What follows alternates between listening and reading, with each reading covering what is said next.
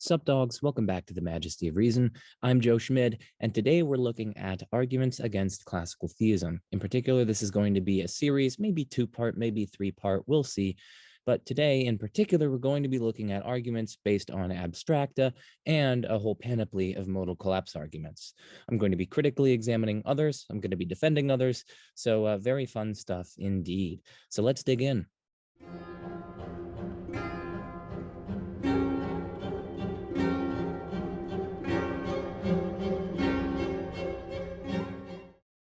All right, so back to the document, Classical Theism, a User's Guide.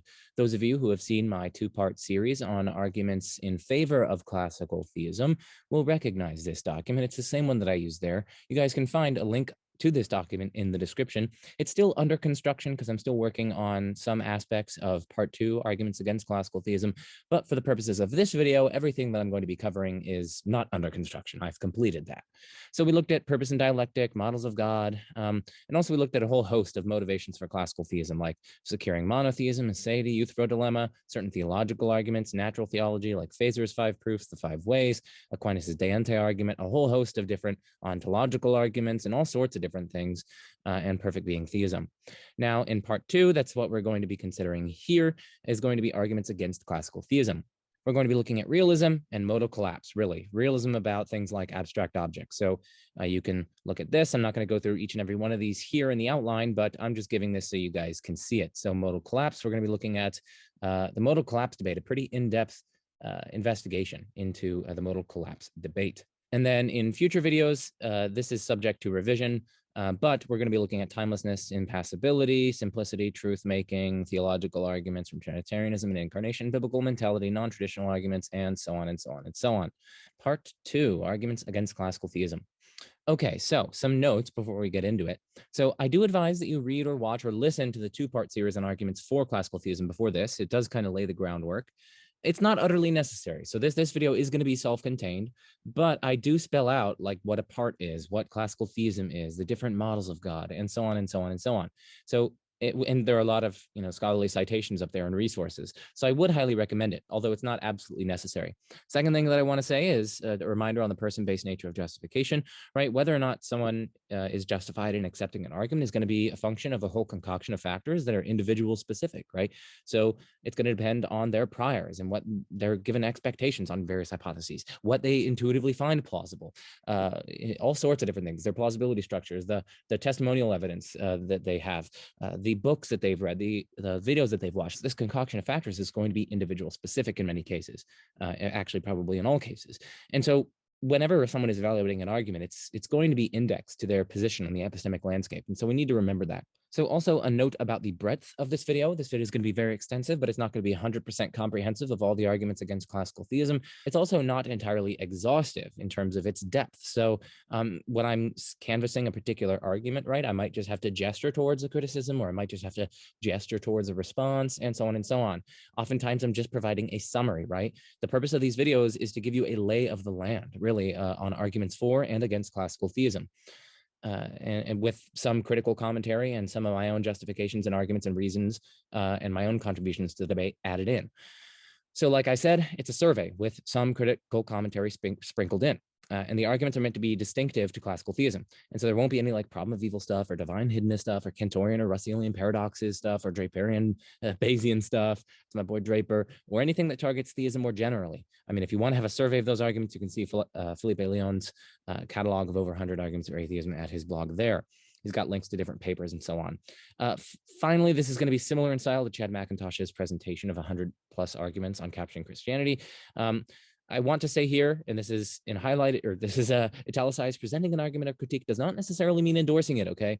General resources of stuff that I've put out on classical theism, like why am I agnostic, Aloneness Argument stuff, different videos I made, different blog posts that I've made, different discussions that I've been in and debates that I've been in, and so on.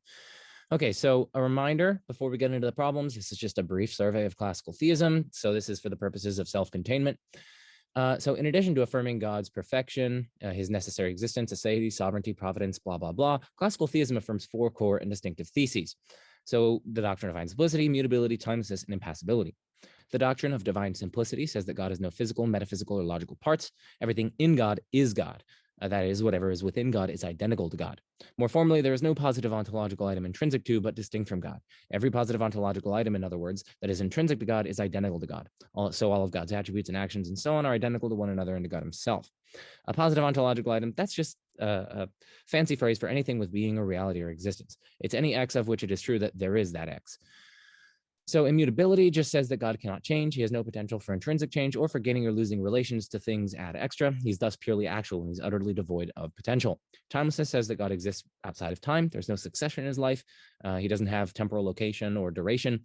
He doesn't go from thinking one thing to thinking another or doing one thing and then doing another and so on. And then finally, impassibility. God cannot be causally affected. Moreover, God experiences an undisturbable state of bliss or blessedness or happiness, and he experiences no negative emotions. I don't know why you guys want me to do this, but ignore. Okay, so problems for classical theism. So here's where the survey begins. This is the realism part of the video. So we're going to be looking at the problems that abstract objects and realism with respect to them potentially pose for classical theism. And each of these little subcategories marks out a different argument from other ones. So we're going to be canvassing in this like 2 or 3 part series, like well over probably 60 arguments, perhaps well over 70 arguments. So very fun stuff. You're going to have to buckle in, because a lot of these are going to be such that you guys have never heard of them. And so I really hope that this can serve you. Okay, so the basic argument from realism. So there are many quite powerful arguments for realism with respect to things that are typically called abstract objects. For a decent summary of some of these, you can see Faser's chapter 3 of his 5 Proofs book. Now, by abstract objects, I simply mean entities that are non-causal and non-spatiotemporal. I'm not explicitly defining them here in a Platonic manner, that is, as eternal, uncreated, independent, necessarily existent, non-causal, non-spatiotemporal objects. Here are some examples. I'm not saying that all of these exist. I'm just giving you guys some examples of what we mean by abstract objects. A universal is numerically one thing, which is shared in common among numerically distinct things. So it's something that's multiply exemplifiable or multiply instantiable. It refers to properties like redness or triangularity or humanity or felinity or conductivity and so on. Also refers to natural kinds like water or mammal and so on. And also finally, it refers to relations like taller than or grounds or causes or is the father of and so on. So those are all universals. Propositions also. So there's a lot of debate about what propositions are, but we can set that aside. For here, we just understand them as the primary bearers of truth value. So they are the fundamental things that are true or false. There are also the meanings of declarative sentences. So whenever we speak a declarative sentence, we are expressing something, and whatever we are expressing is a proposition. They are also the objects of propositional attitudes like belief or desire or hope. So you can desire that something is the case. Propositions, examples are like logical truths. So cannot be the case that A and not A, contra dialetheists. And then moral truths like, one ought not torture babies for fun. Mathematical truths like 1 + 1 = 2. Metaphysical truths like, nothing can cause itself, and so on. Okay, possible worlds. These are also things that some philosophers take to be abstract objects. So a possible world is just a total or global or complete or maximal way reality could be. So it's sometimes defined as a maximal consistent collection of propositions, or at least a maximal compossible collection of propositions. Maximal just means that for every proposition P, either P is in the collection or its negation is in the collection. And then finally, mathematical objects. So these would include things like sets, numbers like the number 1, number 2, and so on, functions, shapes, so like lines, planes, and so on. So these are just different examples of abstract objects. You're not going to like bump into a proposition or a universal or a possible world or a mathematical object. I've come to appreciate the confessional nature of arguments. So this is what I'm saying as a preliminary to the basic argument. Arguments are avenues for thinkers simply to confess that their dialectical partners what strikes them as convincing or true or clear, right? They aren't attacks or weapons or anything of that sort. They're simply confessions, right? Revelations of personal sight. You can think of it as, I simply confess to you that these premises seem true to me. And that's a motto that I think me and others should get accustomed to using. With that said, here's my confession for this section. I simply confess that the following argument strikes me as deeply plausible. And more than that, actually, it strikes me as clearly sound. But don't let my sight be a bludgeon, right? Don't let my sight shackle you into chains with which you cannot disagree or escape. I simply invite you to consider the argument by your own light of reason. Okay, so here's the simple argument. So this is the first argument that we are considering. So premise 1, if classical theism is true, then for any X, if X is not God, X is created by God. That is just divine universal causality. That's a pretty core tenet of classical theism. I'm just going to make this slightly bigger. Okay, that's a pretty core tenet of classical theism. You can see chapter 1 of W. Matthews Grant's 2019 book. If classical theism is true, then God is free to create or not create. That's also a commitment in classical theism to divine freedom. But if God is free to create or not create, and anything apart from God, including any collection apart from God, is such that if it's to exist, it has to be created by God. Well, then for anything apart from God, right, if that's not God, well, then it's contingent. That is, it can be absent from reality. So to put it more formally, if one, God is free to create or not create, and two, for any X, if X is not God, X is created by God, then for any X, if X is not God, X is contingent. That is, can be absent from reality. That's all I mean by contingent here. And so from these premises, it follows that if classical theism is true, then for any X, if X is not God, X is contingent. But premise 5, there is some X such that X is not God and X is not contingent.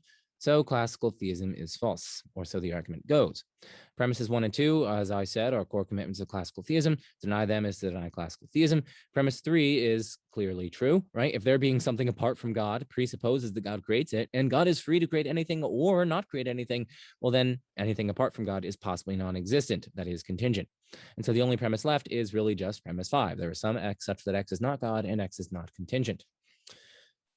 So why should we believe this? Well, or at least why do I believe it? Why do I confess my personal sight here? And what motivations do I think there are for it? Okay, well, all we need for the truth of 5 is 1, realism about things like numbers or mathematical objects or propositions or universals or whatever. And 2, the claim that if numbers, mathematical objects, propositions, etc. exist, then they necessarily exist. Now, denying realism, so this is all we need, the 1 and the 2. Now, denying realism, firstly, that seems to be costly. I mean, I won't here give arguments for realism. You can, check out tons of books and so on for that. The debates there are really complex. Denying realism is indeed costly. I won't here give arguments for realism, but it's significant that realism is independently plausible and motivated by considerations wholly apart from God debates. Thus, I shall assume here that there are propositions the number 2 exists, as does the number 7, universals exist, and so on. And claim 2 seems eminently plausible to me, at least. I mean, the number 2, if it exists, wouldn't simply exist on Mondays, say, but like not on Tuesdays. It wouldn't just happen to exist, right? It would necessarily exist. Same with propositions. Consider the proposition that 1 and 1 make 2, or insert your favorite necessary truth here, like God exists or God doesn't exist, or modus ponens is valid, or the law of non-contradiction is true, blah, blah, blah. Now, this proposition is necessarily true, but surely something cannot be necessarily true unless it necessarily exists. For suppose it could fail to exist. Well, then, since non-existent things cannot be anything, it follows that it could fail to be true. But it's necessarily true, right? It couldn't fail to be true. Hence, it necessarily exists. For an argument along these similar lines, from the necessary truth of propositions to their necessary existence, see this paper by Josh Rasmussen. And you can also see Anderson and Welty's paper, The Lord of Non-Contradiction, an Argument from Logic. Here is that paper of Josh's, From Necessary Truth to Necessary Existence, in the Polish Journal of Philosophy. He's basically introducing a new argument for necessarily existing propositions. And actually, I do want to get a little clip of Josh just laying out the basic thrust of this argument. So let's turn to that now. All right, y'all. So I have this at 1.25 speed, so it shouldn't be too difficult. And let's listen to Josh explain his argument.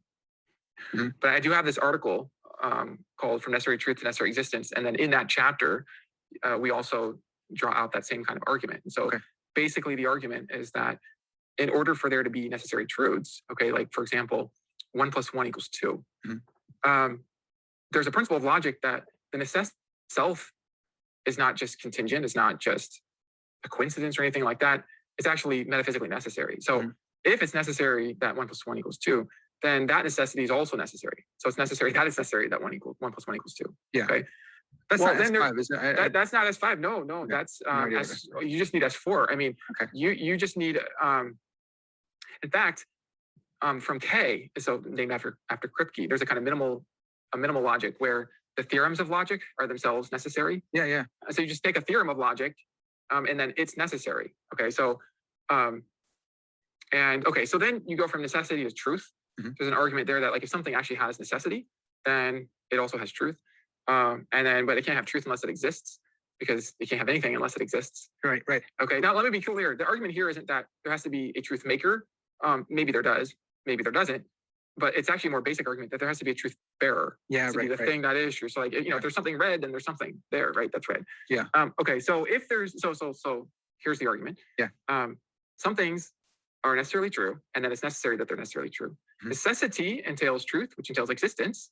So therefore, it's necessary that they exist. Okay, well, let me try that again with an example. So 2 + 2 = 4 is necessarily true. It's necessary that it's necessarily true. Truth entails existence, so it's necessary that it exists. Yes. that it's necessary that 2 + 2 = 4 exists. Yeah. So that gets you to the necessary existence of something. And that's that's abstract. That's abstract. And then all right. Thank you, Professor Rasmussen. You got to love Josh. Thank you so much. It is an excellent paper. Guys, check it out. And also check out Parker's Pensie's podcast. Yes, he and I intentionally mispronounce it. It's an intentional butchering. It's like an American butchering. So you just got to deal with it, But here we are back to our document. So I would argue that claim 2 is likewise on good footing. So, all we need is these two, and I would argue that claims 1 and 2 are on good footing. All that's left to show is that these things, universals, propositions, mathematical objects, and so on, are not God. And that just seems clearly true, right? God cannot be identical to the number 2 and the number 7, since the number 2 is even, while the number 7 is not even. God cannot be both even and not even. The exact same reasoning applies to other kinds of entities we've been considering. For instance, God is clearly not identical to the proposition that 1 and 1 make 2, and identical to the proposition that the interior angles of a Euclidean triangle sum to 2 right angles. For the latter is about angles of a triangle, right, while the former isn't. God cannot be both about triangles and not about triangles. So by my lights, at least, premise 5 is true. And so by my lights, I just confess that this seems to me to be a sound argument. Now, again, don't let my sight shackle you into chains with which you cannot disagree or escape. I'm simply confessing and trying to motivate why this seems plausible to me. So now let's address some objections to this. So here's an objection. The criticism foists upon classical theism a foreign Platonic account of abstracta that no classical theist would accept. Abstracta exists in the divine intellect, not independently of God in Plato's third realm, as it were. So as a reply, that's simply not true, right? Even if abstracta exists in the divine intellect and not independently in Plato's third realm, all we need is 1, that they exist, which is required if our view is to be realist after all. 2, that there are at least 2 numerically distinct such abstracta, which is, again, a fundamental datum any realist view of abstracta needs to account for. And 3, that they are intrinsic to God, which is a core tenet of this response, which is locating them within the divine intellect. Okay, so that objection won't work. Objection here, I don't know why I didn't capitalize that, but now I did. Objection, abstracta exists within God only conceptually rather than really, just like how the classical theistic God's relation to the world, man, this is such an ugly apostrophe. Look at that. Now, oh, it's so much better. Yeah, abstracta exists within God only conceptually rather than really, just like how the classical theistic God's relation to the world exists conceptually rather than really. But surely when classical theists say that whatever is in God is God, they're talking about real extramental positive ontological items. So I've got lots of things to say in reply. So first, it's not clear what the distinction between conceptual existence and real existence is supposed to amount to. Like when it comes to real relations, many classical theists will say that creatures stand in a real relation to God, such that creatures would have been different had they not been so related. But the only relations God bears to creatures are in our own minds. That is, in how we cognize or grasp or represent and conceive, and so on. But that can't be what we mean when it comes to abstracta, for then we merely have human conceptualism, something realists, for example, Fazer and his Augustinian proof, decidedly argue against. It also contravenes the necessity of abstracta, something realists, for example, again, Fazer and his Augustinian proof, argue for. But perhaps we simply mean that abstracta exist as concepts in God's mind, rather than in how our minds grasp or represent or cognize or conceive of God, or else God's mind. But then we are right back to the original problem, right? There is more than one such concept, and such concepts are within God, and they are distinct from God. If we say that there isn't more than one such concept, then since ex hypothesi abstracta just are the concepts in question, then there isn't more than one abstract object. And this contradicts, for example, Fazer's reasoning that there are infinitely many such abstracta, but also it contradicts a fundamental datum any theory must account for, namely there being more than one universal or more than one shape or more than one number or more than one proposition and so on. So that's the first response that I want to make. Secondly, we need to recognize that realists, for instance, Fazer, argue that the abstract objects in question, like propositions, mathematical objects, universals, etc., really exist, right? They're in reality just as much as people and particles and platypuses are. In fact, they not only exist, right? Realists like Fazer typically argue that they necessarily exist. So it certainly isn't conceptual existence in the sense that there is nothing in God corresponding to these things except for what we cognize or represent or conceive of God. But maybe the objector means conceptual existence in the sense that 1, abstracta don't really exist in God's mind. 2, God only has one concept, or perhaps more accurately, one act of conception with which he is identical. And 3, there are nevertheless infinitely many intentional objects of that concept or act of conception that correspond to the infinitely many abstracta. But there are at least 2 problems by my lights with this suggestion. First, the problem of the ontological status of necessary abstracta simply re-arises, for we can ask, are there such things as these intentional objects? If there are, that is, if they exist, then there exist things within God but distinct from God, contra divine simplicity. Right, if they exist outside or extrinsic or external to God, well, then it's false that God is free to refrain from creating anything apart from himself, since many such abstracta, even if they are mere intentional objects, exist necessarily. But if there aren't such things as these intentional objects, well, then we've merely adopted anti-realism about abstracta rather than realism.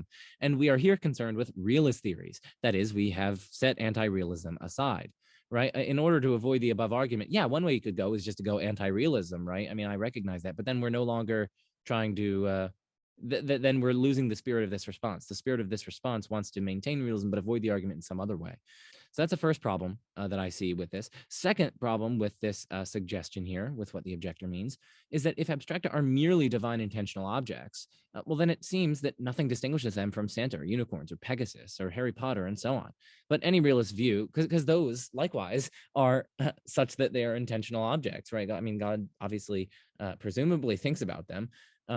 But any realist view should be able to distinguish universals like redness and numbers like 2 from things like unicorns and Santa Claus that decidedly don't exist. I mean, after all, that's realism, right? Realism needs to be able to distinguish these things that we want to say do exist from Santa Claus and unicorns that don't exist, despite the fact that the latter are indeed intentional objects within God's mind, whatever we want to make of intentional objects.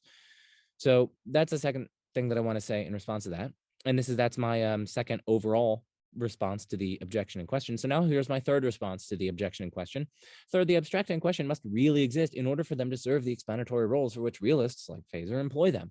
Things with mere conceptual existence, like Santa Claus and unicorns, surely cannot explain objective resemblance among mind-independent particulars, abstract reference and quantification in mathematics and logic and whatnot, the success and practice of science. You can see my video with Berman, which is either posted by now or posted in the future. Sorry, I've got a backlog of videos, so I don't know when I'm posting this video, and I don't know when I'm posting the other video. So also, they can't explain the necessary truth of various mathematical, logical, and moral propositions, and so on, right? Consider, classical theists don't want to say that the relations God bears to creatures explain why creatures exist. Why? Well, because such relations don't really exist so as to explain anything.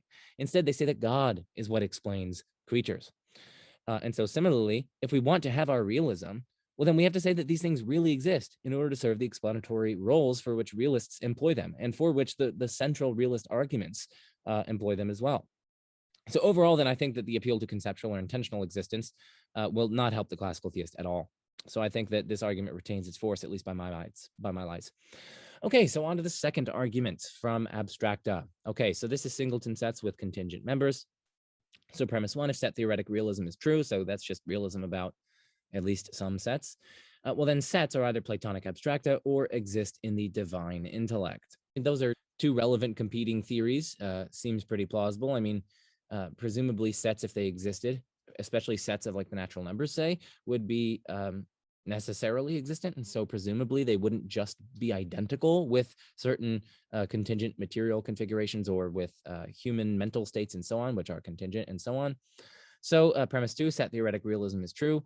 I'm just giving a survey of arguments here. So the point here, I'm not going to like go through and justify each one of these premises, but rather I'm just giving a survey of the different types of realist arguments. So premise 2 just says set theoretic realism is true. So from those it follows that sets are either Platonic abstracta or exist in the divine intellect. If classical theism is true, then sets are not Platonic abstracta, right? I mean, everyone knows that classical theism is incompatible with Platonism because there are these necessarily existent things that are outside of God and distinct from God, which we saw earlier is going to contradict universal divine causality and the conjunction of that with God's freedom. So if classical theism is true, then sets exist within the divine intellect. If classical theism is true, then whatever is in the divine intellect is not contingent. Obviously, there can't be something contingent and intrinsic to God. It would violate divine simplicity. So if classical theism is true, then no sets are contingent. But if set theoretic realism is true, then there are singleton sets. That's part of the set theoretic realist apparatus, presumably. But so there are singleton sets, but some such singleton sets have contingent members, right? So there's a singleton set containing Socrates, and Socrates is contingent. But a singleton set exists only if its member exists, right? Singleton sets are dependent on their members, such that if their members go out of existence, they no longer exist. This is a pretty standard view in the philosophy of mathematics among those who are realists about sets. So some singleton sets are contingent, so classical theism is not true. So that's a Singleton set with contingent members argument. There are, of course, responses, but plausibly each response will incur some theoretical cost. And even if the cost is rather weak, which is debatable, right, the cumulative effect of even weak arguments can be staggering. And this is going to be a theme throughout this series of videos that I'm making on arguments against classical theism. You can see, for instance, Ted Poston's essay. I believe I pronounced that right. It could be Poston, but I'm pretty sure it's Poston. His essay at the end of the book, 24 or so Arguments for God's Existence, as well as the end of Chad McIntosh's presentation on Capturing Christianity, which I've linked right here. So, for instance, like, either they're going to have to deny like set theoretic realism, they're going to have to deny one of these premises, but each of them does seem kind of independently plausible. And so whichever one they reject, even if it incurs a very minor, even super duper weak cost, the costs can compound, and they can compound in a very extreme manner. You'd be surprised, especially if you look at the end of Chad McIntosh's presentation. He gives a nice explanation of the mathematics behind it. I just wanted to have a quote from Lux and Crisp, Metaphysics of Contemporary Introduction. So he says, not only are sets perfectly respectable, well-behaved entities, they are indispensable as well. We need sets if we are to do any but the most rudimentary mathematics. So an ontology that refuses to recognize sets cannot do justice to mathematics or to scientific theories that presuppose mathematics. We have little option then but to include sets in our ontological theory, so we might well put them to work in our analysis of abstract reference. Now, obviously, a lot of anti-realists are going to criticize this kind of theoretical utility argument or perhaps indispensability argument. And we should also note that Lux and Crisp themselves, in general, in that book, they remain neutral in the topics they explore. I'm simply quoting one of the motivations they explore for thinking that set theoretic realism is true, along with the apparatus that comes along with it, such as singleton sets, and the standard assumption that singleton sets exist only if their contingent members exist. Singleton sets that have contingent members, that is. All right, so that is the singleton set with contingent members argument. Now let's go on to Menzel's argument. So Menzel, so this is again in that book, 24 or so Arguments for God, that I was highlighting earlier. So he gives an argument from collections that likewise serves, I would argue, as an argument against classical theism. So Menzel's argument concerns the best explanation of certain contingent truths about the set theoretic hierarchy. He writes, this contingency of set existence entails a sort of vicious metaphysical capriciousness for the realist. It entails that there are possible worlds that are identical in every respect, but for the fact that in one, inexplicably, there are sets built up from the elements of the world that in the other, inexplicably, do not exist, despite the existence of those very same elements. So, by the way, an element, that's just the base non-set element or elements at the ground level of the hierarchy of set inclusion or membership. So, for instance, if we have little bitty Socrates, well, then we could have the set containing Socrates, and then we could have the set containing the set of Socrates, and then we can have the set containing that set, and so on. So we're forming a kind of set theoretic hierarchy here of sets including other sets, and so on. But at the base or ground layer or ground level of this hierarchy of sets, there's an element. And in this case, it's Socrates that we're imagining, okay? So that's what an element is. There are really technical, but deductively provable reasons for why there's this kind of contingency of set existence if there are sets. It has to cut off somewhere for really complex mathematical reasons that Menzel explores in his paper. So there's some kind of radical contingency, radical metaphysical capriciousness that arises from the fact that, according to the set theoretic realist, a set exists because its members do, and no further explanation is needed. So Menzel continues, but this explanation is utterly undercut if it's a radically contingent matter which sets exist given the elements. If a set S exists in one world W, but not another W prime, despite the existence of its members in W prime, then its existence in W is metaphysically capricious. Since S might not have existed even if its members had, the existence of its members does not, after all, explain its existence in W. But the exact same problem of metaphysical capriciousness afflicts classical theism. Per Menzel's arguments throughout Menzel 2018, certain facts about the set theoretic hierarchy, including which sets exist, is a radically contingent matter. But just as the non-theistic set theoretic realist will have the exact same elements across worlds, somehow giving rise to set S in some of those worlds and not others, the classical theistic hypothesis for explaining such contingent differences in the set theoretic hierarchy is no better. Adding the classical theistic God into the picture, per the doctrine of divine simplicity and divine immutability, simply adds yet another entity that remains utterly invariant and utterly identical across such worlds.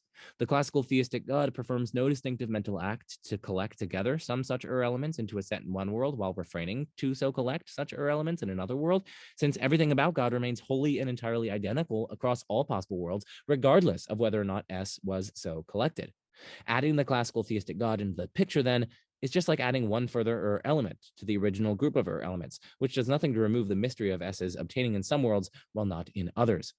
And so if Menzel's argument from collections in his paper here is an argument for God's existence, it's equally an argument against the existence of the classical theistic God and for some other model of God, or so I would argue. So that's Menzel's argument. That's the third argument that we are considering from abstracta. Here's the fourth argument, Tyrone Goldschmidt's argument. So I want to say Tyrone, but it's really Tyron, which is, different. I love it. I love the name, but it's different from Tyrone. And I wanted to say Tyrone, but it's Tyron. I don't know why I'm going on about this. But anyway, check out my video I did with him on ontological arguments. He has an excellent book on it. We can also mount a theistic argument from natural numbers for the thesis that the divine intellect contains all numbers, as in Goldschmidt 2018. So this is again from the 24 or so arguments for God book. This too would involve items intrinsic to but distinct from God, right? Infinitely many things, in fact, numbers. The classical theist, then no less than the naturalist, has work to do in responding to such natural theological arguments. So here's yet another argument. And here's the fifth argument, Keller's and Anderson and Welty's argument. So we can likewise mount Keller's. So again, this is from 24 or so arguments for God. We can likewise mount Keller's theistic argument from intentionality, on which propositions exist as thoughts in the divine intellect with representational and truth-bearing properties. This entails the existence of items intrinsic to but numerically distinct from God. In other words, parts, according to classical theism. Thus, if this argument succeeds, it seems equally to count against classical theism as it does naturalism. The same holds with Anderson and Welty's argument from logic, on which there exists a multiplicity of divine thoughts that are identical to the laws of logic and other necessary truths and so on. Okay, so that's the fifth argument. The sixth argument, the argument from universals. So here's a potential path for deriving a tension between classical theism and universals. So one of the principal motivations for believing in universals is to explain attribute agreement, or at least why things objectively resemble one another. Attribute agreement almost sounds like it's begging the question, but to explain, I'm just going to say objective resemblance. To explain objective resemblance. Okay, so if X is F and Y is F, that is, if X and Y agree in respect F or objectively resemble one another in respect F, so they're both red, well, then it seems plausible that there exists an F that both X and Y have in common. So if my cup is red, a qualitatively identical cup over there is red, well, then it seems as though there is redness, right? If the cup is red and that's red, well, then surely there is this thing called redness that both of them have in common. That seems plausible, and it seems to explain the objective resemblance between them. Why do they resemble one another? Because they literally have one thing in common. It's one and the same thing. It's numerically one thing. It's not two different things. So of course they're going to resemble. We have an explanation. We don't need to make it brute, just a brute fact of primitive resemblance. But if universals are divine concepts or anything else in the divine mind, and if the doctrine of divine simplicity is true, well, then God is numerically identical to all universals, and hence all universals are identical with one another. But this is problematic for at least two reasons. First, it means that things quote unquote exemplify God, things like have God in common among them. I mean, that just seems facially absurd, but it also seems bad news for classical theism, since it seems to make God in some sense a part of created things, per the constituent ontologist understanding of properties as metaphysical parts of things, which is foundational to classical theism, as we saw in part 1. But second, we no longer have an explanation of the way in which the following two statements differ, where F isn't the same as G. X is F and Y is F, and 2, X is G and Y is G. So to get out of these worries, the proponents of the doctrine of divine simplicity might deny that universals are divine concepts or anything else in the divine mind. But then the proponent of the doctrine of divine simplicity seems to fall back on either Platonism, Aristotelian, or moderate realism, or some form of nominalism when it comes to universals. And this is precisely what many classical theists, or for example, Phaser at least, was trying to avoid in the Augustinian proof in the case of Phaser. And it also raises the question, like, if these views are perfectly acceptable for universals, like, why not adopt such views for other purported abstract objects, in which case you kind of collapse any motivation for realism as such, and you've become a nominalist. And again, the classical theists might try to point to some spooky intentional existence where, well, they don't really exist, but somehow they exist intentionally. You can see my earlier points where I responded to that, apart from it being like borderline unintelligible, at least by my lights, but we can set that aside. So now let's go to the seventh point, the argument from commonality. So here's the seventh argument from realism about abstracta against classical theism.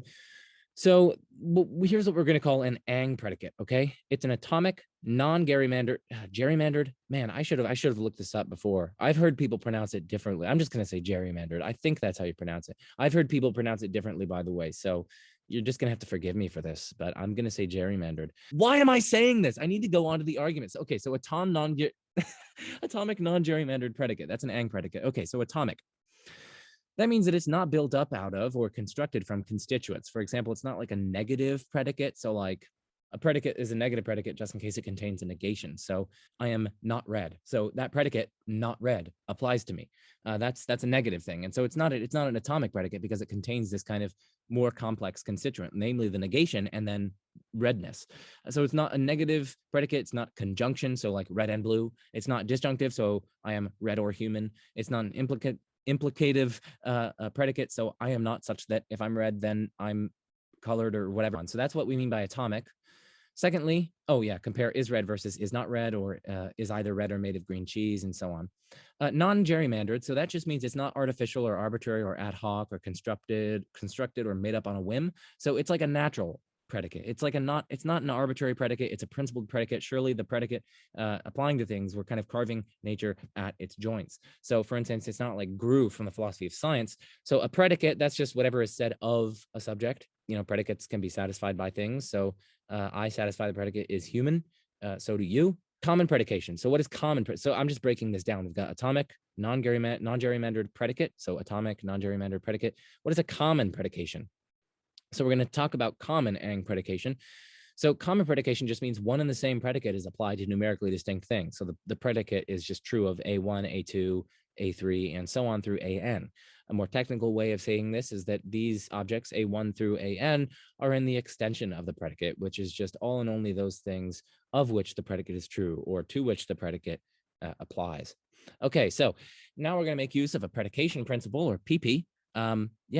PP. So a common ang predication is a good guide. So this is what the principle says. It says that a common ang predication is a good guide to common extramental features shared in common, such that the truth of common ang predications of X and Y gives us good reason to think X and Y share a corresponding extramental feature in common. Lots of different realists motivate this. We might say like, well, hey, surely truth has to correspond to reality somehow. And so if we are predicating of something that it's red, say, and then in a different world, say we predicate of it that it's blue, well, it seems as though there would have to be some kind of like difference in reality. And so surely there would have to be some kind of like property that one has in one world that it doesn't have in the other world, like the property of being red, and then the other world has the property of being blue, and so on. So like we might motivate this by appeal to the correspondence theory. Like we can't really just metaphysically cheat and say, oh, well, I could just say it satisfies one of these atomic non-gerrymandered predications without saying that there's a corresponding property. That just seems like cheating.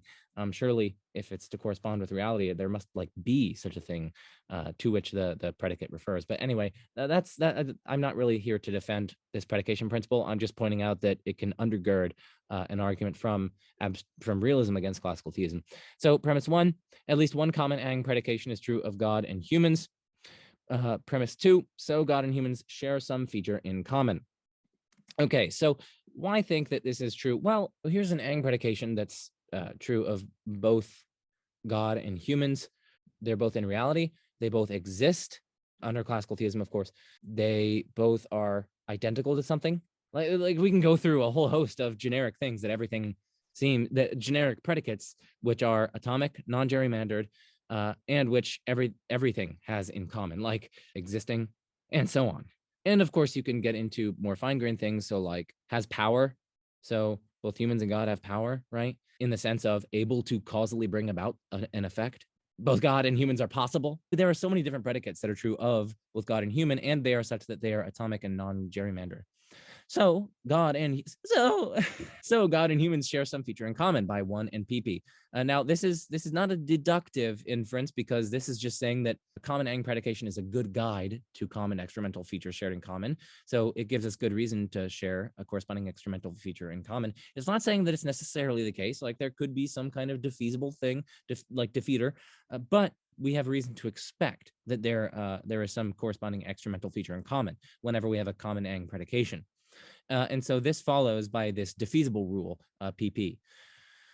Features of humans are constituent parts of humans. Okay, so that's the constituent ontology that we saw in the first part of our series on arguments for classical theism, that this is oftentimes pretty crucial to classical theism and articulations thereof, this kind of constituent ontology where properties are parts of things. That's why, for instance, you see classical theists deny that God has a multiplicity of properties, because if he did, well, then he would be composite. He'd be a composite. He'd be built up out of these properties. It's precisely why they say that, right? So they treat these sorts of features or properties, it's really what we're referring to here, as constituent parts of things. So features of humans are constituent parts of humans. If divine simplicity is true, well, then God is numerically identical to his features. I mean, that's just the doctrine. If one, God is identical to his features. Two, God and humans share some feature in common, like one and the same numerically identical feature in common. And three, features of humans are constituent parts of humans, then God is a constituent of humans. That simply follows. So if divine simplicity is true, then God is a constituent of humans. But God's obviously not a constituent of humans. I mean, that's obviously absurd. God doesn't go on to make up anything. He's not one of the parts that go to build up humans or whatever. So divine simplicity is false. So that's the argument from Ang Predication. What are some responses to this? Well, someone might say, well, hey, analogical predication shows that premise 1 is false. Terms can be used in a number of senses, including terms like predicates, that is, including univocal senses, equivocal senses, and analogical senses. A term is employed univocally into a linguistic context, provided it is used in the same sense in both contexts. A term is employed equivocally in two contexts, provided it is used in completely different or unrelated senses. By contrast, analogical predication consists roughly in using a term in a related or similar sense in the two contexts. The sense isn't totally different, but it's also not exactly the same. I'm kind of skeptical of this response, at least, by my lights. So at least with regard to analogies of proper proportionality, the concept is applied to all the analogates. So that's the things being related by the analogy. The concept is applied to all the analogates in an indistinct and indeterminate way on the basis of a real likeness or similarity they bear to one another. So there's still a kind of real likeness or similarity they bear to one another. And as many thinkers articulate analogy, it at least involves some element of similarity or likeness or commonality or resemblance. And that's all we need, it seems, for premise 1. There's some kind of core there that's similar, that's alike, that's common, that resembles one another. And so it seems as though that's all we need really for premise 1. There is some kind of predication which is alike. I don't think analogical predication can totally get out of this, at least, by my lights. Moreover, analogy seems to at least involve or presuppose some element of univocity. Now, note that I don't claim that analogy is nothing but a mixture of univocity and equivocity. You ignore this. This is so stupid. It simply seems plausible that it at least involves elements of both. And that's all that's needed for premise 1, right? Consider the following line of argument, one which I find interesting and plausible, but which I don't claim is decisive. It's unclear how analogical predication of term T doesn't at least involve some aggregation of equivocal and univocal descriptions. For any analogical use of T, we can ask what precisely is the same in the analogates, like what precisely is different. But specifications of the former are simply univocal, whereas specifications of the latter are equivocal. Now, one might respond that there are middle ground facts concerning the analogates that, while not wholly different, are nevertheless not identical. But that seems to push the problem back a step, for we can then ask, concerning these middle ground facts or these middle ground predicates, what precisely is the same about the two analogates in the cases? What precisely is different? Like, in analogy, it seems as though there are some ways in which the things are alike and some ways in which they're different. But then we can just ask what precisely is the exact same about them? What precisely is different? And if one again responds by appeal to higher order middle ground facts about these middle ground facts, the same problem will arise and a vicious regress looms.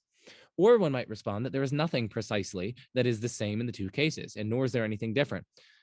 There's only this sui generis middle ground. But if there is nothing the same in both cases, well, the claim to similitude or likeness or resemblance seems unfounded.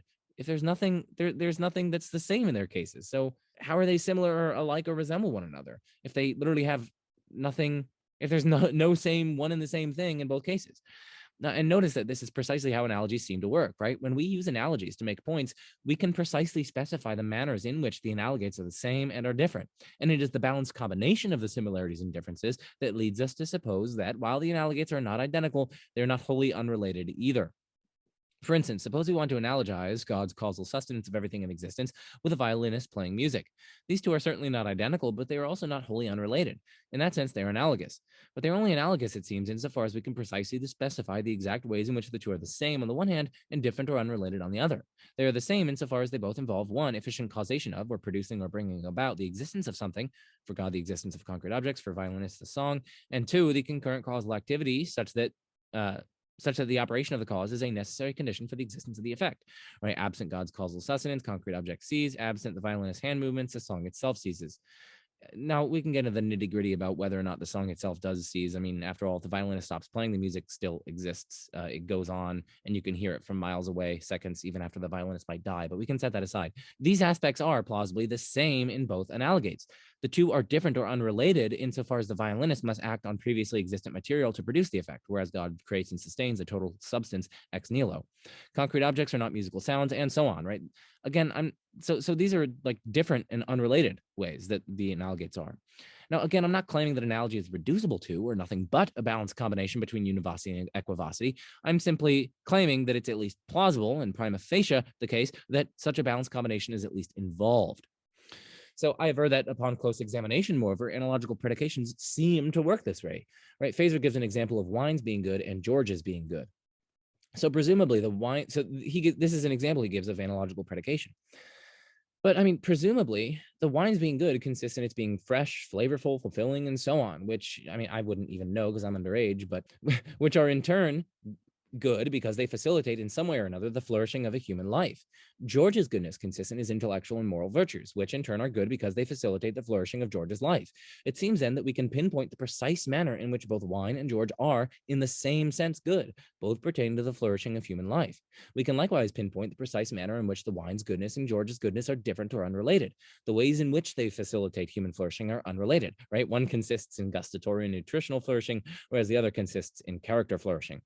So my claim, again, is not that there is nothing else to which we could point, but only that we can point to both of the aforementioned aspects, the univocal and the equivocal. Anyway, my research focus is not on the doctrine of analogy, so the above is not going to be taking into consideration whole swaths of literature on analogy. And I'm going to give you guys some suggestions on both sides of the debate later on with respect to analogy. So at least here's one thing that I will include on analogy. This is from Thomas Ward. His book, Divine Ideas. It was a fun book to read. I enjoyed it.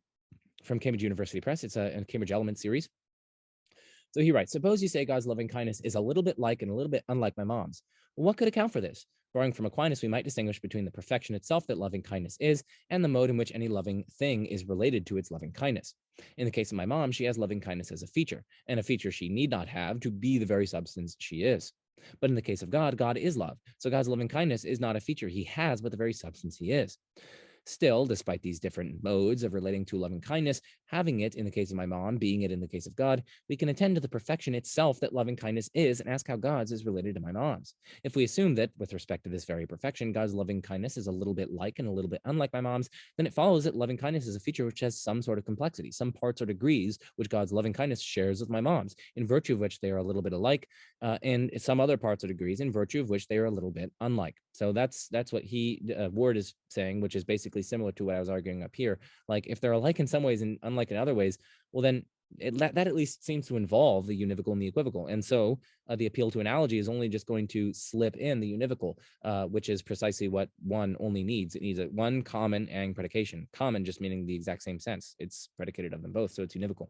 Okay, so finally a note about resources. Now, there are like infinitely many resources I could cite on analogy, univocity, and so on, both for and against each when it comes to divine predications. So here are lots of them. This is Scotus Critique of Thomism by De Ettore, 2021. Williams, The Doctrine of Univocity is True and Salutary. I've been told that this is an excellent book by De Ettore as well. Yada, yada, yada. You guys can check these out. William P. Alston, he offers some brief arguments against the doctrine of analogy. Just check out those resources if you want to look into this stuff further. So here's a second response that one might make to this overall argument from common ang predication. One might say, well, sure, there's at least one true univocal predication of the kind with which the argument is concerned, but PP fails to apply in this case. So yeah, PP is just ineffective here.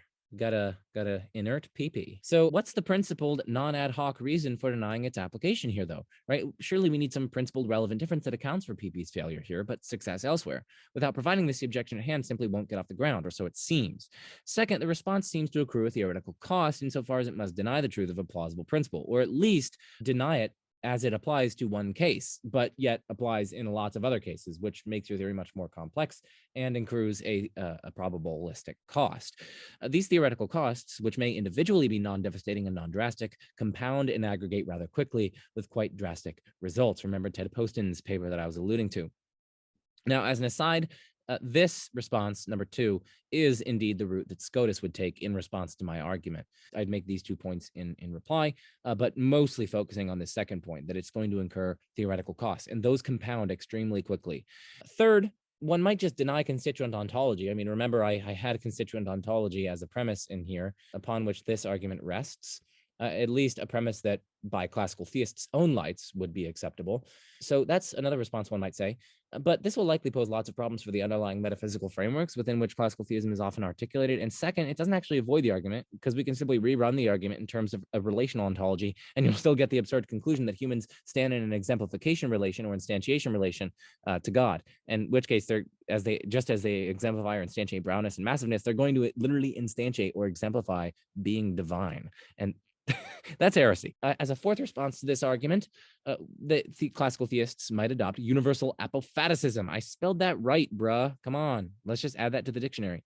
So they might say universal apophaticism. We can legitimately predicate literally nothing non-negatively of God. That is, claims that aren't solely negations, like God is not bad, God is not dependent, God is not limited, God is not blue-pilled. Apparently, we can't say that God is red-pilled, but we can at least say that he's not blue-pilled, which is fair enough. Now, this kind of universal apophaticism just seems implausible by my lights, especially, well nigh certainly, if you accept biblical revelation. So, for instance, God is triune, God is loving, God is personal, and so on. These are all core biblical doctrines and so on. You cannot take universal apophaticism if you take these seriously, so it seems. Now, to those who want to better understand negative theology and apophaticism, I recommend, I think this is Simon Hewitt, his 2020 book with Palgrave's Macmillan, Negative Theology and Philosophical Analysis, Only the Splendor of Light. Now, I'm not here claiming that Hewitt subscribes to what I've deemed universal apophaticism. I haven't read his book as of yet, so I'm not here claiming that he accepts this universal apophaticism. It should be noted, though, that this universal apophaticism is what we're going to need if we want to avoid a kind of common predication, so it seems, of God and creatures. So that's the seventh argument. Now let's go on to the eighth. So here's the eighth argument from Realism and Abstracta. It comes from Pruss's 2011 Actuality, Possibility, and Worlds. Is a powerful, hot defense of an Aristotelian-Leibnizian account of modality. Powerful is funny there because Pruss grounds possibility in causal powers, so it's powerful. Okay, so the Aristotelian bit grounds the possibility in the powers of grounds possibility in the powers of actual things, such that X is possible if and only if either X is actual or there is some actual Y, such that Y is the causal power of initiating a causal chain leading up to X.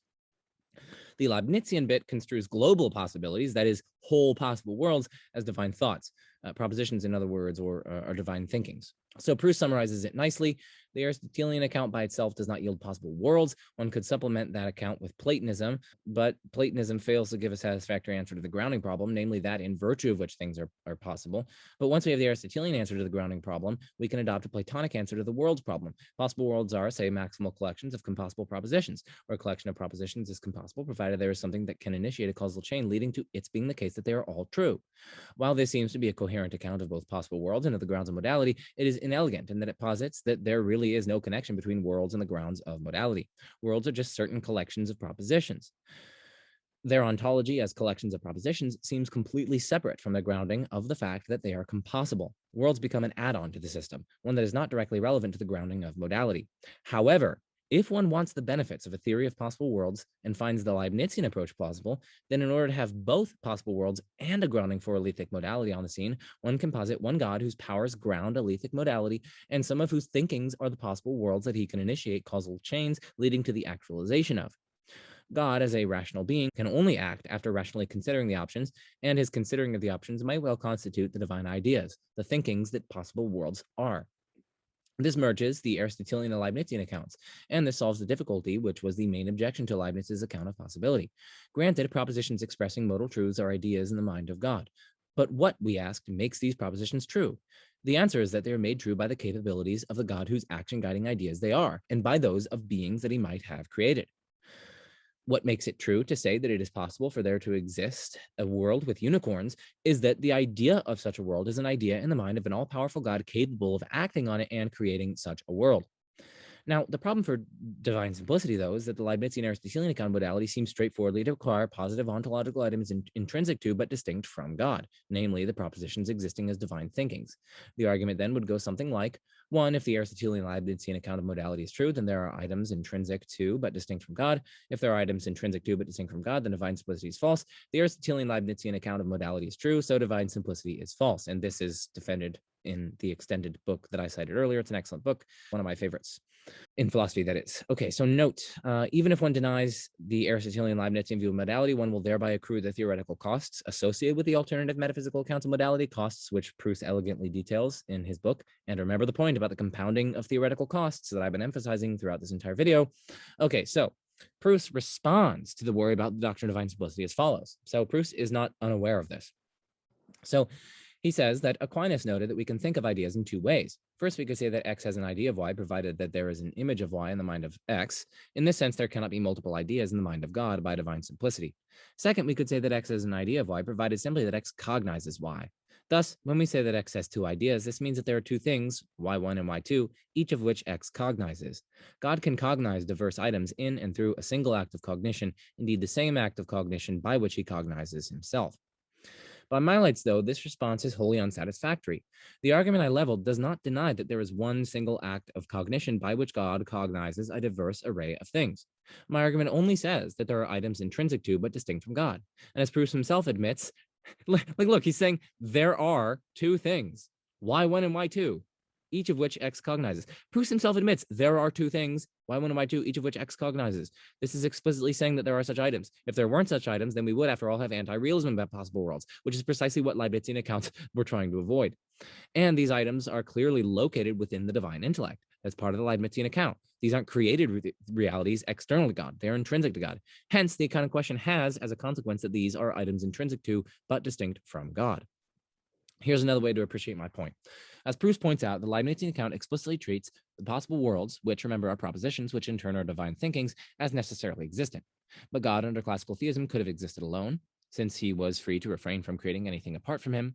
But then there cannot be more than one necessarily existing thing, for God alone is necessarily existent. And in that case, it's simply false that there are two necessarily existent things, Y1 and Y2.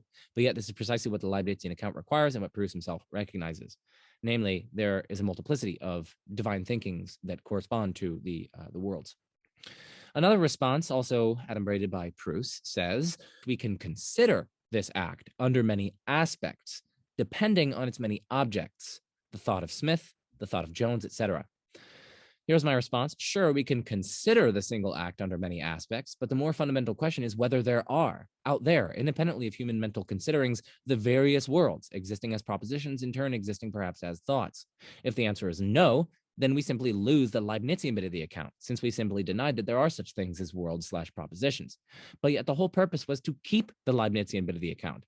And if the answer is yes, well, then we've landed right back into the problem for divine simplicity. Another response from Pruss runs as follows. So the central point of the account is that a simple cognitive act can be simultaneously directed to more than one known thing. We might say that if I think of something as material, io ipso, I thereby think of it as temporal and spatial, but my grasping it as material need not be a mental act composed of two other acts. Rather, I think of it as material, and thereby I think of it as temporal and spatial, rather than thinking of it as temporal and inferring that it is extended and spatial. In one sense, there are two thinkings of extension and spatiality, and in another, there is one thinking and two objects of thought. This fits with the phenomenology. On this view, the worlds and other divine ideas are not fundamental entities. Rather, facts about worlds are grounded in the cognition of the simple God. Okay, so here's my response. Sure, they might not be fundamental entities. The question isn't whether they're fundamental or non-fundamental. The question is whether there are such entities at all. If there are, then the problem for divine simplicity rears its head. If there aren't, then it seems we simply lost the benefits of the Leibnizian account promised, right? We've jettisoned the Leibnizian bit of the story. To be sure, there is indeed a distinction between the thought, that is the thinking, like the act of thought, and the object of that thinking, right? The intentional object. But the question at issue is the ontological status of such objects of thought. If they have some positive ontological status, any kind of positive reality, well, then the problem for divine simplicity remains. If they don't have any kind of that positive reality, well, then we simply embraced anti-realism about the objects in question. And such anti-realism is precisely something the Leibnizian account wished to avoid. Okay, so that's the 8th argument from realism and abstracta. Now let's move on to the 9th argument, non-sparse. I think it's sparse. Some people I've heard say sparse, but I think it's sparse. So non-sparse views of properties. So what is a feature? A feature is just any positive ontological item of any sort. That's how I'm going to use that here. Other places I use feature to refer to a property, but here I'm just using it as any positive ontological item of any sort. One, if CT is true, then God and creatures have no features in common. We saw the justification for that earlier, because God's going to be identical to any features he has and features constituents of humans, but yet God cannot be a constituent of humans, and hence it just cannot be the case that creatures and God have some feature in common. But if God and creatures have no features in common, well, then non-sparse views of attributes are false, but non-sparse views of attributes are true, so classical theism is false. Why is premise 2 true? Well, non-sparse views of attributes say, like, listen, for like most predicates, there's an attribute corresponding to that predicate, such that anything that satisfies that predicate thereby has the relevant property. So for instance, being self-identical, being identical to oneself, they're going to say, yep, that's a property, the property of being self-identical. Or they're going to say the property of existing, or they're going to say the property of being such that 1 + 1 = 2. Like these are non-sparse views of property. They're kind of liberal views of property to say, like, hey, basically for most predicates, not every single one of them, because there are some tricky predicates like the predicate non-self-exemplifying, we can ignore those. Non-sparse views of properties are like, hey, yeah, if something is not read, then it has the property of not being read. And God satisfies the predicate of not being read, so God has the property of being not read. And in that case, obviously, God's going to have a multiplicity of properties, firstly, but also God's going to have features in common with things in creation, because lots of things in creation aren't read either. So here's a response. I mean, yeah, the classical theist is just going to reject 3. I mean, that's kind of obvious. They're just going to say, well, no, screw non-sparse views of attributes. That's what they're going to say. But it should be noted, though, that any argument for such non-sparse views, which there are such arguments in the literature, for example, from explaining true subject predicate discourse, right? Consider A is self-identical and B is self-identical. Like if those are true, it would seem as though we not only have to have A referring to something in reality, but surely our predicate also has to latch on to something in reality too. And surely it cannot just be latching on to the subject, the referent of the subject, because the subject oftentimes can exist without satisfying that predicate. So anyway, there are arguments for non-sparse views of properties from explaining true subject predicate discourse, from explaining character agreement or resemblance. So lots of things resemble one another in being self-identical. And so if we want to explain that character agreement or that objective resemblance, we would have to take the property of being self-identical to be had in common by them, and so on. And so any such argument for non-sparse views is going to ipso facto be an argument against classical theism. Even if this is a really minor theoretical cost, like even if these arguments are super duper weak, the fact is that each of them is going to add to the cumulative case that we're building here from even minor, like some of these arguments are pretty strong, but other ones that we're considering are much weaker. But the cumulative case that we're mounting here is going to really mount up. Okay, so a Scotus and Ward-inspired divine ideas argument. So this is the 10th argument that we're considering. So let's set the stage. Ward asks, where does God get his ideas? According to the classical theistic tradition, God somehow knows creatures when he knows himself. Well, the only other options are 1, something other than God informs God and accounts for something about God, namely his possession of the ideas in question, but that's inconsistent with classical theism on multiple fronts. First, prior to creation, importantly, when God has ideas of creatures, there is nothing apart from God, and a fortiori, there is nothing other than God which could inform God or account for something about God. Secondly, God's being receptive to another entails a kind of passivity and responsiveness, which is clearly incompatible with God's pure activity and consequent thoroughgoing non-passivity. Third, if something apart from God explains something about God, then God is in some sense dependent on another, and this is clearly incompatible with classical theism. This is the second option, the only other options for where God gets his ideas. Nothing accounts for or explains God's possession of his ideas. But that entails absurdly, it seems, a horde of inexplicable brute facts. So God is going to have to somehow know creatures when he knows himself, or at least know his ideas of all possible creatures that could obtain. There's a separate question about contingent facts about which creatures in fact obtain or in fact will obtain. But we're just talking about God's ideas of all creatures, the possible creatures that could be, and so on. Okay, so somehow God knows creatures when he knows himself, but how? Well, Ward distinguishes between 2 basic views here. One view is that God knows creatures by knowing himself, because God's self-knowledge entails knowing all the ways in which God can be imitated, a la Anselm and Aquinas, the latter of which is in Summa Theologiae Prima Pars, question 15, article 2. The other view is that God knows creatures by knowing himself, because God himself contains creaturely natures. The first view yields divine ideas of creatures by reflection on the mode of God's knowledge of himself, perfect self-knowledge, which must entail knowledge of how oneself can be imitated. Call this the imitative theory of divine ideas. Call the second view the containment theory of divine ideas. Pretty self-explanatory. The other view is that God quite literally contains creaturely natures, and so it's a containment theory, whereas the other one is imitative theory, because God knows in his perfect self-knowledge, he knows all the ways that he could be imitated. Now, it seems to me, Joe, that the containment theory won't jibe well with divine simplicity, for if God contains creaturely natures, well, then there are positive ontological items, to wit, creaturely natures, intrinsic to but distinct from God.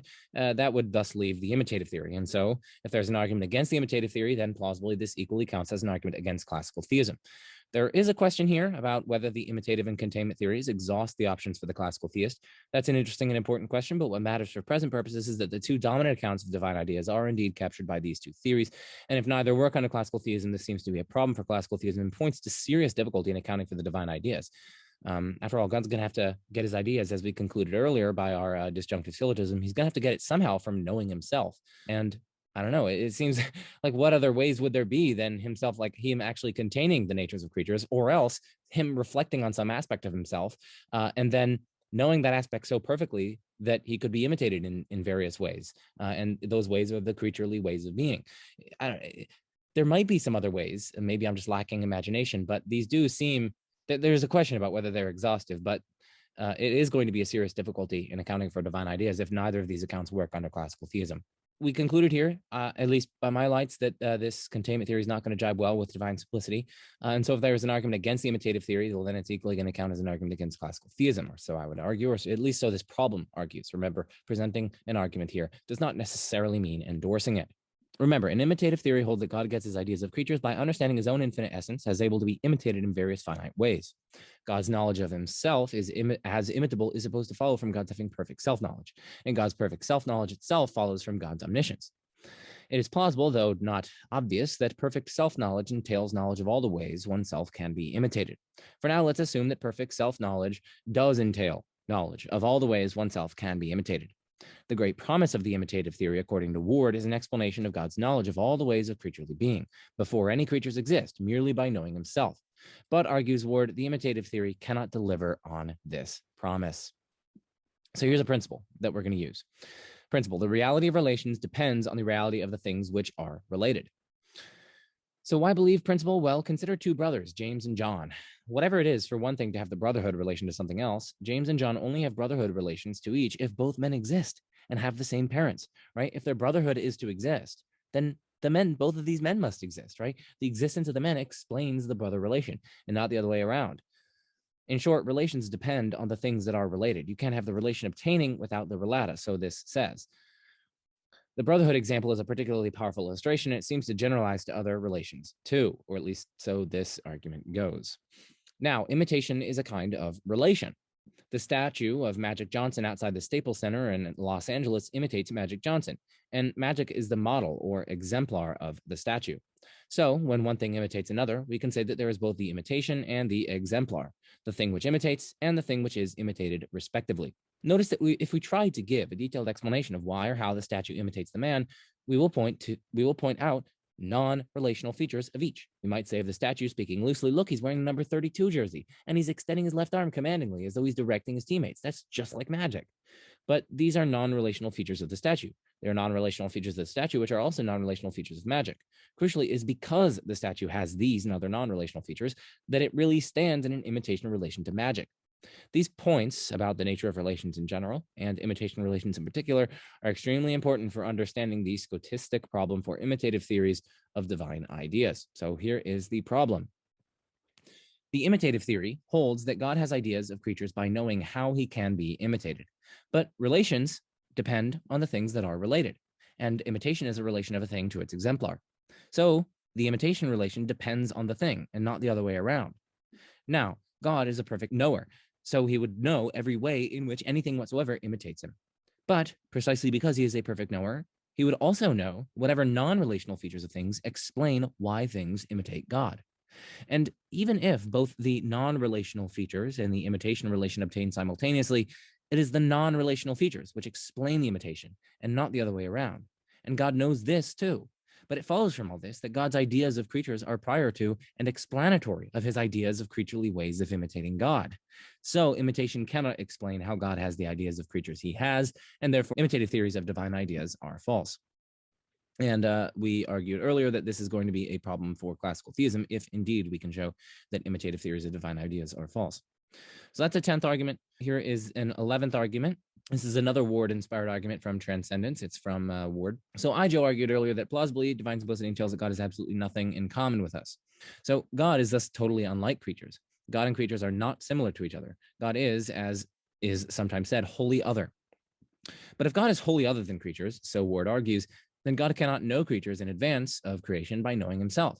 This is because, on the wholly other doctrine, God is wholly unlike creatures. So there's nothing about God which, in knowing himself, will yield to himself any notion of a creature. There's literally nothing they have in common. So Ward argues, he's not going to be able to know creatures in advance by knowing himself, because they literally have nothing in common. Where then will the proponent of the wholly other view turn? How does God know creatures in advance of his making any? Well, according to Ward, there are only three options. First, he just invents them whole cloth, utterly from nothing. Second, he looks outside himself to a realm of co-eternal principles, perhaps abstract objects, and in knowing them, knows creatures in advance of creation. Third, he does not know creatures before making them. He just makes them and then, so to speak, discovers what he has made. But these are hopeless avenues, and I'm just quoting from Ward, and each of those are hopeless. I mean, the second one isn't compatible with classical theism. The first one is incompatible with God's rationality, right? He's not knowing what he's doing in advance if he's just inventing these whole cloth utterly from nothing, these divine ideas, because he doesn't have any idea of what he's doing in advance. He might have some idea at a general description, like I am now thinking up stuff. So this first option isn't going to work. It's incompatible with God's rationality and his intentionality. The second one is incompatible with classical theism. And this third one, he doesn't know creatures before making them. That's just not okay as well, because then God's just like making things and then discovering what he has made. That's not okay with classical theism. God doesn't learn or discover anything. This is interesting. I mean, I'm guessing the classical theist is just going to reject that this claim, this conditional, that if God is wholly other than creatures, then God cannot know creatures in advance of creation by knowing himself. I think Ward is just appealing to intuition here. Maybe it's just intuitively clear that if God is wholly unlike creatures, well, then how on earth could God merely consult facts about himself and then glean knowledge thereby of creatures? It does seem kind of mysterious, though, because creatures and God aren't alike in any way, shape, or form. They have nothing in common. Yeah, they're just not similar to each other. Per this, the reasoning that DDS entails that God and creatures have nothing in common, and God is totally unlike creatures, this wholly other doctrine. And so if they're not even alike, if they're not even similar to each other in any way, shape, or form whatsoever, I mean, it does seem kind of intuitive then that if God merely consults facts about himself, then he's not going to be able to form any notion of the creatures, because there are no facts about God which are such that they are even remotely alike creatures. So it's like, how is he gaining knowledge thereof of creatures? And so yeah, there is some intuitive plausibility to that. I don't know how much, but even if this is a weak argument, remember the points that I've been emphasizing throughout this video about the compounding effect of weak arguments. And so here's the 12th and I believe final argument that we're going to consider from realism. It's the Imago Dei argument. That just means image of God. So if X is made in the image and likeness of Y, so the argument goes, again, presenting an argument doesn't necessarily mean endorsing it, then X is similar to or resembles or is alike Y in some respect. This is compatible, of course, with there being infinitely many ways in which X and Y are unalike for every way in which they are alike. But if X is similar to or resembles or is alike Y in some way, then there is something X and Y have in common. If we reject this, then we leave their resemblance a brute fact and threaten to collapse our motivations for realism about universals and properties, since things can then resemble without having anything in common. So why not just apply that across the board and get rid of forms and these other sorts of entities, accidents and forms and properties and universals and natures and so on, because things can resemble one another and have all their requisite predicates satisfied of them without having the same universal in common. And again, this kind of realism has historically been crucial to articulations of and defenses of and motivations for classical theism. Again, if X is similar to or resembles or is alike Y in some way, then there is something X and Y have in common. But there is nothing creatures and God have in common under classical theism. For suppose there were something X creatures and God have in common, but God is identical to whatever God has per DDS. So X is identical to God. This commonality, X, will be something like a universal or property or form or something of that kind, moreover. Now, X is either something creatures stand in an exemplification relation to, that is a relational ontology, or else it is a constituent of creatures, like a constituent ontology. But creatures do not exemplify God. I mean, for one thing, if they did, well, then creatures would exemplify divinity, since God is identical to divinity under classical theism.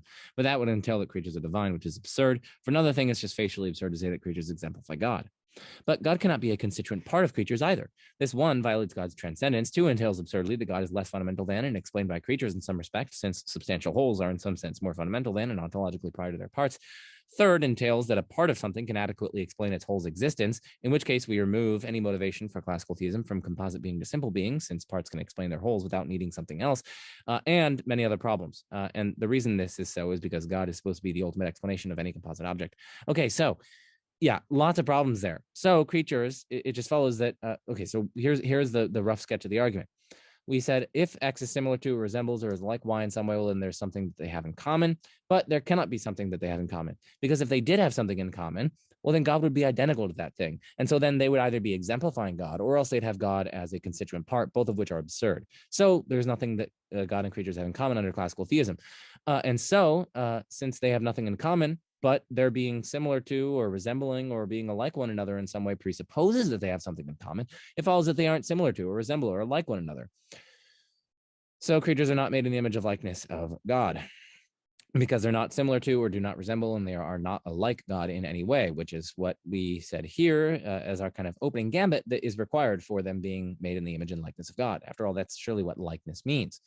So, but at least one creature, so the argument goes, is made in the image and likeness of God, so classical theism is false.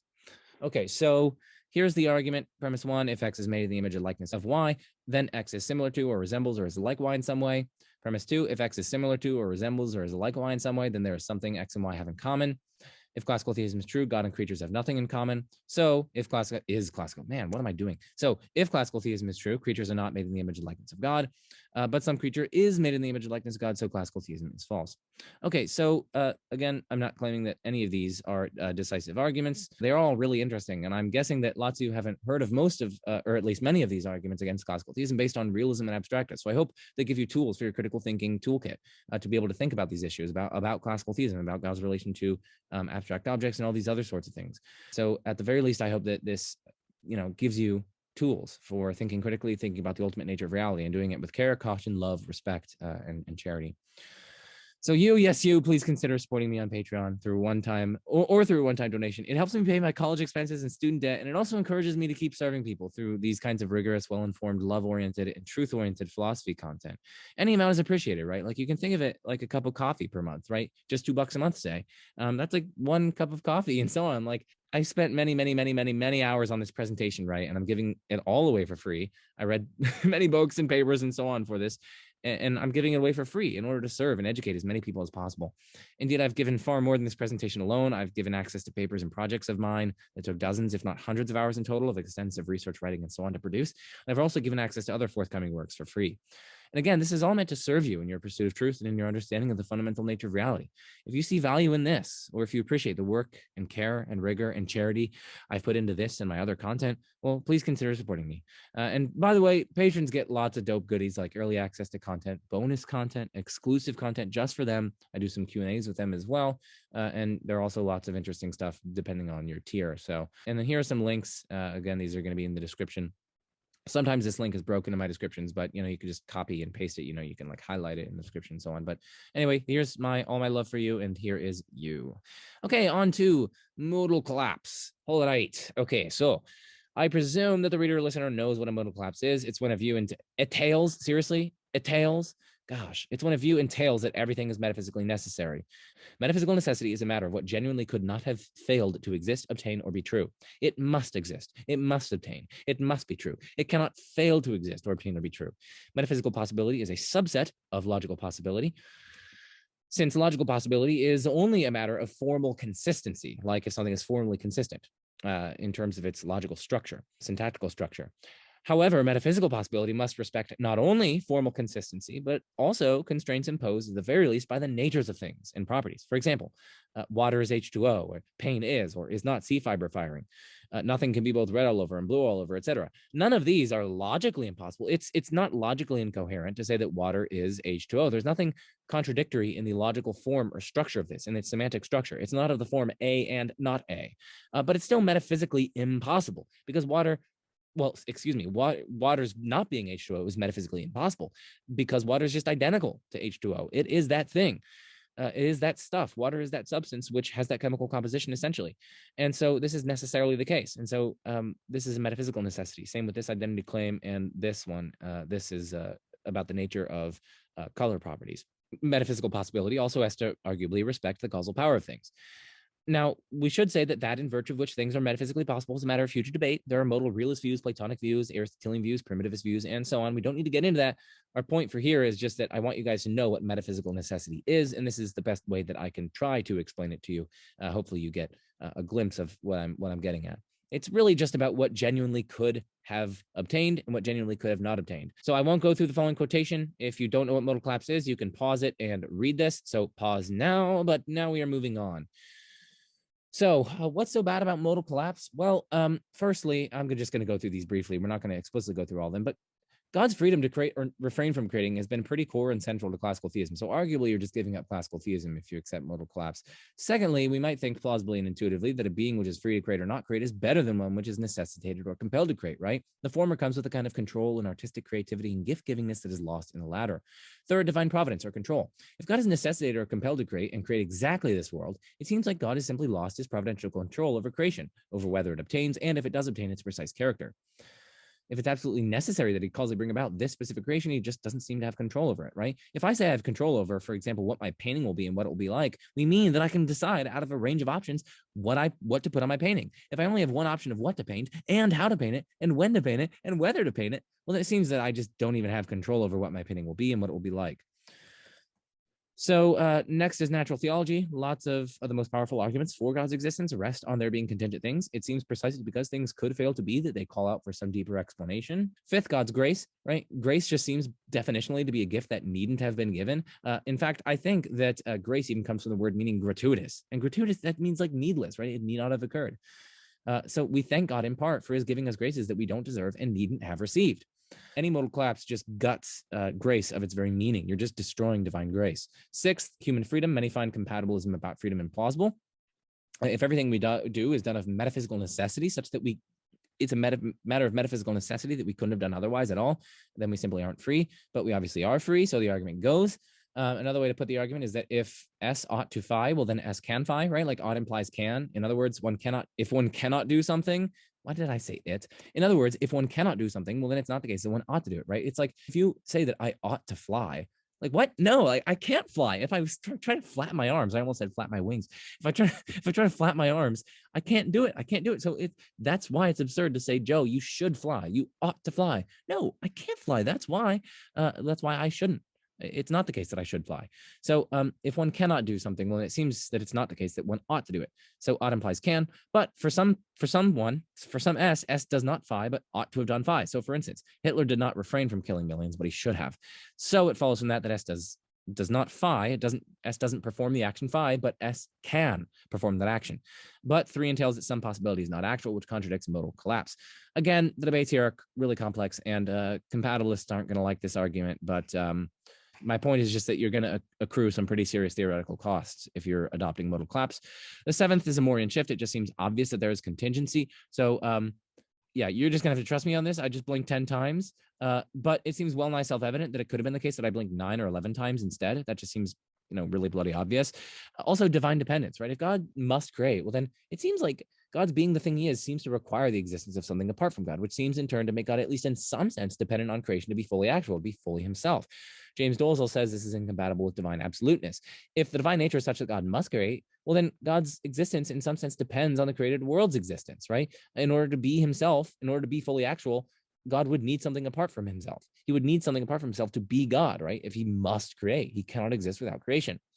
Now, none of 1 through 8 are decisive, but taken together, they mount a pretty strong cumulative case against modal collapse. So if classical theism entails modal collapse, classical theism is an extreme doo-doo, really. Indeed, arguably it becomes inconsistent since, as traditionally articulated and understood, and as understood almost universally in the contemporary setting, classical theism affirms that God is free to create or refrain from creating.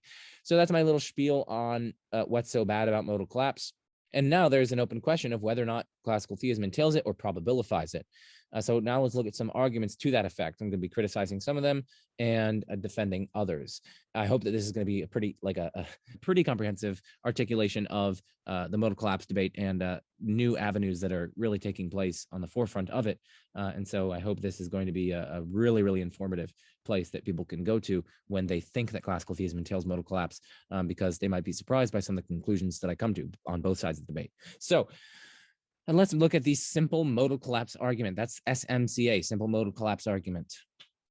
So here's a brief survey of the literature. If everything in God is God, such that all of God's acts are numerically identical to one another and to God himself, a problem seems to arise, right? One of God's acts is the act of creation, which, according to classical theism, extends to any positive ontological item distinct from God. But in that case, God is numerically identical to God's act of creation.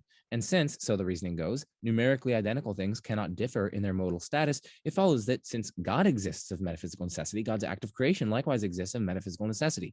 And if God's act of creation exists of metaphysical necessity, it would seem to follow that everything is metaphysically necessary, right? For God is necessary, and everything apart from God owes its being to God's creative activity.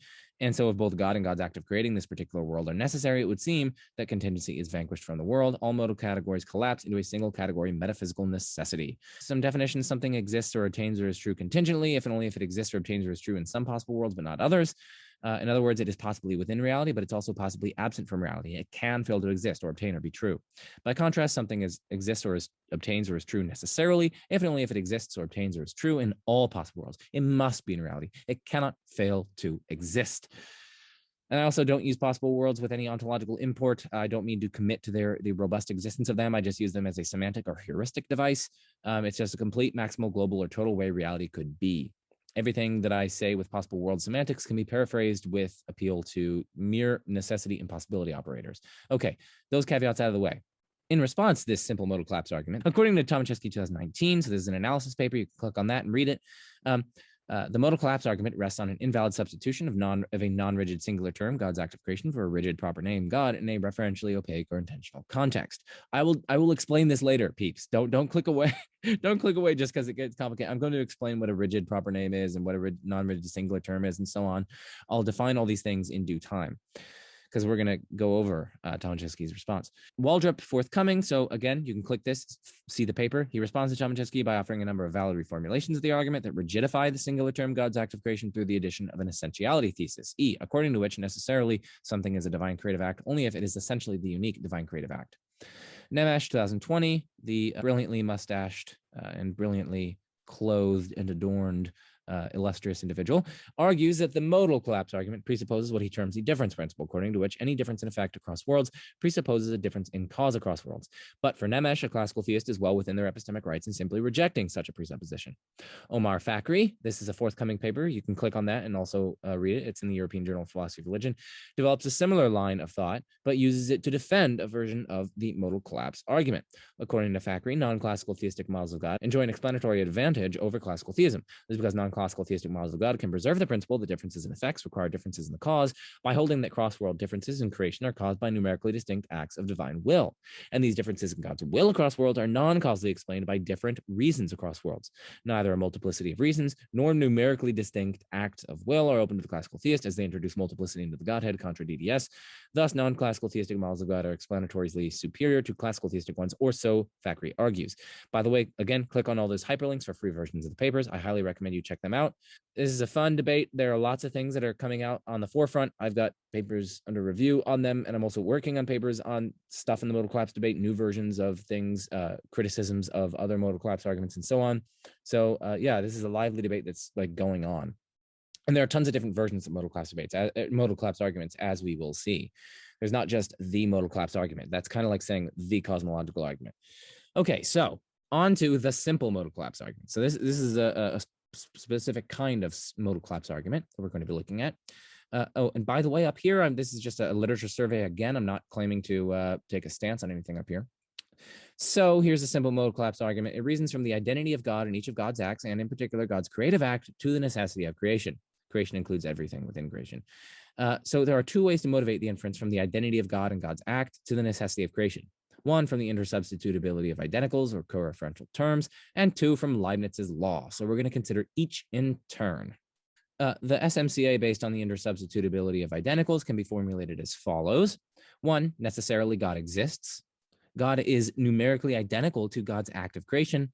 Therefore, necessarily God's act of creation exists. The inference from 1 and 2 to 3, according to the intersubstitutability of identicals version of the SMCA, relies on the principle that if God refers to one and the same thing as God's act of creation as captured in 2, well, then the latter can be substituted for the former into premise 1 without potentially changing the truth value of the sentence as a whole. For if this were false, that is, if the latter expression cannot be substituted for the former expression without potentially changing the sentence's truth value, then 3 clearly doesn't follow, right? For validity requires necessary truth preservation. But if the latter expression cannot be substituted for the former without potentially rendering the conclusion false, well, then the relevant substitution instance isn't necessarily truth preserving. The problem, though, as pointed out by Tomaszewski, is that the linguistic context at hand is precisely one in which the intersubstitutability of co-referring expressions, salva veritate, that just means without potentially changing the truth value. Actually, strictly speaking, this means saving truth. So, preserving truth value. So the linguistic context at hand is precisely one in which one cannot intersubstitute these co-referring expressions without potentially changing the truth value of the sentence as a whole. In other words, the intersubstitutability of co-referring expressions, salva veritate, preserving truth, fails. It doesn't necessarily preserve truth when you intersubstitute co-referring expressions that refer to or designate or pick out one and the same thing. More to the point, the linguistic context of one is an intentional context by dint of being a modal context. Intentional contexts are ones wherein one cannot intersubstitute co-referring expressions without potentially changing the truth value of the relevant sentence. So, for instance, Lois Lane believes that Clark Kent can fly. No, that's false. She doesn't believe that. She thinks Clark Kent is just a normal reporter, right? She doesn't believe that Clark Kent can fly. But Lois Lane does believe that Superman can fly. So in this context, right, this is an intentional context by virtue of being a propositional attitude report, namely a belief report. You cannot substitute co-referring expressions in this case, namely Superman, that expression, and Clark Kent, that expression. You cannot substitute them for one another, that is, intersubstitute them, without potentially changing the truth value of the sentence in question, that Lois Lane believes that of that thing, of that expression, that the referent of that expression can fly. Because one of them is true and the other one is false, right? Despite the fact that those expressions refer to the same thing, despite the fact that Superman is identical to Clark Kent. You actually can't substitute those expressions, Superman and Clark Kent, without actually potentially changing the truth value of the sentence. And that's because it's an intentional context. And the same occurs with modal context. So not just belief and propositional attitude report context, but also modal contexts.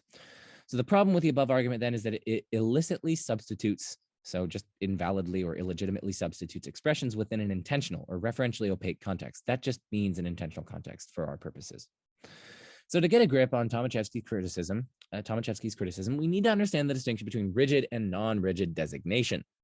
20th century philosopher Saul Kripke, in Naming and Necessity, introduced the concept of a rigid designator, which is an expression, a linguistic expression that picks out or denotes or refers to one and the same object, that is, individual, in all possible worlds in which that object exists. By contrast, a non-rigid designator does not pick out one and the same object in all possible worlds in which the object exists. In other words, its referent, the object it picks out, varies from world to world. According to Kripke, proper names are rigid designators. Neil Armstrong, that phrase, right? That's what the single quotes are for. That expression, that linguistic expression, picks out or denotes the man, Neil Armstrong, in all worlds in which he exists. By contrast, definite descriptions, so definite, that just means there's a definite article, meaning the, and then description, you go on to describe the thing in question, like first mammal on the moon, most famous Purdue University graduate. So by contrast, definite descriptions like the first mammal on the moon, the most famous Purdue graduate, are usually non-rigid. They pick out different things in different worlds, right? I mean, Neil Armstrong, unfortunately, could have died when he was really young. And then someone else would have been the most famous Purdue University graduate. And someone else would have been the first mammal on the moon. Maybe it would have been the communist Soviet dog, say, like Sayos Neroshimi. Okay. I swear I am not, I don't speak Russian. That was, anyway. These definite descriptions are usually non-rigid. They pick out different things in different worlds. With this distinction in hand, we can begin to notice something quite important. Precisely because Neil Armstrong is rigid while the first mammal on the moon is non-rigid, they can both refer to one and the same individual in the actual world, while failing to refer to one and the same individual in other worlds. Thus, in non-modal contexts, wherein necessity and possibility operators are absent, and setting aside other intentional contexts like propositional attitude reports, we can validly infer from Armstrong is F and Armstrong is the first mammal on the moon to the first mammal on the moon is F. That's because it's not an intentional context. It's what we call an extensional context. And so you can intersubstitute Armstrong with the first mammal on the moon. But in modal contexts, such inferences are not guaranteed to be valid, since the entities picked out by the relevant expressions are not guaranteed to be the same entities in other possible worlds. If it's like necessarily true of Armstrong that Armstrong is human, it doesn't actually necessarily follow that it's necessarily true of the first mammal on the moon that the first mammal on the moon is human, right? The first mammal on the moon presumably could have been a dog. So that's a modal context. So you can't necessarily intersubstitute them for one another. But now return to the version of the simple modal collapse argument from earlier. Crucially, premise 2 uses two expressions, God, a proper name, and the divine creative act, a definite description. Look, God is identical to God's act of creation. This is just saying, this is the same thing as the divine creative act. That's what God's act of creation is. So God, a proper name, is used in this, and the divine creative act. That's a definite description used in this. The former rigidly designates God, but the latter doesn't. Remember, definite descriptions are typically non-rigid, and in this case, this is non-rigid. This is because God didn't have to create, and hence the description, the divine creative act, does not pick out God in all possible worlds. It is non-rigid. It doesn't pick out God, the referent, in all worlds in which God exists. Yes, it picks out God in the actual world under classical theism, but it doesn't pick out God in all possible worlds in which God exists, so it's non-rigid. Moreover, premise 1 is a modal context, right? We have a necessity operator out in front. And as we've seen, right, these are all the exact ingredients that make for an invalid substitution instance of the proper name with the definite description. Waldrop nicely summarizes the problem Tomaszewski identifies, that is, the one I've been explicating above.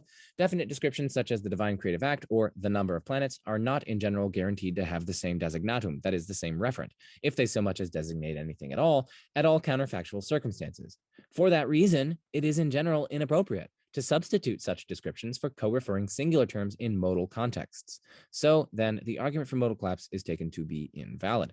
And that is basically just what I was explaining up here, or up here as well, right? Such in modal contexts, inferences where you use these intersubstitutions of co-referring expressions, that is, expressions that refer to one and the same individual in the actual world, they're not guaranteed to be valid, since the entities picked out by the relevant expressions are not guaranteed to be the same in other possible worlds, precisely because one of the things only rigidly designates its referent, whereas the other one only non-rigidly designates it. And so its referent can actually vary from world to world. You're not guaranteed to have the same referent in all worlds. So long story short, the SMCA is invalid because it mistakenly assumes on the basis of an identity claim flanked by non-rigid and rigid designators that a substitution of such designators in a modal and hence intentional context will preserve truth. To make the argument valid, we would have to rigidify, that is, make rigid the description of the divine creative act in some way. But then the argument is question-begging, since no classical theist would grant that the divine creative act rigidly designates God, or that God necessarily satisfies the description, the divine creative act, for that just means that the act of creation exists in all worlds in which God exists, that is, in all possible worlds. As Tomaszewski writes, if God's act of creation designates God in every possible world, this is just to say that God creates in every possible world, which is precisely the conclusion the argument for modal collapse is intended to prove. So this version of the SMCA won't work.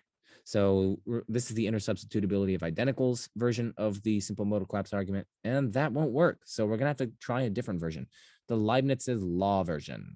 So in simplest terms, Leibniz's law says that for every x and every y, if x is identical to y, then for any feature f, x is f, if and only if y is f.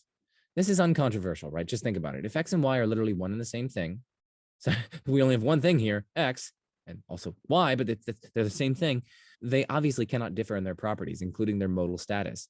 Now, it would be more accurate to say it than they, but set that aside. Right? If they did differ in their properties, including their modal status, then, for example, one and the same thing would be both necessary and non-necessary, which is absurd. Leibniz's law forms the basis of a second version of SMCA. According to divine simplicity, God is numerically identical with his act of creation, but God exists as metaphysical necessity. But since x is being identical with y entails that x and y share the same modal status per Leibniz's law, it follows that God's act of creation exists of metaphysical necessity. But if God's act of creation exists of metaphysical necessity, so the argument goes, creation itself likewise exists in metaphysical necessity. The problem with this version of the argument is that the metaphysical necessity of creation simply does not follow from the fact that God's act of creation exists of metaphysical necessity. It is true, under classical theism, that God's act of creation exists of metaphysical necessity. For the entity designated by God's act of creation does indeed exist of metaphysical necessity. And that just is to say that God's act of creation exists of metaphysical necessity. The entity picked out by the referent term does indeed exist of metaphysical necessity.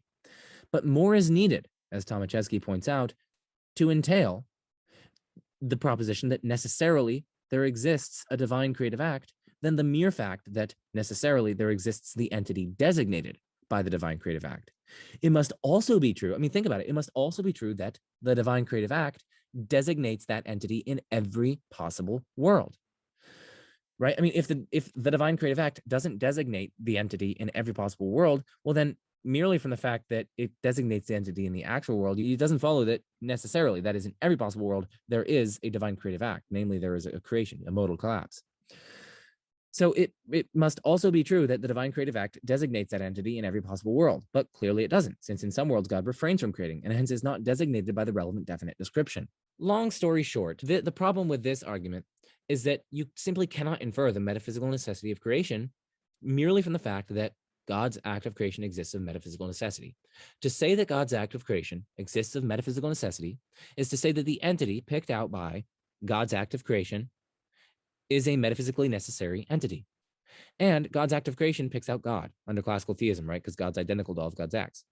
So that claim is true, right? Under classical theism, God's act of creation exists of metaphysical necessity. The entity designated by God's act of creation does indeed exist of metaphysical necessity. But what doesn't follow from that is that necessarily there is a divine creative act. Because all we're entitled to conclude from God's act of creation exists in metaphysical necessity is that necessarily there is the entity that is actually designated by the divine creative act, right? The entity designated by that exists of metaphysical necessity. But what we would have to add in order to get that necessarily there is a divine creative act, we have to add that that designation necessarily designates God, right? The divine creative act would have to designate God in every possible world in order to get that inference that necessarily in every possible world, there is a divine creative act. But of course, that's the very question at issue, whether or not that rigidly designates God in every possible world. So neither of these arguments, we should not find either of them convincing because they don't work. But Mullins provides an argument in one of his 2021 chapters in the T&T Clark Handbook of Analytic Theology, and we're going to evaluate that now. Now, obviously, we all love Ryan Mullins to death. His voice is just so soothing, and it's wonderful. His charisma is great. His character is great, and he has brilliant articles published in extremely reputable places. But alas, I'm going to argue, and I think this is ultimately a service to our friends, and Ryan is a good friend of mine. I think it's ultimately a service to our friends that we can criticize their arguments without losing any friendship or anything like that. So I'm going to criticize this argument. I don't think it works, Mullins' reformulation.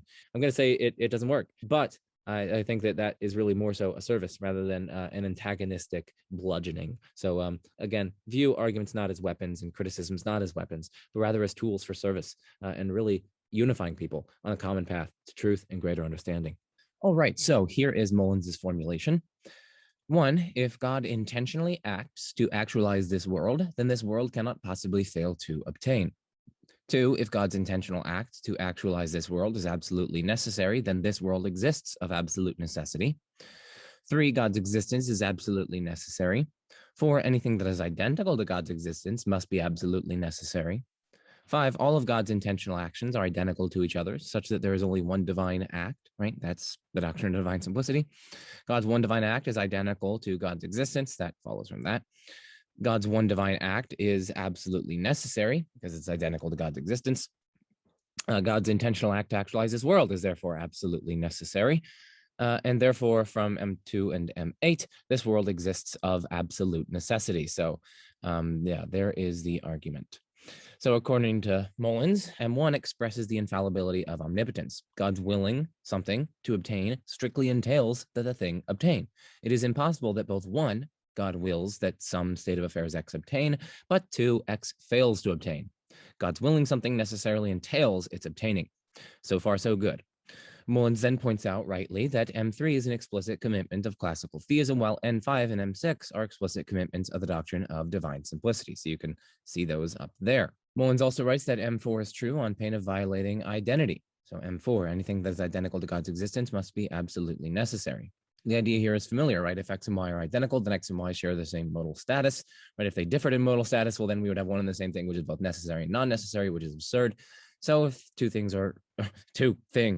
if X and Y, which are one thing, if they're identical, then they share the same modal status, and hence anything that is identical to God's existence must be absolutely necessary, given that God's existence is itself absolutely necessary. That's Leibniz's law. Okay, so trouble arises, though, when we consider M2. So let's go back to M2. If God's intentional act to actualize this world is absolutely necessary, then this world exists of absolute necessity. So trouble arises here when we consider M2. In particular, M2 commits essentially the same mistake that the Leibniz's law version, why didn't I put the apostrophe? That the Leibniz's law version of SMCA commits.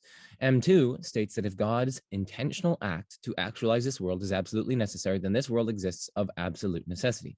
But this is a non sequitur.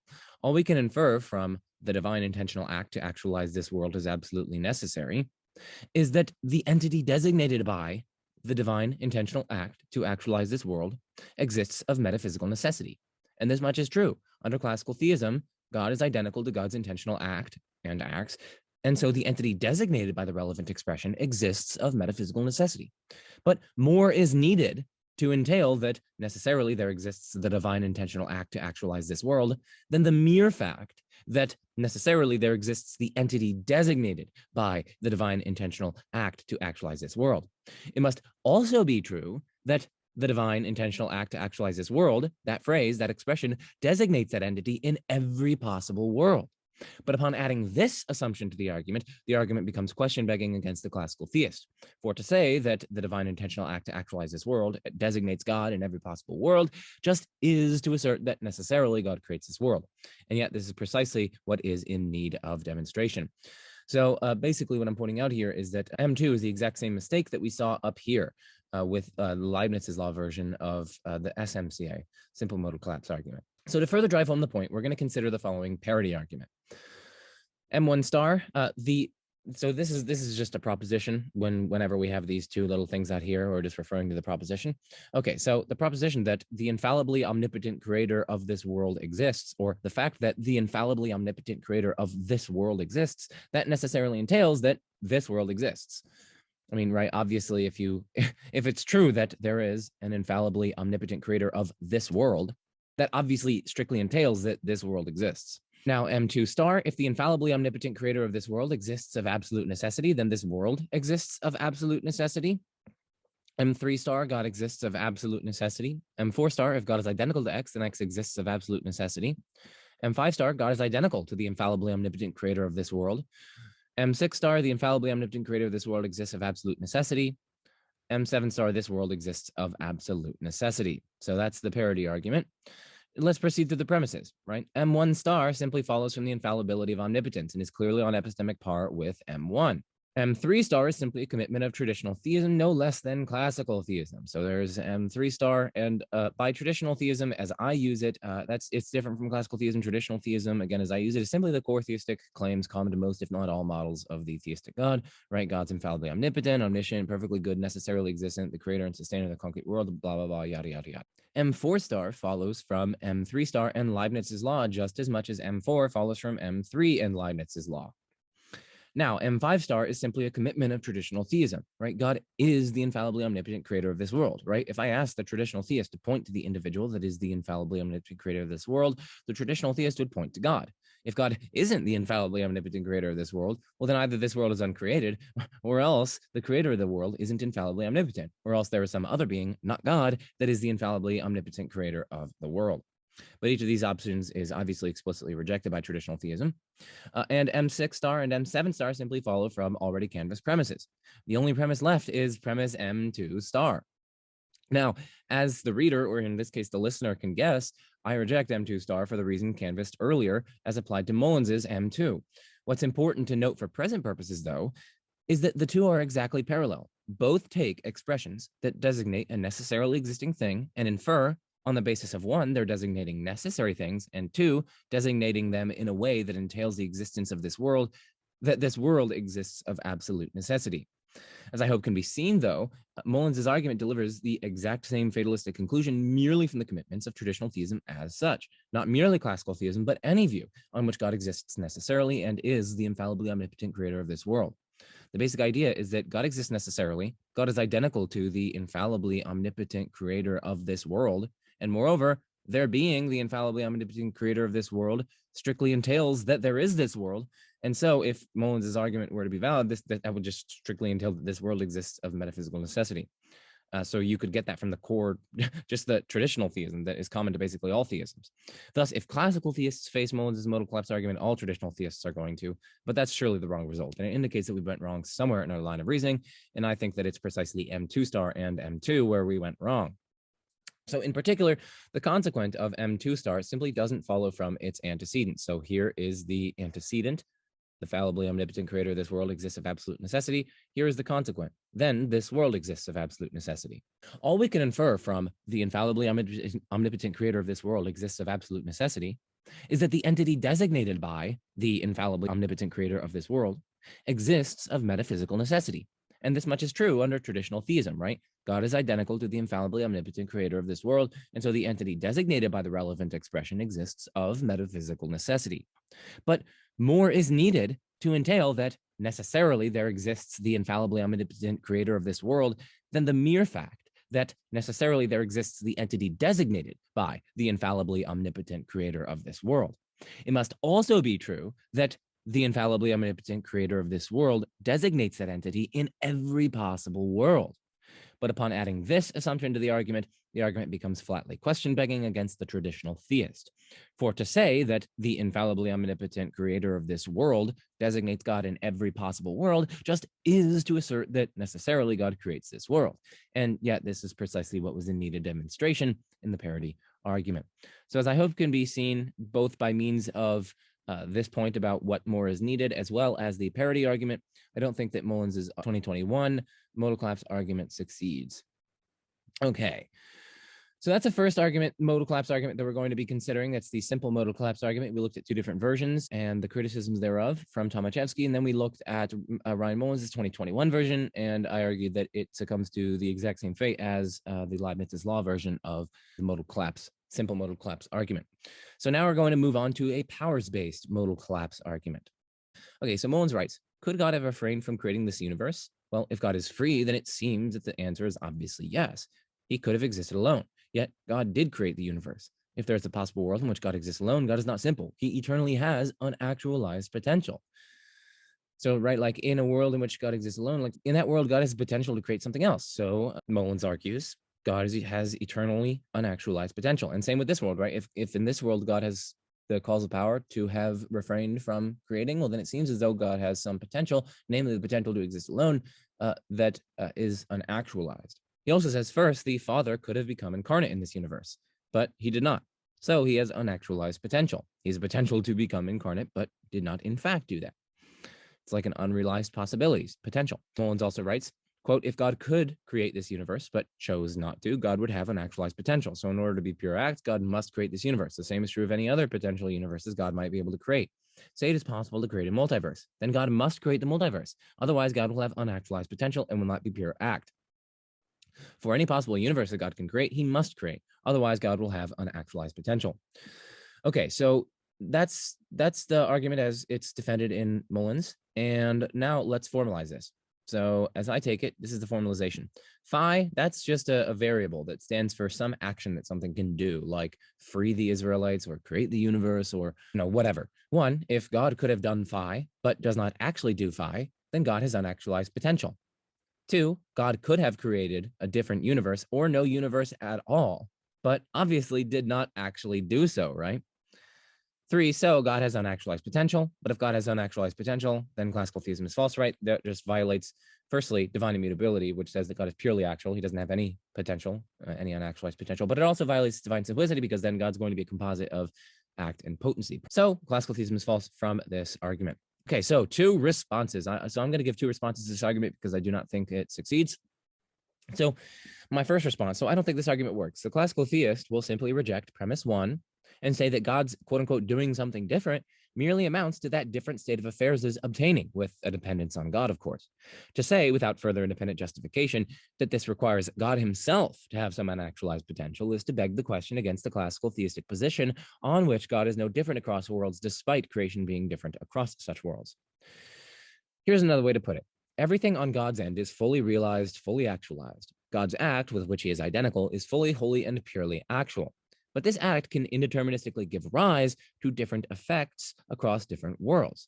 And we truthfully predicate does A, not B in W1, and does B, not A in W2 of God, not in virtue of God's being entitatively different across worlds, like how he is, like in reality, as he is in it as an entity, but instead in virtue of A indeterministically coming about in W1 with a dependence on God, on the one hand, and on the other hand, B indeterministically coming about in W2 with a dependence on God. It doesn't require that God have some unactualized potential, that God be able to bring about some different effect, right? So it's simply false that if God could have done phi but does not actually do phi, then God has unactualized potential, because God could have created something different, and that doesn't entail potencies on his part. Rather, all it means is that some other effect could have indeterministically come about with a dependence relation on God. And that in and of itself does not require any unactualized potency on God's end. And here's an objection to what I said above, but wouldn't God himself be different across such worlds in as much as he exercises one capacity in one world, namely his capacity to create A, and a different capacity in another world, namely his capacity to create B? So here's my reply. I mean, for the classical theist, God's one simple immutable act with which he is identical exists in W1 and in W2, and A, not B, indeterministically arises from God's act in W1, whereas B, not A, indeterministically arises from God's act in W2. And it is in virtue of these facts alone that God is said to exercise one capacity in one world and a different capacity in another world. On God's end, there is a simple, invariant, cross-world identical act. But yet we can truthfully characterize this act differently across such worlds in virtue of the acts indeterministically producing A in one world and B in another. This view requires God to possess no potency whatsoever, and nor does it require there to be some positive ontological item in reality which corresponds to a capacity to produce A, which is numerically distinct from some other positive ontological item in reality which corresponds to a capacity to produce B. Here's another objection. But how could we truthfully predicate of God's act that it is an act of bringing A, not B about in W1, but that it is an act of bringing B, not A about in W2 if there isn't some corresponding difference in God, right? Doesn't truth correspond to reality such that a difference in true predications requires some difference in reality itself? And so if you're truthfully predicating different and indeed incompatible things of God's act across worlds, this would surely require some difference in that act across worlds, right?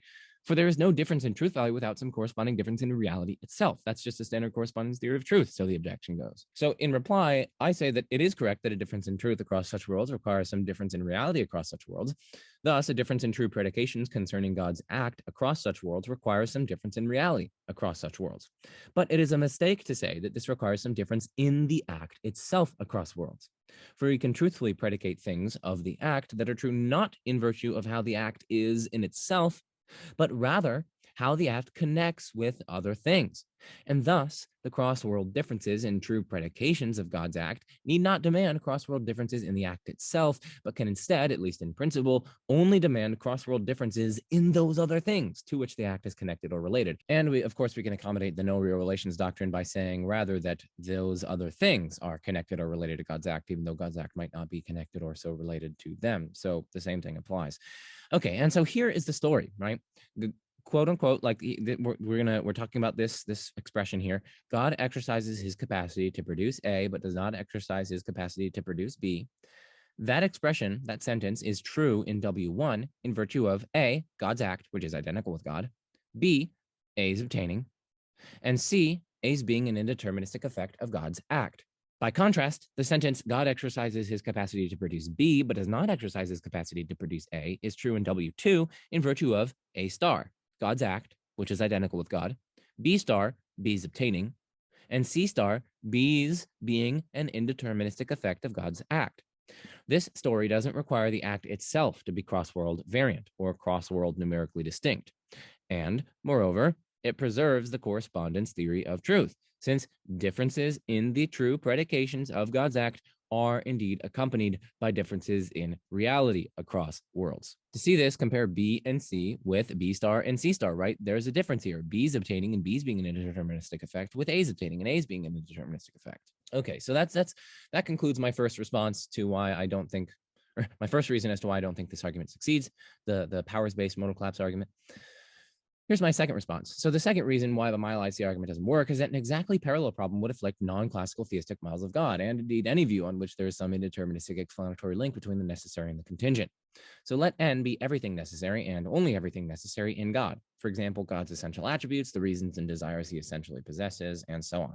And let C be everything contingent and only everything contingent in God. For example, his contingent intentions, his contingent act of will, and so on. Now, obviously, there's going to be some explanatory link between N and C, right? Why? Well, because one, otherwise C is just an inexplicable brute happening. Two, God contingently acts as he does, at least in part because of who he is. For example, because he is loving, merciful, just, etc. And this means that C is explained at least in part by N. And three, God's contingent acts are not arbitrary, but instead are reason-based. And this means that his acts are partially explained in terms of the reasons which God essentially has. For example, in every possible world, God has non-necessitating reason to actualize moral agents with whom he can share his love. Okay, so obviously there's going to be some explanatory link on non-classical theistic models of God between N and C. Now, suppose C1, not C2, obtains in W1, whereas C2, not C1, obtains in W2. So, for instance, God might have certain contingent features that obtain in W1, like, hey, I contingently intend to obtain, or to create, or to actualize, rather, world W1 rather than world W2. And then, contrary-wise, in world W2, God's going to have different contingent features, like intending to actualize world W2, not W1. Okay, so suppose C1 and not C2 obtains in W1, whereas C2, not C1 obtains in W2. Then N could have given rise via an indeterministic explanatory link to C1 and not C2, or, right, N could have given rise to C2 and not C1. But per the original argument's own reasoning, this would imply that in W1, N has some potential for giving rise to C2, which goes unactualized, and likewise, in W2, N has some potential for giving rise to C1, which goes unactualized. But this, of course, leads to a contradiction. By definition, N is everything necessary about God, and therefore has no potential for being different. To have potential for being different would imply some contingency, even if only a contingent property. But that's absurd, since N is by definition wholly necessary, with no admixture of contingency. So we can run the parity argument. One, if N could have given rise to phi, but does not actually give rise to phi, then N has unactualized potential. Two, N could have given a rise to different contingent features of God, for example, the contingent act of refraining to create the universe, but obviously did not actually do so. So N has unactualized potential. If N has unactualized potential, then non-classical theism is false, right? Since non-classical theism requires that N be wholly necessary and hence devoid of contingency and hence devoid of potentiality for being otherwise. So non-CT is false. So you get an equally strong argument against, or an equally weak argument rather, against non-classical theistic models of God by means of this powers-based modal collapse argument, and that is the wrong result. This is supposed to be, it is intended to be distinctive to classical theism. Now, perhaps there's some symmetry breaker in terms of the link between the classical theistic God and creation being causal, as opposed to the link between the non-classical theistic gods N and the non-classical theistic gods C being non-causal. But first, it's hard to see why this constitutes a relevant difference. I mean, after all, surely what matters here is simply the indeterminism, which is present on both accounts. And second, the onus of justification is on the proponent of the argument to show why this is a symmetry breaker, not on the detractors to show why it isn't. And that's something proponents of such arguments have yet to do. Okay, so I don't think that the first two arguments that we've canvassed, the simple modal collapse argument or the powers-based modal collapse argument, succeed. So moving on. This section is just a general remark about why I think the kind of simple modal collapse arguments is just solely based. Well, I'll explain what I mean by that, but I'm just going to explain why I think that, at least even in principle, simple action and powers-based modal collapse arguments cannot work. So reflection on the above two arguments, that is the simple action-based modal collapse argument and the powers-based modal collapse argument, provides us with a tool for seeing why any modal collapse argument based solely on one, the identity of God with God's act of creation, or 2, God's being purely actual, will not succeed. All that's needed is indeterministic causation. That is, causation in which the existence of the cause, C, does not necessitate the existence of the effect, E. So long as God's act, with which he is identical, merely indeterministically causes its effects, modal collapse is entirely averted. Did I spell this indeterministically? Okay, so long as God's act, with which he is identical, merely indeterministically causes its effects, modal collapse is entirely averted. For in indeterministic causation, one and the same C exists in worlds in which E exists, and in worlds in which E does not exist, right? C is thus not cross-world variant. Given identical causal conditions C, E may or may not obtain. No potential feature of the cause is actual in one world that isn't actual in the other. In this case, since identical causal conditions C obtain in each world, right? They're utterly identical in both worlds. So there's no potential to be different in one world that isn't actualized in another one, because that would be some kind of difference. It wouldn't be identical causal conditions C. But that violates, I mean, we're talking about indeterministic causation, where you have identical initial causal conditions, which give rise to different effects across different worlds. Moreover, C can be metaphysically necessary without E being metaphysically necessary, since C exists in worlds without E, by virtue of the causal link between C and E being an indeterministic one. Applying this to the classical theistic God, we can see that so long as the causal link between God, or else God's act with which God is identical, and creation is indeterministic, then God need not have some potency which is actualized in one world instead of another. And moreover, the effect need not be metaphysically necessary simply by dint of the causes being metaphysically necessary. God can be both metaphysically necessary and utterly devoid of potency, whilst creation itself being wholly contingent. This much simply follows from the notion of indeterministic causation. To mount modal collapse arguments, then, detractors of classical theism must add a premise, or to mount simple modal collapse arguments, I should say, though the ones that we've been considering, by which I just mean arguments based solely on the identity of God's act and blah, blah, blah, these two things.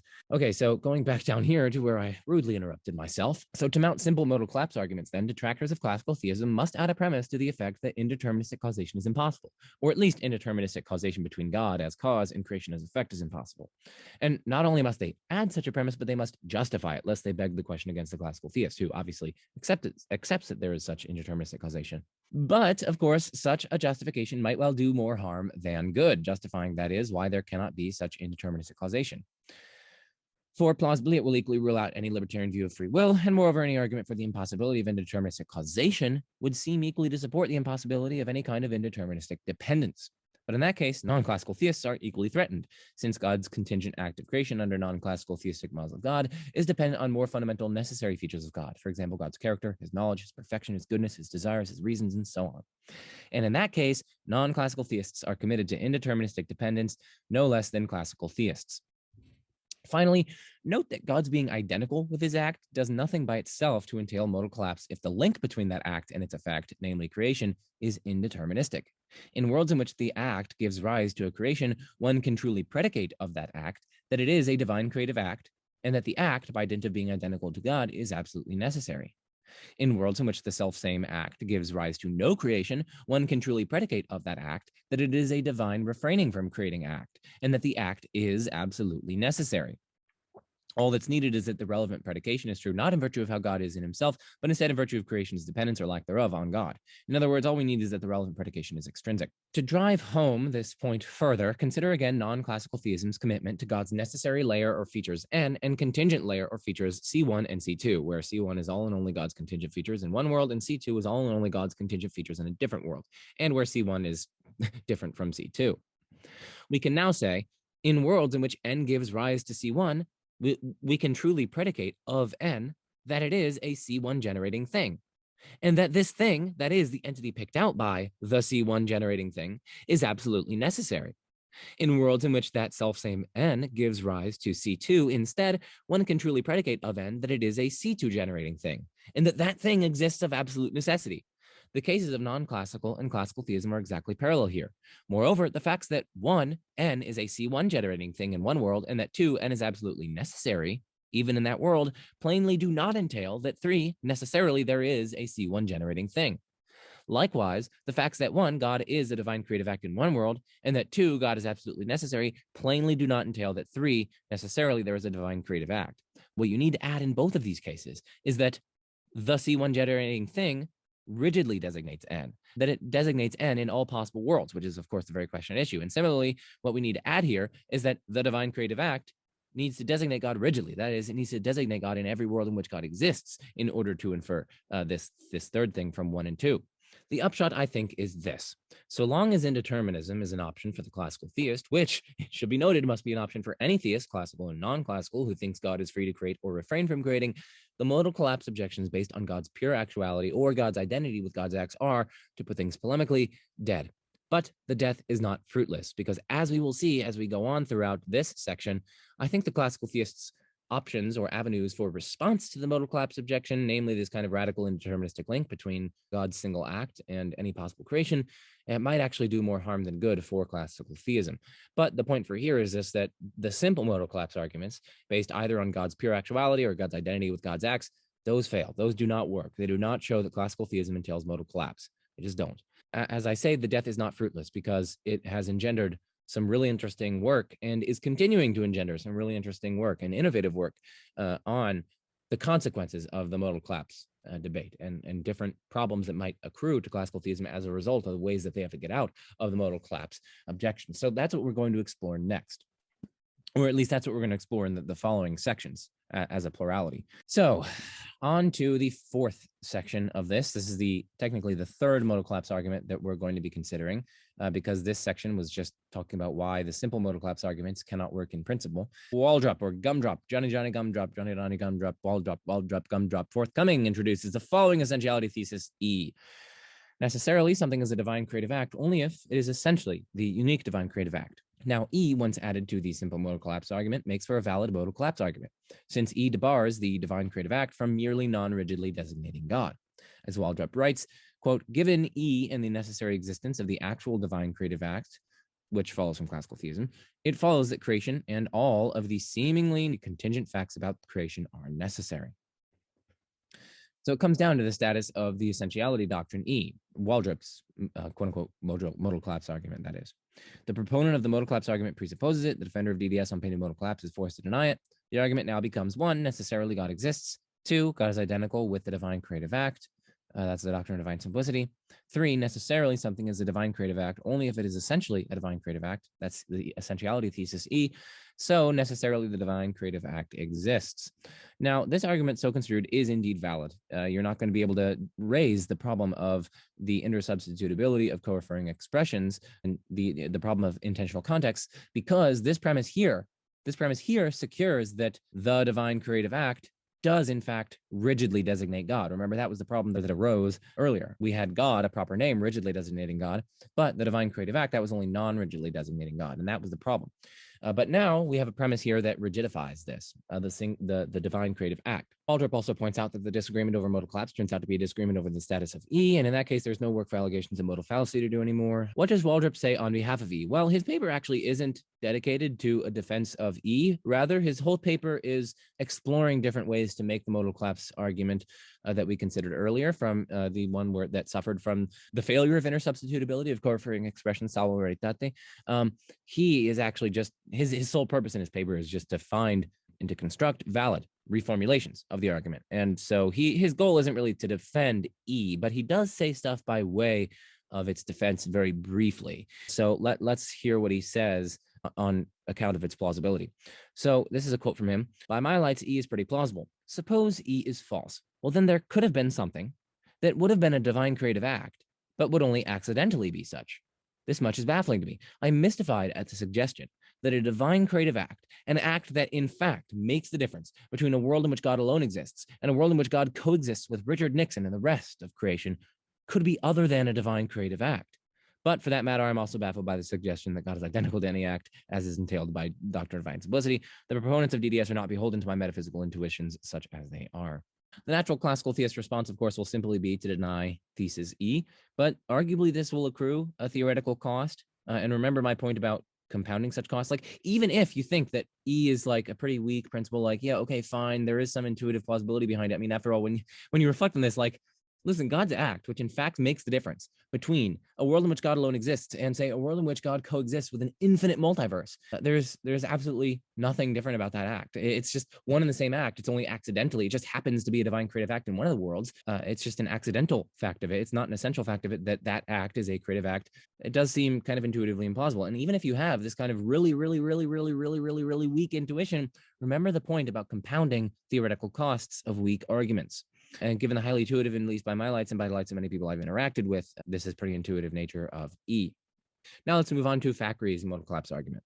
So Fakhri argues quite forcefully that non-classical theistic models are explanatorily superior to classical theism when it comes to explaining the indeterminism involved in God's creative act. Remember, both accounts are going to have some kind of indeterminism, but arguably we want some kind of account, some explanation of that indeterminism itself. And Fakhri argues that non-classical theistic models are going to have a better shot at explaining it than classical theistic models are. So I'll present a summary of his case here, and also by consequence, he argues that they are explanatorily superior in explaining differences in creation across worlds, which we will return to. Now, note, of course, I'm drawing heavily from his paper here. Credit for this section goes to Fakhri's paper. Check it out. The majority of this section either paraphrases or quotes his paper, so you can click on that link, download it, and if that doesn't work, just direct message me or Facebook. Okay, so he starts with an intuition pump. So imagine two worlds in both of which a person named Dwight wills to pull the trigger of a gun in identical circumstances. Everything leading up to the pulling of the trigger is identical. Yet we can suppose in one world the trigger is pulled, but in another it isn't. What explains that, right? Like, why is there such a difference? It seems to cry out for explanation. Whether the relationship between the cause and effect is causally deterministic is irrelevant to the explanatory requirement here. To see why, suppose that the relationship between the cause and effect is non-deterministic. Let us call this version the non-deterministic possible world Dwight case. Let us stipulate that the objective probability of Dwight pulling the trigger, given that Dwight wills to pull the trigger in this context, is 0.99, so 99% chance.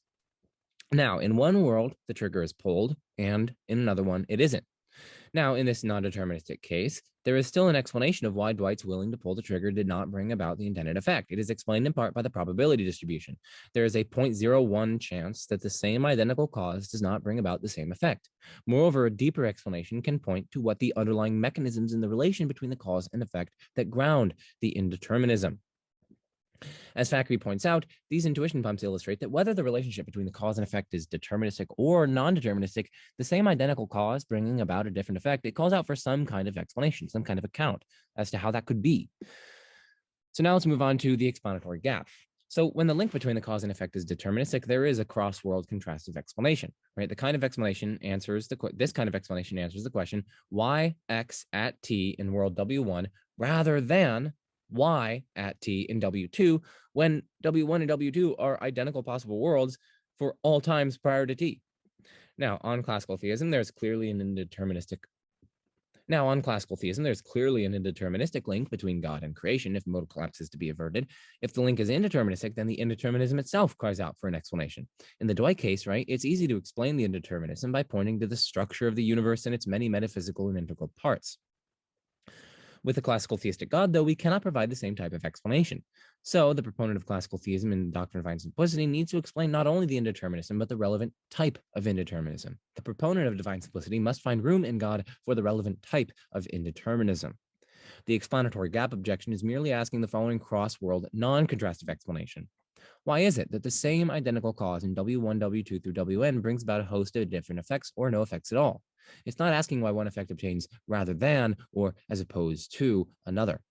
The relation, as we've seen, must be indeterministic, in which case there must be an explanation that allows for the relevant type of indeterminism. The proponent of divine simplicity, argues Fakhri, lacks the resources to provide this type of explanation, since there are no more fundamental facts about God to which you could point to ground or account for this kind of indeterminism. There's just the simple God.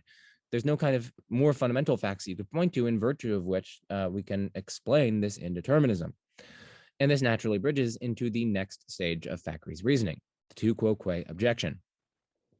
So Fakhri next argues that non-classical theistic models of God are explanatorily superior to classical theism when it comes to explaining the relevant indeterminism and, consequently, cross-world differences in creation. He gives a reason-based account of the indeterminism across worlds that is not available to the classical theist, as we shall see. On the non-divine simplicity conception Fakhri articulates in the article, God is understood as a perfectly rational being who, when willing something different, that is, when willing a different creation in another possible world, acts on the basis of different reasons. The non-divine simplicity conception explains the differences across possible worlds by the differences in the cause, right? God intrinsically wills to create different things, or he doesn't will to create anything at all, right? Those are intrinsic differences in God's will across such worlds according to the non-classical theistic models of God. God's willing to create different things also has an explanation on the non-divine simplicity conception. It is explained in terms of God's reasons. God wills for different reasons and perhaps desires in different worlds. The non-divine simplicity conception rejects the claim that God's reasons deterministically cause God to bring about this universe. Rather, they simply make God's willing to create the universe intelligible, or alternatively, right, the set of God's reasons, desires, and the extents to which God is impressed by the reasons/desires available to God make God's willing to create intelligible. I shall henceforth drop these provisos about, well, not necessarily God's reasons making God's willing to create intelligible, but rather this set. I'm just going to drop this and speak solely in terms of reasons. So here's a helpful illustration of this non-classical theistic view. So one, we got God's reason one, which non-deterministically explains, this is a kind of, well, he'll explain what this relation is. It's the for relation. God wills this universe for reason one, right? So God takes it that reason one is the reason upon which he acts and so on. So it's the for relation, essentially. So God's reason one non-deterministically explains and is that for the sake of which God acts, and God wills one, and then God wills one, that act of will, deterministically brings about this universe once the will obtains, the act of will, that is, the contingent act of will. Then the same thing applies in a different universe, right? God's reason two indeterministically explains God's act of will, which is act of will sub 2, and that brings about deterministically another universe. So this link is a deterministic link. And then similarly with a reason or a world in which God doesn't create anything. The horseshoe represents the intelligibility relation, or the for relation, which is a non-causal relation.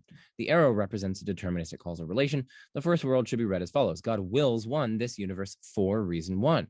Reason one is present in the second and third possible worlds, to be sure, but in the second possible world, God does not will to another universe for reason one and reason two. Rather, God wills to another universe for reason two. So although reason one is present in this other world, it is not operative in the second possible world. God does not take it to be a reason for which God acts. God has the same reasons in all worlds, but there is a relation that he bears to some reasons in some worlds and to other reasons in other worlds. You might call this relation the for relation. God wills A for reason R in one world, and God wills B for reason Y in another world, and so on. A reason enters into the for relation just in case God takes it that reason is the reason he acts on, or is a reason he acts on. Or one might press the issue further and ask the following non-contrastive question. Why does God take reason R to be a reason for willing A? Well, we can answer this question by providing further reasons. At some point, reasons for action will have to stop somewhere. Otherwise, we would have an infinite regress, of course. The fact that there is a stopping point for reasons for action is natural and has nothing to do with an explanatory gap between a cause and effect relation, because reasons for action are not causal relations. So classical theism has this kind of explanatory gap between the cause and the effect. But by contrast, non-classical theistic models of God don't have to have such an explanatory gap, but rather have a non-causal explanation between the cause, namely God's act of will, which are contingent, each of which is contingent in the respective worlds, and God's reasons, the reasons that God acts upon.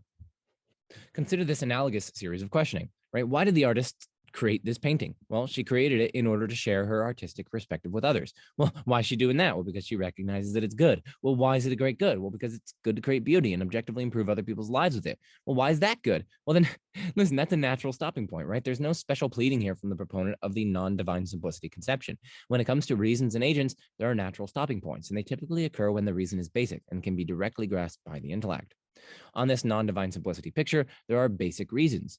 Call a view that asserts such a claim reasons foundationalism.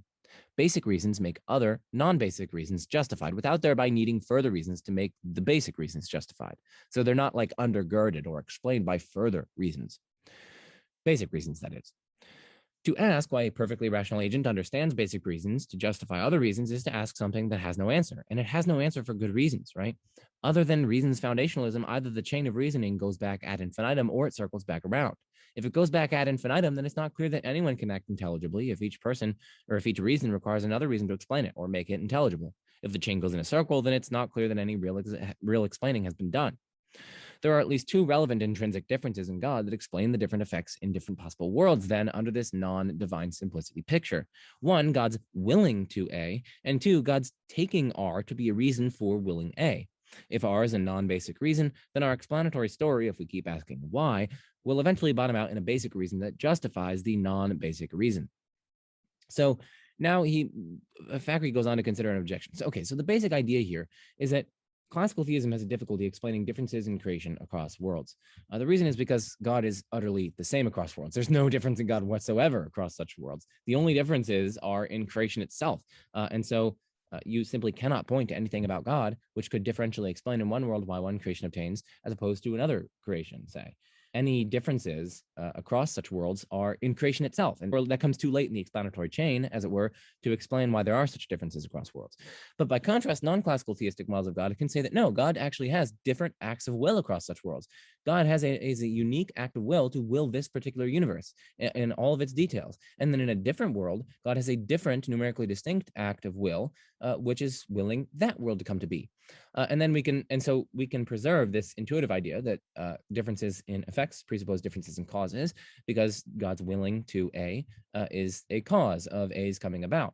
And then we can ask, well, what explains these different acts of will across worlds? That's going to be explained non-causally in terms of different reasons as being effective across such worlds.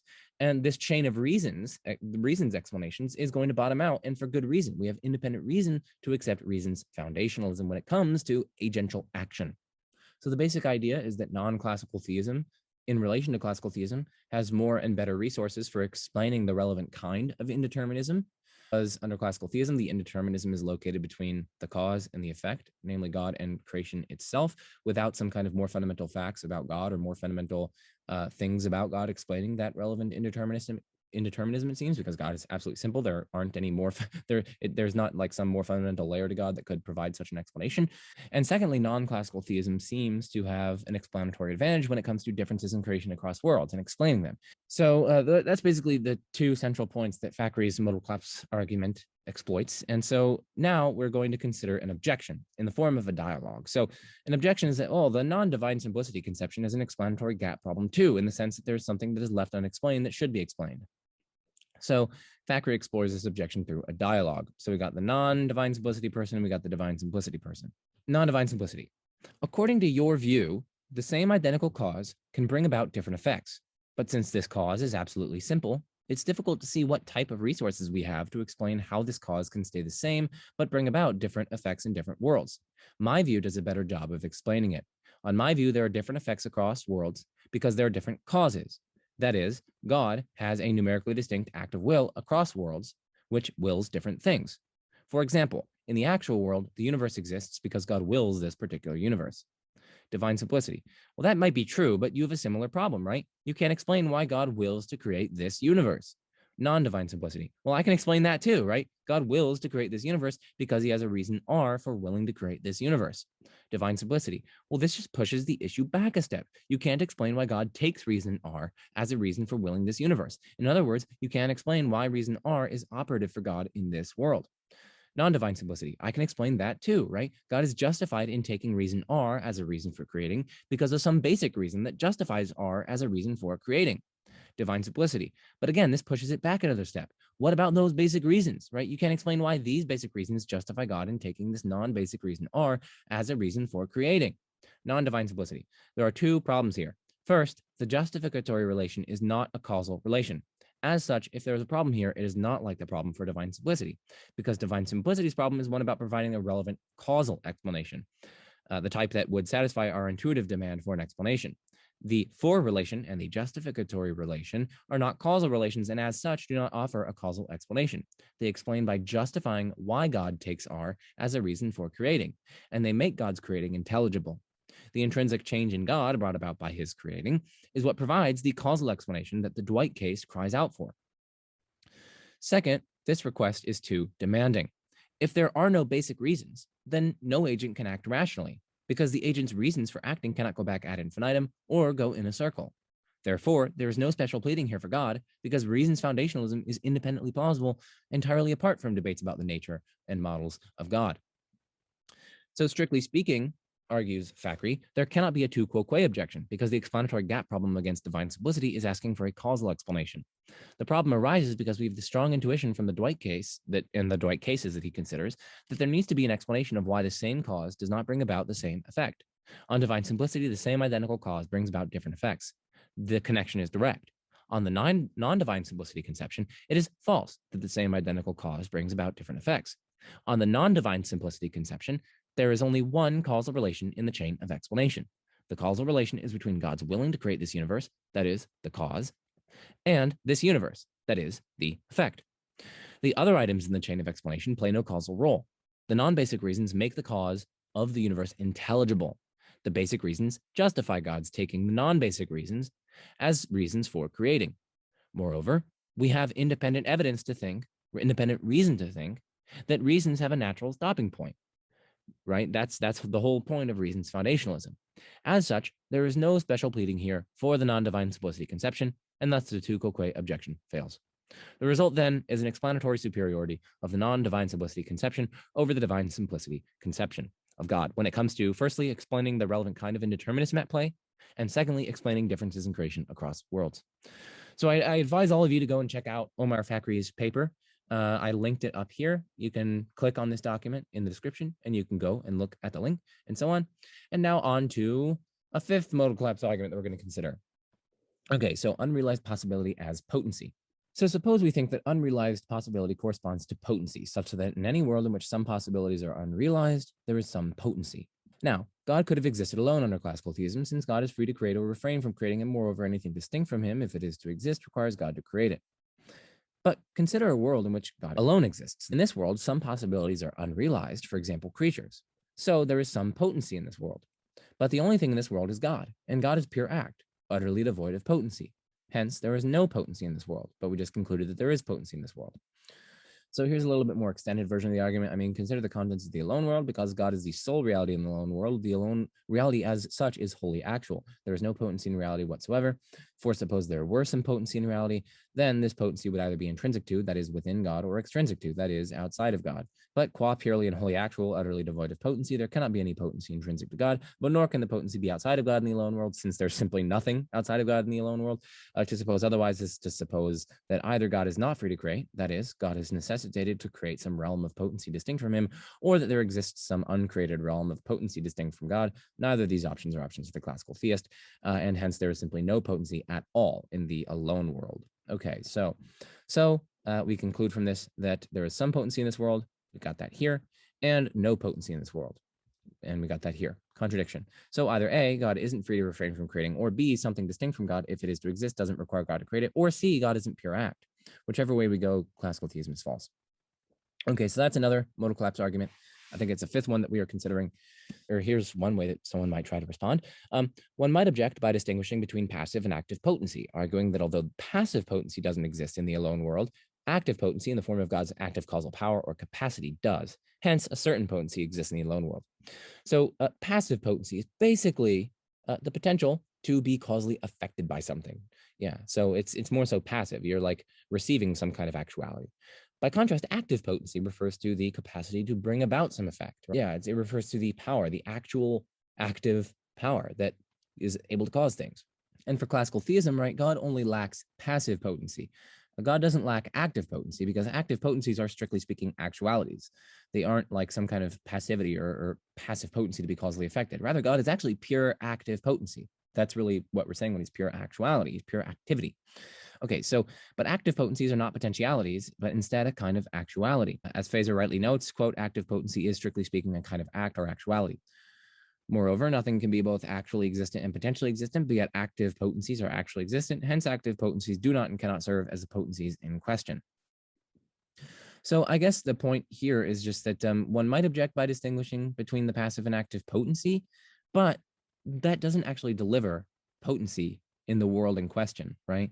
Active potencies are actually instead a kind of actuality. So you still don't have any potencies in the alone world, strictly speaking, as like unrealized possibilities corresponding to some potencies, or at least so the argument goes.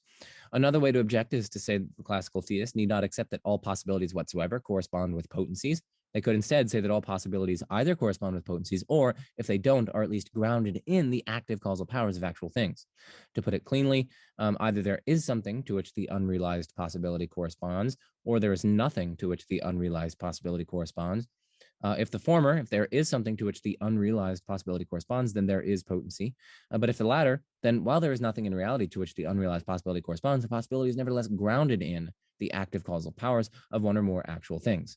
But yeah, this response might work. It does still seem somewhat odd, though, to say that unrealized possibility doesn't correspond to potency. I mean, one would think that if there's no potential for anything else or for being otherwise, then there's simply no possibility for anything else or for being otherwise. Denying this unintuitive claim may accrue theoretical costs further. So, or even if we think it's exceedingly weak, that unrealized possibility corresponds to some kind of potency, some reality that is only potential being rather than actual being, which I don't know, that seems a little plausible. I mean, if it's an unrealized possibility, if it genuinely could come to be, but it isn't actually the case, well, then surely it's potentially the case. Surely it's in potency. Surely there's potential being there. But nevertheless, there are unrealized possibilities in the alone world. So it would seem to be the case that there's some kind of potential being in the alone world. But that's not the case. In the alone world, the only being is God, which is pure actual being. So it does seem odd to say that unrealized possibility doesn't correspond to potency. I mean, you would think that if there's no potential for anything else or for being otherwise, then there's simply no possibility for anything else or being otherwise, and denying that may accrue theoretical costs. At least by my lights, the jury is still out on this argument. I don't know whether or not it succeeds. I think it might just have to play a part as one argument in a cumulative case. I'm not quite sure. It might be plausible to distinguish between passive and active potency. And, this response here might be able to work by saying, listen, we don't need to say that possibilities unrealized possibility corresponds to potential being. Rather, we can say that it either corresponds to potential being, or in the case that it doesn't, it is nevertheless grounded in actual being, like the actual causal powers of one or more things. And now the sixth modal collapse argument that we're going to consider, explanatory difference. It's okay. So this argument employs the following explanatory difference principle, or EDP for short, where an explanandum is the thing to be explained and the explanans is the thing doing the explaining. Okay, we can distinguish between two different senses of explanation. One is the kind of epistemic sense, where it's kind of just removing mystery as to why something is the case. But there's also a kind of ontological sense, where there's some kind of connection between ontological items in reality, such that one of them genuinely accounts for why the other one exists. One of them is more fundamental than the other one. It either brings it about, or it non-causally explains it somehow, it non-causally accounts for it, maybe it grounds it, but it's some kind of extramental non-epistemic relation or connection between the explanans in reality and the explanandum in reality. So we can distinguish between those two senses of explanation, and we're mainly here focusing on the ontological sense of explanation as some kind of extramental connection between things in extramental reality. So either some kind of grounding relation, or maybe some kind of causal relation, or maybe some other kind of non-causal relation, like remember we considered earlier the intelligibility relation of God's taking a reason to be the reason for which he acts, and so on. So lots of options, but I'm mainly partly focusing on mystery removal, because I think that once you've discovered some kind of ontological explanation, say why, or like if X causes Y, well, then you thereby have an epistemic explanation of why Y came about. But I'm mainly focusing on the ontological side of things. Okay, but I'm just going to speak about explanation for short. EDP. A difference in the explanandum presupposes a difference in explanatorily efficacious factors in the total explanans. Okay, so to illustrate this, suppose I'm choosing between chocolate and vanilla ice cream, and I end up choosing chocolate. Well, why? Like, what explains that? Well, the explanation will presumably be something like, 1, I desired chocolate ice cream. 2, the means to fulfill my desire within my actualizing power. 3, I have some good reasons to eat chocolate ice cream. 4, I didn't have stronger countervailing desires or reasons not to eat chocolate ice cream, and so on. These are all the elements or factors or features within the explanans that are explanatorily efficacious with respect to the explanandum, right? They do the explanatory heavy lifting, as it were. They are efficacious in explaining the explanandum. They enter into the explanation. With that illustration out of the way, we can ask, why should we believe EDP? So I'm going to be super duper brief here. Again, I'm just giving you guys a survey, right? I'm not trying to go super duper duper duper in depth on each of these. Each of these justifications could arguably like have a paper in and of itself dedicated to it, right? Exploring certain challenges to it, and responding to those challenges and responding to those responses, and so on. But my point here is just to give a survey, right? To allow you guys to think critically about all these topics. So here are 5 reasons why one might believe EDP. So first, it just seems intuitive, right? I mean, like, suppose you work in the red division of the Play-Doh factory and you've only ever seen the machines pump out red dough. One day though, so I know dough, like that's not really how you pronounce, like spell dough, but we're talking about Play-Doh, right? So they intentionally, not Playboy. No. So one day blue Play-Doh is pumped out, right? So you work in the red division, you only ever see red Play-Doh, but one day blue Play-Doh is pumped out. You naturally intuit then that there must have been something different in the explanatory factors that produced this result. I mean, perhaps the input materials were different or whatever, right? So it just seems intuitive. Second, our universal experience of different explananda attests to their total explanantia, so that's just the plural of explanans, and explananda is the plural of explanandum, being different. We have strong inductive evidential support for it, our universal experience, right? Whenever we look around, we tend to see whenever some kind of explanandum differs, whenever the obtaining of something differs, well, something in the total explanation differs as well. Okay, so third, abduction. EDP seems to be the best explanation for why there is such universal experiential support in the first place. It is a simple principle with both explanatory breadth and depth.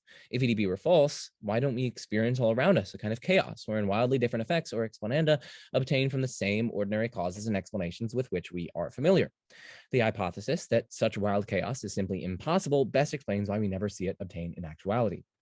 So just as people try to justify different causal principles and different cosmological arguments using this kind of appeal to chaos, like, oh, hey, if this premise were false, well, then there would be metaphysical chaos, right? Things could just pop into being uncaused. Well, the point is just that, well, listen, if differences in explananda don't presuppose differences in explanantia, well, then you could just get chaos, right? The exact same explanans could obtain, but yet wildly different explananda could obtain. So there's nothing, absent the EDP, there's nothing to prevent such things from occurring. I'm just using the same tools that are used in cosmological arguments debates, basically. So that's a third reason. You can kind of put that in a kind of Bayesian framework as well. So fourth, explicability.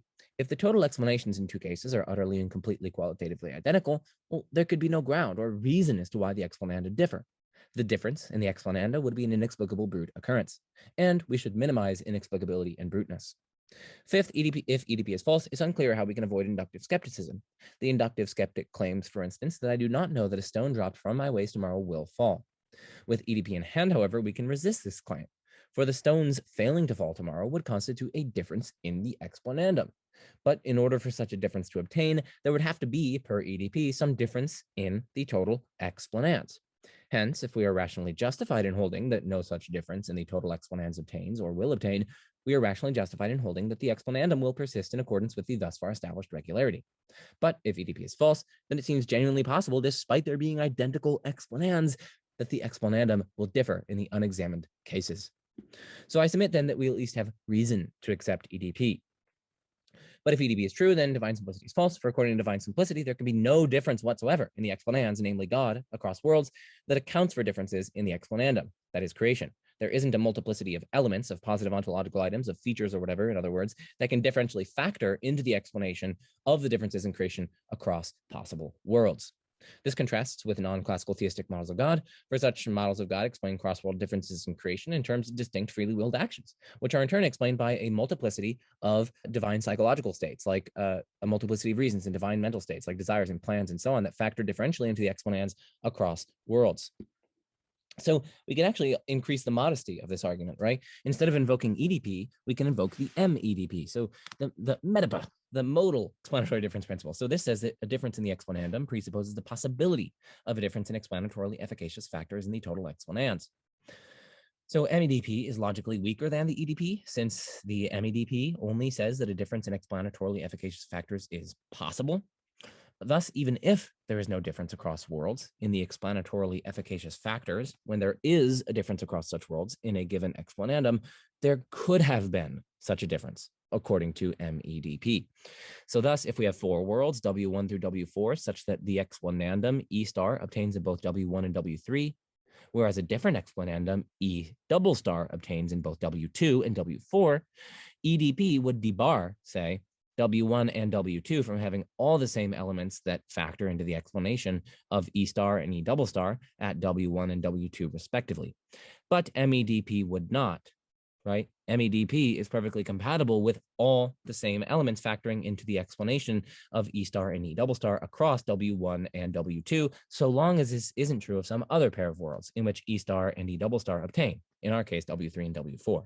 MEDP is thus logically weaker than EDP, and therefore more likely to be true on account of that. Moreover, MEDP may very well enjoy defeasible modal epistemological support that EDP doesn't enjoy. For example, the conceivability of differences in explanans. With MEDP in hand, though, we can mount a similar argument against classical theism. If classical theism is true, then MEDP is not true, but MEDP is true, so classical theism is not true. Premise 1 is, again, I would argue, uncontroversial, given that we are talking about explanation in the sense of ontological explanation. Because God is necessarily invariant and simple across all worlds, according to classical theism, it's not even possible that there be any difference in God when it comes to explaining differences in creation, or at least that there be any multiplicity in God, where such multiplicity, such differential factors or elements or features within God could differentially factor into the explanation across different worlds. Once more, I emphasize that this argument is offered as a tool, right? All the aforementioned points about the person-based nature of justification apply here as before. Nevertheless, it is significant that a logically weaker and hence more modest argument can be mounted in a spirit similar to the EDP-based one. Indeed, we can actually become more modest still, right? We can defeasibilize MEDP like so. So here's a defeasibilized MEDP. There's a defeasible presumption in favor of the possibility of a difference in explanatorily efficacious factors in the explanans when there is a difference in the explanandum. So according to DMEDP, we are justified in affirming the possibility of a difference in the explanans when there's a difference in the explanandum, absent positive reasons or defeaters for thinking otherwise. Thus, given that there are differences in the non-God realm across worlds, which we have to accept if we were to avoid modal collapse, well, there's a defeasible presumption against classical theism's truth. To be sure, this presumption can be defeated by some positive reasons, say some positive argument for classical theism, but what's valuable about DMEDP is that if it's true, we are justified in taking classical theism to be false unless and until presented with sufficiently strong reason for its truth. And this places the dialectical ball in the classical theist's side of the court, so to speak, and also gives an evidential advantage to non-classical theistic views of ultimate reality that can accommodate possible differences in the relevant explanans. Why believe MEDP? Well, given the fact that our experience seems to attest so strongly to EDP, and given the defeasible modal epistemological support in favor of MEDP, it seems plausible, to my mind at least, that the default epistemic position is to hold to a kind of uniformity of modal and explanatory space with respect to explanatory difference. A break in uniformity would contradict this pattern, and thus would plausibly demand some positive reason for its acceptance. For more on modal uniformity, see Josh Rasmussen's wonderful paper here. Okay, so now let's move on to an objection. So this is the tu quoque objection. So one might object that any view which posits some necessary foundation that explains directly or indirectly contingent reality must deny EDP, and hence it is no cost to classical theism as opposed to, say, neoclassical theism that it must deny EDP. For if we let the entirety of the necessary realm be N and let the entirety of the contingent realm be C, we must ask about the explanatory relation obtaining between N and C. Per the EDP, if there's no difference in N, then there's no difference in C, but by definition of N, there can be no difference in it, right? N is the realm of all and only necessary items, and hence N could not be otherwise or be different than it is. Hence, it follows that C could not be otherwise or be different than it is, given the explanatory difference principle. But this contradicts the assumption that C is the realm of all and only contingent things, right? By definition, it could be otherwise. Hence, either there is no explanatory link between the necessary and the contingent, in which case the contingent is ultimately brute and inexplicable, and also in which case non-classical theisms are false, or else EDP is false. Thus, the EDP is a problem for everyone who accepts such an explanatory link between the necessary and the contingent. So how do I respond to this? Well, that's not actually a problem for the EDP. Long story short, this response here misunderstands the EDP. For the EDP is perfectly compatible with the conjunction of 1, the impossibility of N's being otherwise, 2, the possibility of C's being otherwise, and 3, an explanatory relation obtaining between some portion of N and C, or some portion thereof.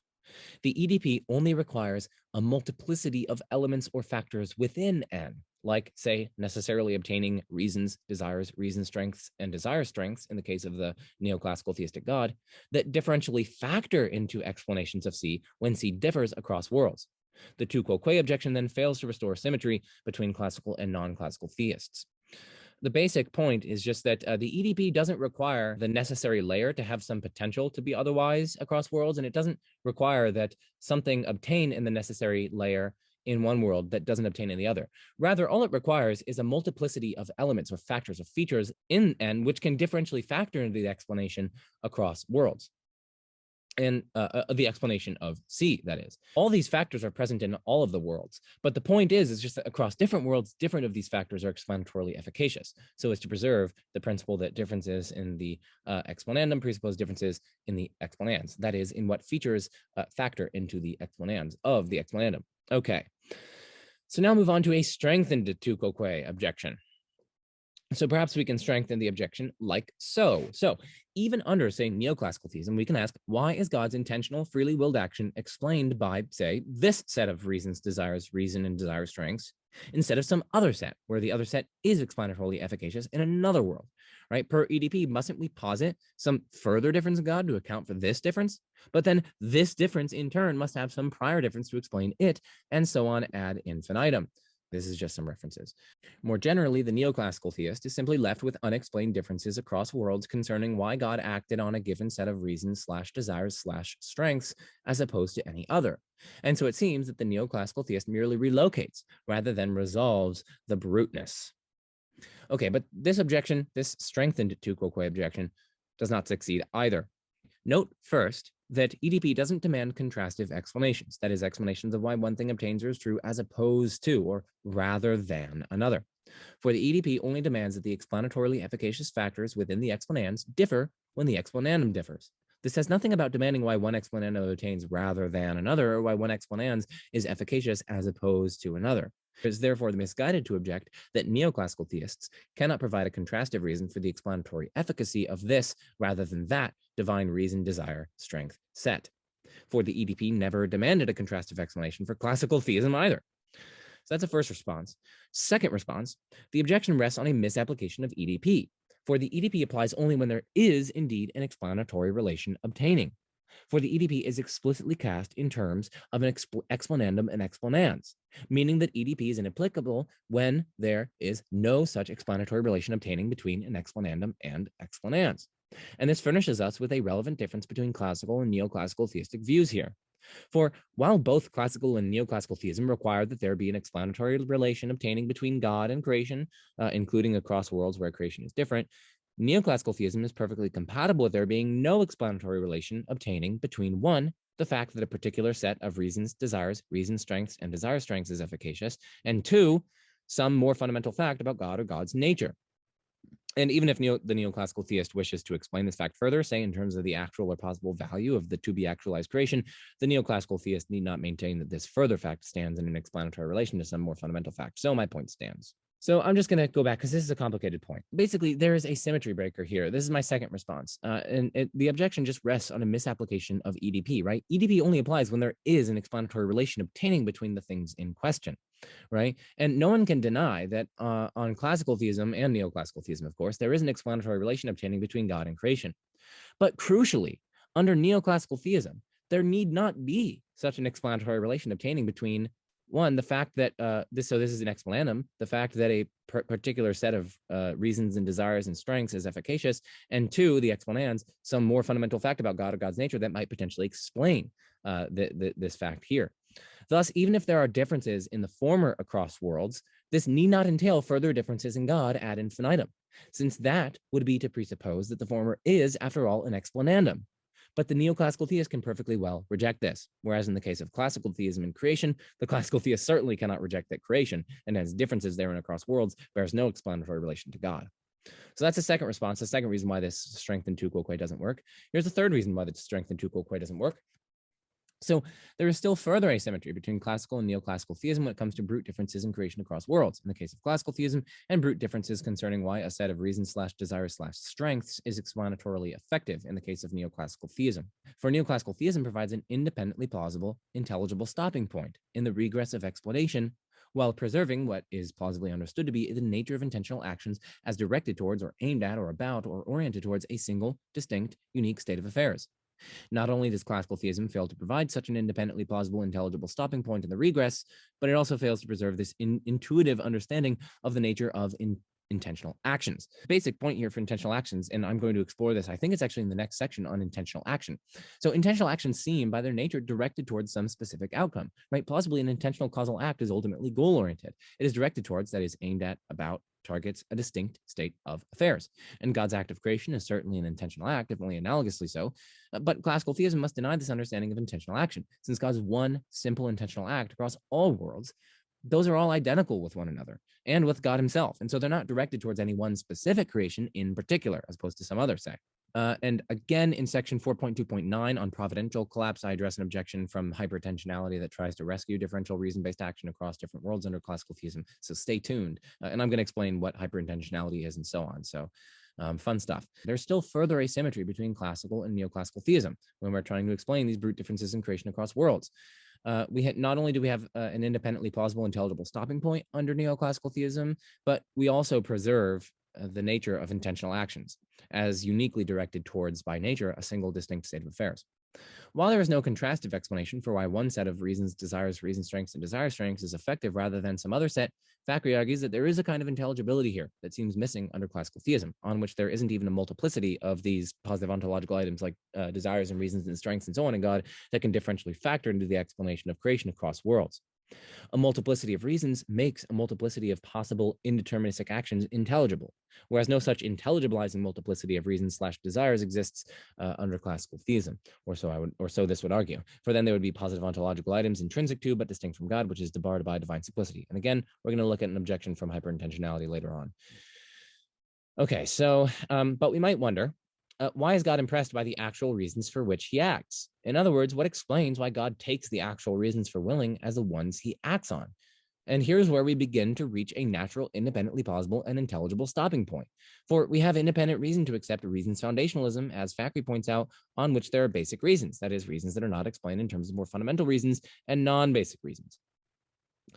Indeed, we might even push the analogy between epistemic foundationalism and reason's foundationalism even further, right? Under epistemic foundationalism, basic beliefs, although not inferred from other beliefs, are often, and perhaps always, based on something that confers justification or warrant. For example, my belief that I see an apple is not inferred from other beliefs, but it is nevertheless based on my perception, or else based on the fact that there is indeed an apple in front of me in normal conditions. And this, too, can be applied to the neoclassical theistic God's basic reasons. Although they are not explained by further reasons, they may very well be based on the objective value of a particular creation. Thus, God's preference structure, his reasons, desires, reason strengths, and desire strengths, may very well be explained in terms of the value of a particular creation, which will be unique to each creation. Why does God act on the basic reason to create C? Well, because of 1, C's unique objective value, so this is a creation, 2, God's being responsive to objective value, and 3, God's being perfectly aware of all objective value. And these facts seem intelligible of themselves. They provide natural, independently motivated stopping points for the regress of explanation. Reason's foundationalism, after all, is plausible wholly apart from God debates. And notice, moreover, that EDP is not violated in any of this, right? Differences in creation are explained in terms of differences in God's will, which, qua an intentional act, would have been different had God willed a different creation, since intentional acts seem of their very nature to be directed towards or aimed at a particular distinct state of affairs. Differences in God's will are explained in terms of different reasons and desire strengths that factor differentially into the explanation of God's will across worlds. And these different sets bottom out in different basic reasons, or basic sets, that track the unique value attached to the given creation. At no point in the chain is there a difference in explanandum across worlds unaccompanied by some difference in what factors, what positive ontological items enter into the explanans. Under neoclassical theism, then, we 1, preserve the very plausible EDP, 2, preserve the intuitive fact that intentional actions, and in particular, the intentional actions of a perfectly rational, omnipotent being, target, by their very nature, or are directed towards or aimed at one specific state of affairs, not others, or none at all. And 3, provide an independently plausible, intelligible stopping point to the regressive explanations for the differences in creation across worlds. By contrast, classical theism must 1, deny EDP, 2, deny the intuitive fact concerning the nature of intentional action, and 3, seems unable to provide an independently plausible, intelligible stopping point to the regress, because these reasons and desires and reason sets and so on, those are going to be, that's going to introduce multiplicity into the Godhead. Those are going to be positive ontological items numerically distinct from God, but in God. By my lights and reflection on the tu quoque objection only strengthens the EDP-based argument against classical theism. Here are some resources on the EDP argument. I discuss a less developed, though still helpful articulation of the EDP argument here. An extended development of the argument justifying EDP is in chapter 10 of my book. Patrons already have exclusive access to it. This might actually be chapter 11 at this point. I've added some chapters and whatnot, but patrons have access to it. Moreland and Craig also, give a really kind of rudimentary EDP-based argument. All right, so that is, I believe, the 6th argument from Modal Collapse that we're going to be considering. That's the explanatory difference principle argument. And now we're on to the 7th argument from Modal Collapse that we're going to consider, intentional action. So the problem derives from what, upon reflection, seems to be essential to intentional action.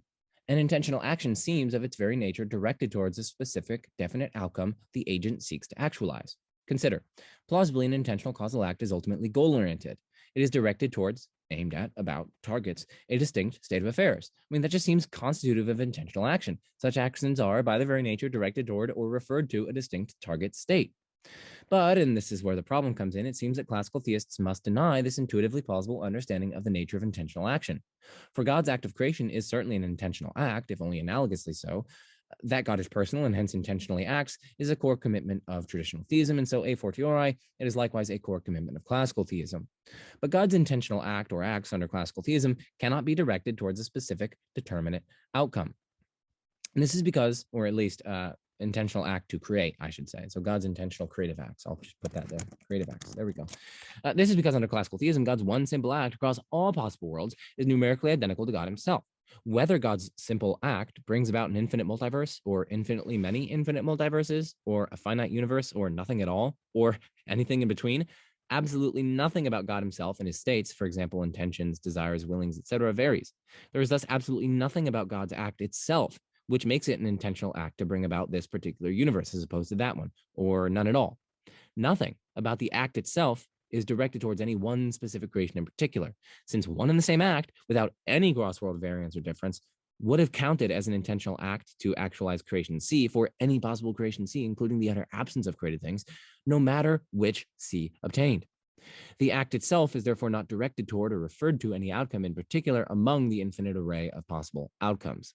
In fact, this seems straightforwardly entailed by the responses on behalf of classical theism presented and defended earlier in response to modal collapse, the simple modal collapse arguments. For such responses grant that God's act is only an intentional act to create, in virtue of creation itself coming into being, right? Nothing about the act itself. Oh, and here I use creation very loosely in this sentence up here. Such responses grant that God's act is only an intentional act to create in virtue of creation itself coming into being. Nothing about the act itself then specifies whether it is an intentional act to create. Its status as such is parasitic on the effect itself coming to be. And as we've seen, this result contradicts what prima facie seems to be the very nature of intentional action. Okay, here's an objection. One might, along lines similar to those pursued in Grant and Spencer, respond to the above-mentioned problem by saying that whether or not God's intentional acts are directed towards a specific target outcome depends on how we divvy up, as it were, said acts. That is, on what we take such acts to consist in. In particular, we must distinguish between what is involved in such acts on God's side from what such acts consist in taken as a whole. That is, the entire ontological foundation for our predications of actions intending creatures to God. For although nothing on God's side is directed to any specific effect, the action as a whole may be directed towards a specific effect in virtue of partly consisting in that very effect.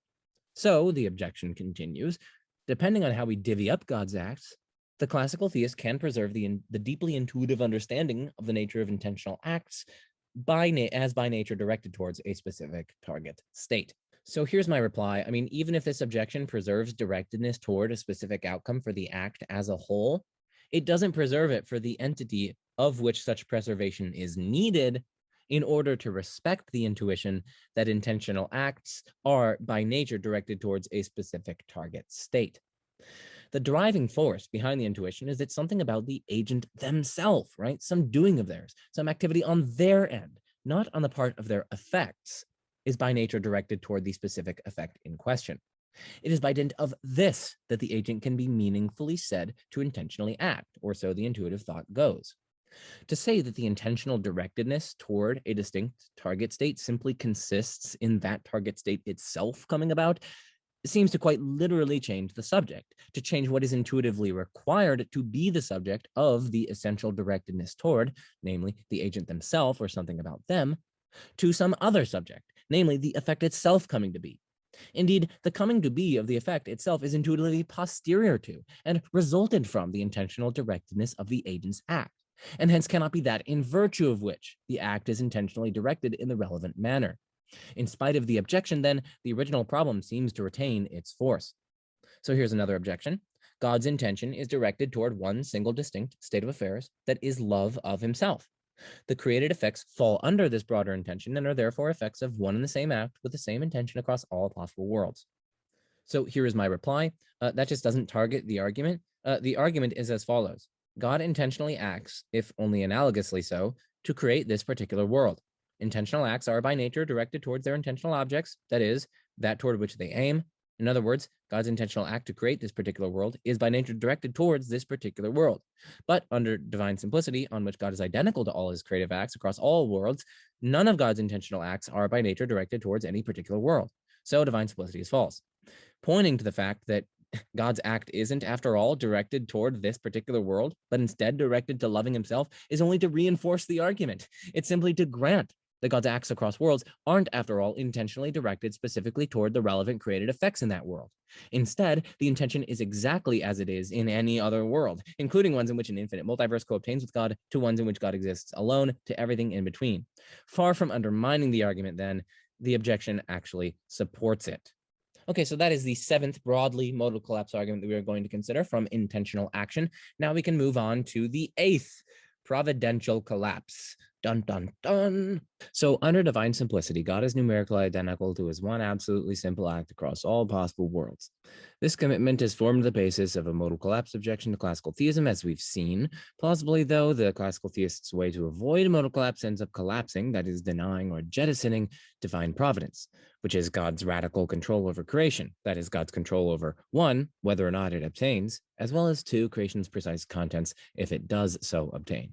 To avoid the modal collapse objection, as we've seen, classical theists have to adopt a kind of radical indeterminism between God's single intentional act of will on the one hand and the effect of that act on the other. Given that everything solely about God is fixed across all such worlds, the kind of indeterminism the classical theist must postulate is indeed extremely radical, right? Even fixing absolutely everything about God, any possible creation whatsoever can come into being. Nothing about God, God's intention, God's act, or God's willing specifies whether or not God's willing is a creative willing. If God is numerically identical to a single act across all worlds, then there is simply no distinctive willing of this particular creation to obtain, and nor is there any distinctive intentional exercise of power to bring creation into being. As philosopher Timothy O'Connor points out, God's willing that this world exist will not be or involve a distinctive intrinsic state of God. Creation's precise contents, then, seem beyond God's control, since fixing all the facts about God under classical theism leaves open all possible worlds, from worlds in which an infinite multiverse co-obtains with God to worlds in which God exists by himself. Each of them could become actual, and God can do nothing distinctive in any such world to ensure any one particular creation obtains. To further support my reasoning here, consider the following analogy. Suppose that the temperature of a room can be any non-negative number, from 0 to pi to 412.2 to 10 to the power Google and on and on.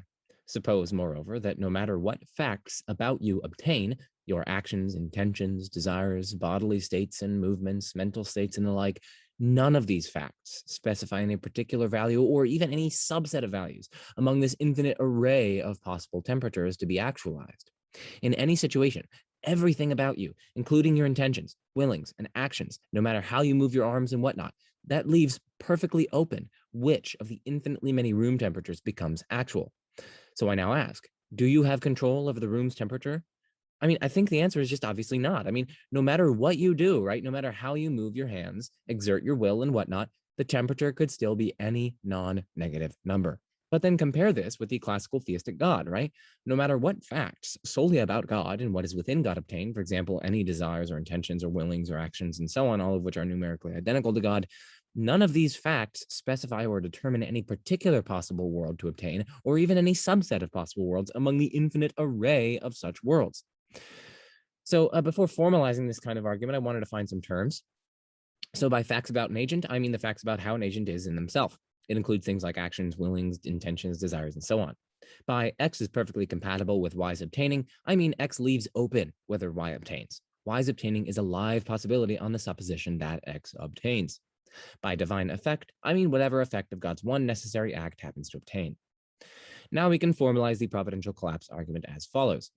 1, if fixing all the facts about an agent is perfectly compatible with the obtaining of any possible effect among an arbitrarily large range of possible effects, then the agent is not in control of whether a particular effect E obtains among the range of possible effects, right? I mean, recall the temperature case, right? Fixing all the facts about you was perfectly compatible with any of those infinitely many values coming to be.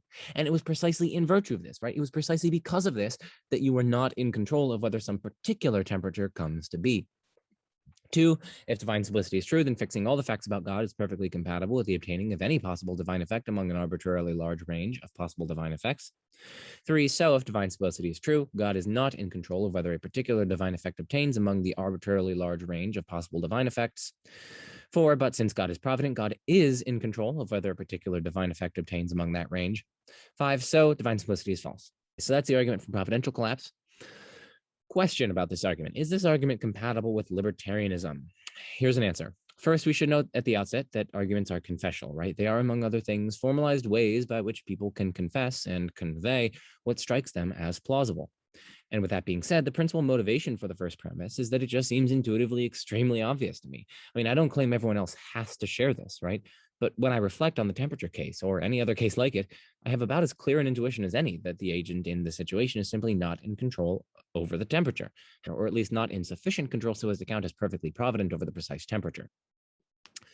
And so from the outset, if it's incompatible with libertarianism, I think that should simply tell us, or me at least, that libertarianism, if true, has a major theoretical cost, namely conflicting with extremely strong intuitions. It would also give us, or rather those who share the intuition, some weight of a reason to think libertarianism is false, again, assuming incompatibility. So I don't then think it's a major problem for the argument if, in the end, it would be incompatible with libertarianism. One would simply need to balance one's weight of reasons favoring libertarianism with the extreme, in my case, strength of the intuition in order to come to a conclusion about which to accept. And, moreover, the evidence from the intuition, again, for those that have it, will remain even if one sided with libertarianism in the end. And so the evidence will likewise remain as defeasible evidence against classical theism. Second, I don't think it's incompatible with libertarianism after all, or agent causal libertarianism. For when we fix all the facts about an agent like you or me, it is false that this is perfectly compatible with the obtaining of any possible effect whatsoever from our actions, willings, intentions, and so on. Instead, our actions, willings, intentions, and so on are almost always intrinsically directed towards specific states of affairs and can only bring about a small range of effects, and usually only one, among all possible effects of us as agents. Remember, we're talking about fixing all the facts about the agent themselves, including their bodily actions, what they do with their body, their intentions, their willings, their desires, and so on. This is all especially true under neoclassical theism, for instance. For fixing all the facts about the neoclassical theistic God is actually only compatible with one effect, right? For the neoclassical theistic God is infallibly omnipotent, and moreover, the neoclassical theistic God's intention to create this world and willing of this world to come into existence are not constituted by this world actually coming into existence. Instead, there is something about that act itself, which is intrinsically directed toward the production of this world. They reject, in other words, extrinsic models of divine action. If we fix all the facts about the neoclassical theistic God, one of those facts will be the fact that God willed this universe. And this fact isn't compatible with any effect other than this universe. By contrast, the fact that God willed this universe under classical theism is not a fact about God himself. It's a fact about the universe itself coming into being with a dependence relation on God. Nothing about God's act itself gives any indication whatsoever about what it wills. That's constituted instead by the happenstance coming into being of a given creation among the infinite array of possible creations. So my principle is not incompatible with libertarianism or agent causal libertarianism. Nothing in my points above about the compatibility rests on a denial of agent causal libertarianism, and so all the points apply regardless of whether it's agent causal or event causal or what have you. And moreover, even if it were, return to my first response that I made above. Okay, another question. How does this compare with Luck objections to libertarianism?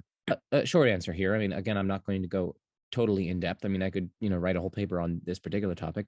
My principle is logically weaker and therefore less vulnerable to criticism than the principles that are used in Luck objections to libertarianism, since mine focuses on all the facts about an agent and not merely some indeterministic link between an agent's set of reasons and desires and so on, and the formation of the agent's action or else intention. Secondly, one way that many take in avoiding the Luck objection is to point to reason-based action, where there is an appropriate dependence relation between the action or intention and more fundamental reasons, desires, and so on within the agent, which is something that's unavailable to the classical theist, given that it entails some kind of dependence relation between distinct items in God. Question, isn't there a two-quoque problem here? I mean, consider the following parity premise, 1 star. If fixing all the facts about an agent's essence, man, I hate that little apostrophe. I hate it so much. 1 star. If fixing all the facts about an agent's essence is perfectly compatible with the obtaining of any possible accidents among an arbitrarily large range of possible accidents, so these are like contingent features of the agent himself, then the agent is not in control of whether a particular accident A obtains among the range of possible accidents. Non-classical theists are thus in the same boat with respect to the accidental act of creation inhering in God on their view, and thus with respect to creation itself. So I have a number of things to say in response to this. The first thing to say, at least as an agnostic, is that if the argument likewise constitutes a problem for neoclassical theism, I mean, that's fine by me. The response at hand, if successful, doesn't help to resolve the problem, but instead illuminates its domain of applicability. Any view which has libertarian as a constituent will arguably involve some kind of primitive or brute control an agent has over their actions, and this has raised the eyebrows of many critics of libertarianism. Then again, the arguments of this series, of this particular series, my part 1 and part 2 of my arguments for classical theism, and my probably 3-part series, something like that, of which this is the first part on arguments against classical theism, these are meant to be classical theism specific, and so we should look for other responses too. So the second thing to say, again, conditionally granting that the neoclassical theistic God is not in control of whether a precise action of his obtains, is that it's not clear why this is as bad a problem as it would be for classical theism. For even if God doesn't have control over which action of his obtains, it is a separate question of whether he has control over which creation obtains. By contrast, the problem is more direct for classical theism since it applies directly to which creation obtains, and indeed whether or not creation obtains at all. Now, one might try to use a transfer principle of control, right? If God has no control over which action obtains and which creation obtains is simply a consequence of which action obtains, well, then God similarly has no control over which creation obtains. Yes, one can take that move, but it's a move that isn't needed for the argument against classical theism, and it opens up a path to block the tu quoque objection. Indeed, such a transfer principle has come under sustained attack by many philosophers. That's my second response to this tu quoque argument. Here's my third response. The third thing to say is that there are many workable accounts of control on offer in the philosophy of action literature that block the application of a tu quoque-esque principle to the neoclassical theistic God and that are unavailable to the classical theist. Whereas, at least from my own research, I'm not aware of an account that has been developed for an agent whose quote-unquote actions are radically external to or outside of them, indeed constituted by things wholly apart from them in the way that classical theism requires if it is to avoid modal collapse, or at least whose actions are such that contingent predications of them are not true in virtue of anything about the action or the agent themselves, but rather in virtue of effects wholly external to and outside of them. One example of the former kind of account of control emphasizes an appropriate dependence relation the agent's action bears to the agent's reasons and desires and or intentions. So you have a divvying up within the agent of one kind of positive ontological item, namely the agent's action or formation of an intention, say, and some more fundamental and explanatorily and ontologically prior aspect or feature of the agent, namely their set of reasons and desires and reason strengths and so on. And this kind of divvying up of more fundamental layers of the agent is simply not going to be a viable account of control for classical theism because you can't divvy up the absolutely simple God in any way, shape, or form. So again, the third response is just that there are workable accounts of control on offer that block the application of the tu quoque objection because there's a symmetry breaker there. The fourth thing that I want to say in response is once more confessional. There's something about locating the indeterminism between the act itself and the effect of that act that is far more implausible than locating the indeterminism between the reasons/desires and the act. I mean, intentional actions, again, seem to me, at least of their very nature and of themselves, directed towards or aimed at or oriented towards or about or target a single distinct state of affairs. Plausibly, an intentional causal act is ultimately goal-oriented, right? It is directed towards a distinct state of affairs. And God's act of creation is, again, certainly an intentional act, if only analogously so, and classical theism, as we've seen throughout this video, must deny, arguably, this understanding of intentional action. Since God's one simple act is numerically identical across all worlds, it isn't like directed of itself toward or referred to any single distinct state of affairs in particular. Here's a question, but aren't the explanatory dependence accounts of control available to classical theism, right? Reasons don't have to be really distinct in order to do the kind of explanatory work they do across worlds. Explanation is not just intentional, but hyper-intentional after all. So here's what that means. We've already canvassed what an intentional context is. We did that in the modal collapse sections earlier, the simple modal collapse debate. But here's, again, just a definition. So an intentional context is some kind of linguistic context. So, for instance, a report of a propositional attitude or a modal context where you have a possibility or necessity operator out in front of a sentence and so on. So we're basically talking about sentential context and language context. So an intentional context is one wherein co-referring expressions, for example, the morning star and the evening star, cannot be intersubstituted without potentially changing the truth value of the sentence. For example, John believes the morning star exists. The morning star cannot be substituted with the evening star without potentially changing the truth value of the sentence. Since John might believe that the morning star exists, but not believe that the evening star exists, right? He might not recognize that they're identical after all. Okay, so a hyper-intentional context, it's really similar to an intentional context. It sounds super fancy, but it's really not. A hyper-intentional context is one wherein necessarily co-referring expressions cannot be intersubstituted without potentially changing the truth value of a sentence. So look, up here, we just have co-referring expressions cannot be intersubstituted without potentially changing the truth value of the sentence. And here we're only adding one word, right? A hyperintentional context is one where a necessarily co-referring expression. So they're not just actually co-referring. In an intentional context, all that's required is merely that the relevant expressions are actually co-referring. But this one, we're talking about they are necessarily co-referring expressions. They refer to the same thing across all possible worlds. So a hyperintentional context, again, is one where necessarily co-referring expressions cannot be intersubstituted without potentially changing the truth value of the sentence. For example, I know Mike is Mike versus I know Mike is Jack the Ripper. Mike and Jack the Ripper are both proper names, and so they necessarily co-refer, right? They pick out that dude, Mike, Jack the Ripper, that dude in every possible world in which he exists. And so they're both proper names. They both necessarily co-refer. But even still, one of these sentences can be true while the other is false. Most people who hung out around Mike but didn't know that he was this murderous Jack the Ripper, they would definitely say, I know that Mike is Mike, but it would be false, right? This would be true that they know that Mike is Mike, but it would be false that they know that Mike is Jack the Ripper. After all, this piece of knowledge could save your life. This piece of knowledge couldn't save your life. This doesn't help you at all, but this could actually save your life if you know that Mike is the infamous Jack the Ripper. So in this case, knowledge is said to be not just intentional, but hyperintentional. So to the objection above claims, and this is actually kind of controversial, but we can set that aside, explanation is hyperintentional in the sense that sentences of the form X explains Y versus X star explains Y can be such that X and Y X and X star as expressions are necessarily co-referring expressions, and yet one of the sentences is true while the other sentence is false. Okay, so suppose that explanation is hyperintentional after all.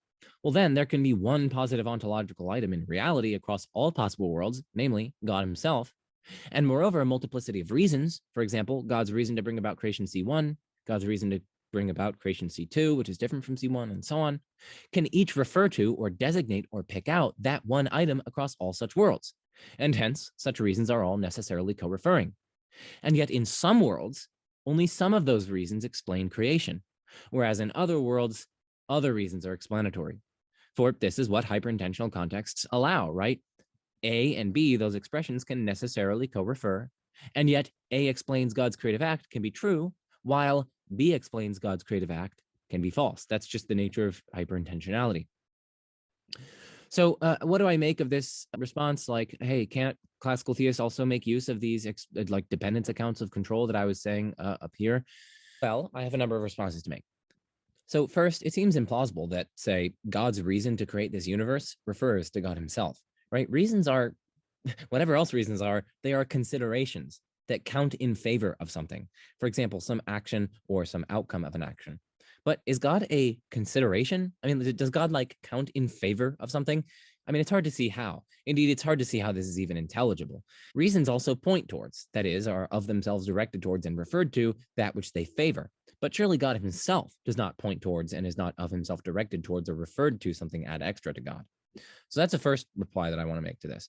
The second reply that I want to make to this is that whether explanation is hyperintentional, well, I guess a zeroth reply that I want to make to this is that it's actually quite controversial whether or not explanation is hyperintentional, but we can set that aside.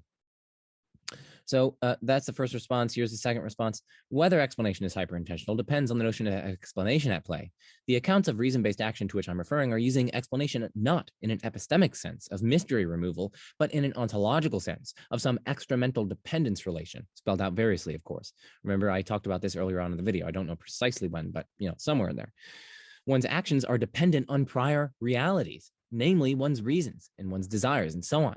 And it is in virtue of this dependence, this ontological dependence, so the response to the luck objection goes, that one's choice is not a matter of luck, but is instead under agential control. But in that case, since dependence is asymmetric and since it is relating ontological items in extramental reality, it simply follows that we have distinct items here, contrary to what this is going to want to say. This question or this objection is wanting to say, oh, hey, well, these dependence accounts are available to classical theism. Well, no, not if we have a dependence relation among distinct items here in the case of God, a multiplicity of items, some of which are dependent on others. Note, as an aside for the sole purpose of clarity, that I didn't say the reasons have to be distinct from one another. Instead, I only said that the action or intention would be distinct from the reason. And remember, of course, that I was reporting one popular way of circumventing the luck objection to libertarianism.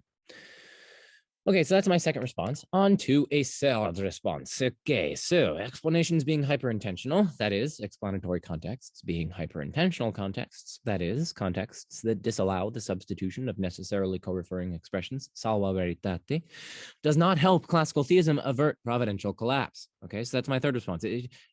Whether or not explanation is hyperintentional, I don't think that this is going to help classical theism avert providential collapse. In fact, arguably, it strengthens the providential collapse argument. So roughly, the hyperintentional situation we have under classical theism seems to be as follows. And of course, this is a rough and ready sketch, but, we can make do with the rough and readiness. So in terms of entities, there is one thing here, and this thing is God. This positive ontological item is God, G. It's also God's reasons, right? These are necessarily co-referring. They're co-referred to that one entity in reality, namely God. And so we can designate that by means of R1, R2, R3, and so on. G equals R1, so these two expressions are actually co-referring, and they're indeed necessarily co-referring because God possesses his reasons in all possible worlds. So G equals R1, G equals R2, and so on. Now, we have two expressions represented by symbols on the left that designate something in some way on the right. For simplicity, let's assume that each possible creation corresponds with a unique reason on God's end. That is, a reason to create that creation in particular. So R1, that this is a linguistic expression, R1, that designates God's reason for creating C1, and R2 designates God's reason for creating C2. Now, according to the objection under consideration from hyperintentionality, R1 and R2 are not only actually co-referring expressions, but they are necessarily co-referring expressions, since they both designate God in all possible worlds, since we can suppose God has, and indeed is identical to, such reasons in every world. God is necessarily aware of all possible reasons favoring any action, any creation, and so on. Even still, so the objection goes, the following conjunction holds, or at least can hold true. Okay, so C1 exists. Okay, so creation 1 exists. And R1 is what explains God's act of creating C1. And it's not the case that R2 explains God's act of creating C1. Remember, R2 and R1 are defined up here. C1 and C2 are defined up here. And so even though, despite the fact that R1 and R2, like R1 is identical to R2, those two expressions are actually co-referring and indeed necessarily co-referring, it can still be the case that C1 exists and R1, not R2, explains God's act of creating C1. Remember, that's just what hyperintentionality consists in. You can't swap these two without potentially changing the truth value of the statement that the thing in question explains God's act of creating C1. This is where things get problematic, though. For we can ask about the story above, what determines or makes it be the case that God's actual reason for creating is R1? So I'm now leveling, this is the thrust of my third response to the objection in question from hyperintentionality. So this is where things get problematic. If we can ask about the story above, what determines or makes it be the case that God's actual reason for creating is R1? This is a contingent matter, and so nothing intrinsic to God under divine simplicity makes it be the case that this is the reason for which God actually acts. But in that case, it's going to be something extrinsic to, that is external to or outside of God, that makes this the case. But in that case, it is only in virtue of created effects themselves that God's actual reason for which he acts counts as a reason for bringing about those very created effects. But this just gets the order of explanation wrong. Applying one of Lefthau's perceptive points to the present context, the view under consideration tells that the character of the universe determines God's purpose in creating. It determines the reason God made it. For the character of the universe determines which purposes it matches up with. This can't be right. Surely God's reasons for creating determine which universe he makes, rather than which universe he makes determining his reasons for creating. Surely God first has some rather than other purposes for the universe, and so creates it rather than another universe for those purposes. Surely God's purposes explain his choice of universe. But some rather than other divine purposes cannot explain God's choice if which purposes explain it, which purposes God seeks to serve by creating, is settled by what he creates. On the view under consideration, the universe has a purpose only retrospectively, once it exists. One can't say that God created it with that purpose rather than others in mind beforehand. But then it is hard to see what point there is to purpose talk here. Its point has to be explaining why God created what he did. But how can God's purposes explain what he creates if what he creates determines what his purposes in creating were? So far from averting providential collapse, then the objection under consideration seems only to strengthen it. So that's my third response to the hyperintentionality objection. Basically, we have to ask about the story above, what makes it be the case that God's actual reason for creating is R1? And the story in question has to say, well, listen, it's nothing about God before creation that makes that the case. Rather, it's creation itself that makes it the case that God's actual reason for creating is R1. But that just gets the order of explanation wrong. Surely it's precisely because God's actual reason for creating is R1 that creation C1 comes into being, and not the other way around. That's precisely contrary to what the hyperintentionality objection has to say, because it's only a contingent matter that God's actual reason for creating is R1. And so that's not going to be determined by anything intrinsic to God, in which case it actually has to be determined by something that is extrinsic to God, which makes it be the case that the reason for which God actually acts is indeed R1, rather than some other purpose, say, or some other reason. So yeah, that's the providential collapse argument. It's a version of the modal collapse argument. And so I think that's the 8th argument that we are considering from the modal collapse argument that we're considering. And now on to the 9th modal collapse argument that we're considering, content essentialism. So because God is omniscient, God has affirmative or negative doxastic attitudes to certain intentional objects. Doxastic, that just relates to beliefs. Doxa, that means belief. And intentional objects, that's just what beliefs are about. For instance, God affirms that 1 and 1 make 2, that modus ponens is logically valid and that humans exist. God denies that 1 and 1 make 3, that modus ponens is logically invalid and that humans don't exist. For simplicity, we can call these affirmations and negations beliefs. God also has desire, intention, and will. It's a very standard theistic claim that God desires the good and flourishing of human beings. The claim that God has desires, intentions, and willings is also essential to classical doctrines like creation, predestination, and providence. Classical theist Ron Highfield explains that God's act of creating is not irrational or arbitrary, but is accompanied by God's intention and is directed toward an end. Concerning God's plan for and governance of the world, classical theists like Thomas Aquinas often distinguish between God's antecedent and consequent will. God's antecedent will includes things like God's willing that all humans be saved and that no one sin. God's consequent will, by contrast, is that sin occur and not all are saved. According to Leibnizians, it might be Vissens, it might be pronounced some other way, don't kill me please, and Simon Kittle, concepts like antecedent will are best understood as divine desire because they describe what God wants in ideal circumstances. So all of these mental attitudes or acts, like belief, desire, intention, willings, and so on, have content. That is, they are each of or about some intentional object. Very roughly, a belief's content is the intentional object of the belief, a proposition, say. A desire's content is the object, state of affairs, or truth that would fulfill the desire. An intention's content is the action or outcome the agent aims to achieve, and a willing's content is the state of affairs, willed, or object willed, as the case may be. To put things differently, acts take objects, those things on which acts bear. If you will to eat an ice cream cone, eating an ice cream cone is the object of your willing. God's knowing that Sarah is the mother of Isaac has as its object that Sarah is the mother of Isaac. The object of God's creating Adam and Eve is Adam and Eve, and so on. Trouble is introduced when one adds the thesis of content essentialism, or more accurately, theses. Content essentialism holds roughly that the content of a belief or other mental attitudes or acts like knowing, intention, desire, willing, and so on is essential to that belief, such that had the content been different, there would have been a numerically distinct belief. To put it differently, beliefs B1 and B2 could not be one and the same belief if they have different contents. Classical theist W. Matthews Grant articulates the thesis more precisely as follows. A proposition I find hard to give up, namely content essentialism, is the claim that beliefs and states or acts of knowing have their content essentially. Content essentialism has no implications for how content is determined. What it does imply is that for any beliefs or knowings A and B, if A and B have different content, they are not the same belief or knowing. And if a belief or knowing has a content P, there is no world in which the same belief or knowing exists without that content. Content essentialism is often simply assumed in philosophical inquiry because it is taken to be either obvious or commonsensical. Thus, Marion David writes, I believe that flies are insects. This belief of mine has the content that flies are insects. Now, if beliefs do not have their contents essentially, then this belief of mine, the belief that flies are insects, could have been the very same belief it is, even if it hadn't had the content that flies are insects. That is, even if it hadn't been the belief that flies are insects. That means it might have been the very same belief it is, even if it had been the belief that flies are mammals, say, or the belief that apples are nice to eat. This sounds rather odd, which might suggest that my question is indeed not very deep, simply because it's too obvious what the answer must be. Beliefs do have their content essentially.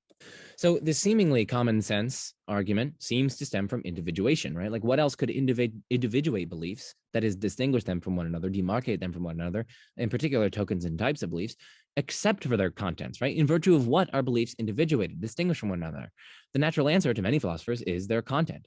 And perhaps it's the common sense nature of content essentialism that explains why many philosophers, including classical theist scholar W. Matthews Grant, are quite reluctant to give the thesis up. And the same individuation style argument can be run for intentions, desires, and willings, and so on. But it seems, so this particular modal collapse argument goes from content essentialism, it seems that the classical theist must give it up. Content essentialism, that is. And not only must they give it up not only must they give up a belief-centered content essentialism, they must also give up intention, desire, and willing-centered content essentialism, according to which the content of an intention or desire or willing is essential to that intention or desire or willing. Before explaining why this is so, let's formulate these distinct theses. So we got belief, content essentialism, the content of a belief is essential to that belief, intentions, desires, willings, and so on. It's just saying that the content of the thing in question is essential to it. Now, the classical theist, it seems, must give up all of these essentialist theses. For God's beliefs, desires, intentions, and willings exist of metaphysical necessity, but only have their respective contents contingently. For example, God is identical to his act of will, but that will is only contingently a willing of this creation. That is, its content is only contingently that this universe exists. One and the same act of will with which God is identical could have had a different content, say the content that no universe exists. In that case, God would have willed to exist without any physical creatures. That is, he would have willed to exist alone, all by himself. Take, for instance, what Aquinas says in Summa Contra Gentiles, Book 2, Chapter 10. The multitude of actions which are attributed to God, such as understanding, willing, and producing things and the like, are not diverse realities, since each of these actions in God are his very being, which is one and the same reality. So if all of God's activity is identical to God, if they are all not diverse realities, but are rather his very being, well, then God is a single act that is at once a knowing, willing, creating, moving, and so on, with an unfathomably rich array of objects. But recall content essentialism as applied to the various acts considered earlier. Acts have their contents essentially. It is not possible for an act with a specified object to exist without that same object. This implies that acts A and B can be the same or identical act only if they have the same object or objects. Now, suppose that God's act of knowing that Francis is Pope during a particular time period is identical to God. Given object essentialism or content essentialism, to be this act of knowing, it is necessary to have that particular object. It would then not be possible for that act of knowing to exist with a different object, and so not possible for that act to exist unless Francis actually is Pope during that time period. But then, since this act of knowing is identical to God, it follows that it is not possible to be God without being, among other things, the act of knowing that Francis is Pope. And the same will go for all the other objects or contents of God's acts if content essentialism with respect to acts is true. This straightforwardly entails modal collapse, since then it is not possible for God to exist without God's having precisely the contents of his beliefs, desires, intentions, willings that he in fact has. And since God exists in all possible worlds, it follows that the actual content of his beliefs, desires, intentions, and willings is the only possible content. So in every possible world, God wills and knows exactly the stuff he wills and knows in this world, a modal collapse. Okay, so the classical theist then, it seems, must reject each of BCE, all these different content essentialist theses with respect to beliefs, intentions, desires, and willings, and so on. Interestingly, the dialectic here parallels the case of the divine creative act in Waldrop's thesis E, right? Once we accept that a divine creative act is not merely accidentally a creative act, we can infer from the metaphysical necessity of such an act to the metaphysical necessity of creation. Similarly, with each of the essentialist or non-accidentality theses, once we accept that a belief, desire, intention, or willing does not merely accidentally have its content, we can infer from the metaphysical necessity of such attitudes/acts to the necessity of the objects or contents of such attitudes or acts. Now, pending decisive proof of at least one of the essentiality theses, I mean, obviously none of the above amounts to a decisive proof against classical theism, but it does, I think, reveal a potentially serious theoretical cost to classical theism, the denial of a whole host of essentialist theses, each of which might strike one as commonsensical or plausible. And remember something that I've been emphasizing throughout this video, the cumulative effect of even very, very weak arguments, and the fact that such cumulative effects can be extremely powerful. Moreover, those of us who find Waldrop's E and or any of the essentialist theses above individually plausible can mount a strengthened modal collapse argument by disjunction. If at least one of any of these theses is true, then classical theism entails modal collapse. At least one of those theses is true, so classical theism entails modal collapse, so the argument goes. So even if E or the other essentialist theses by themselves don't convince someone, their disjunction should at least strike them as more plausible than any one thesis on its own. And this too is a deeply valuable result. Again, this argument doesn't prove classical theism entails modal collapse. The classical theist may simply reject each conjunct in two, but plausibly this simply adds to the theoretical costs of classical theism and provides yet another tip on the non-classical theist side of the cumulative case. Now, I wanted to address one quick objection here. One might think that the classical theist can preserve content essentialism, provided that God's acts are made up of, or involve, or include, or partly consist in, or are composed of the external realities themselves that serve as the acts as contents. But this is untrue if the following highly plausible principle is true. Nothing can be made up of, that is, consist in, or be composed of something that doesn't exist. For once we accept this principle, we can derive that in a world in which God and God alone exists, God's acts are not made up of, that is, do not consist in or are not composed of anything, any proper parts, that is. Instead, such acts are exhausted by God and God alone. And yet God's acts in this world still only contingently have their content, despite the acts themselves being wholly necessary. And this indeed violates content essentialism. So that's an objection that I wanted to briefly consider. And now on to the 10th modal collapse argument that we're going to consider, aloneness argument. So I'm going to be brief here with the aloneness argument, as brief as I can be. So remember that according to classical theism, anything distinct from God, if it is to exist, requires God to create it. And of course, God's free to create or refrain from creating. And so from that, it follows that God could have existed alone without anything distinct from God. But consider that possible state in which God exists alone. In such a state, God is omniscient, right? So God knows that 1 + 1 = 2, that God freely chose not to create, and so on. Now, some of these truths or facts are such that God necessarily knows them. For instance, God necessarily knows that 1 + 1 = 2. But some of them are such that God only contingently knows them. For instance, in such a state, God only contingently knows that there are no dogs, that he freely chose not to create, and so on. So, some of God's knowledge in such a state is contingent. But now a problem arises. For in such a state, this contingent knowledge is either in God or outside of God. But it can't be outside of God in such a state, since there's literally nothing outside of God in such a state. Remember, this is a state wherein God is alone, right? There's nothing outside of God here. So the contingent knowledge is in God. But that means there's something that is 1, contingent, and 2, in God. But that's incompatible with divine simplicity. Remember, all that is in God is identical to God. And God cannot be identical to something contingent, right? God's not a contingent being. And since divine simplicity entails that the knowledge couldn't be in God in such a state, but yeah, we just reasoned that the knowledge is indeed in God in such a state, it follows that divine simplicity is false. So this argument goes. So for a popular exposition of the argument, you can see my video here and also see this video that I recently did on inherent apologetics with some of my latest thoughts. For a more formal, clear, and rigorous presentation of the argument, you can check out my paper, which is freely available right here if you click, co-authored with Ryan Mullins, published in Religious Studies. We also address a variety of criticisms of the argument in that paper. For criticisms of the argument, criticisms of the argument are beautiful. They help us extend our sight. They help us evaluate and probe reality. So I absolutely adore sorts of criticisms like this. I think it's just beautiful. So for criticisms of the argument, see this video by Intellectual Conservatism. For part 1 of my response to the above criticisms, see my blog post here. What about part 2? I'm hoping to write it eventually, though. I don't know exactly when. I am monstrously busy.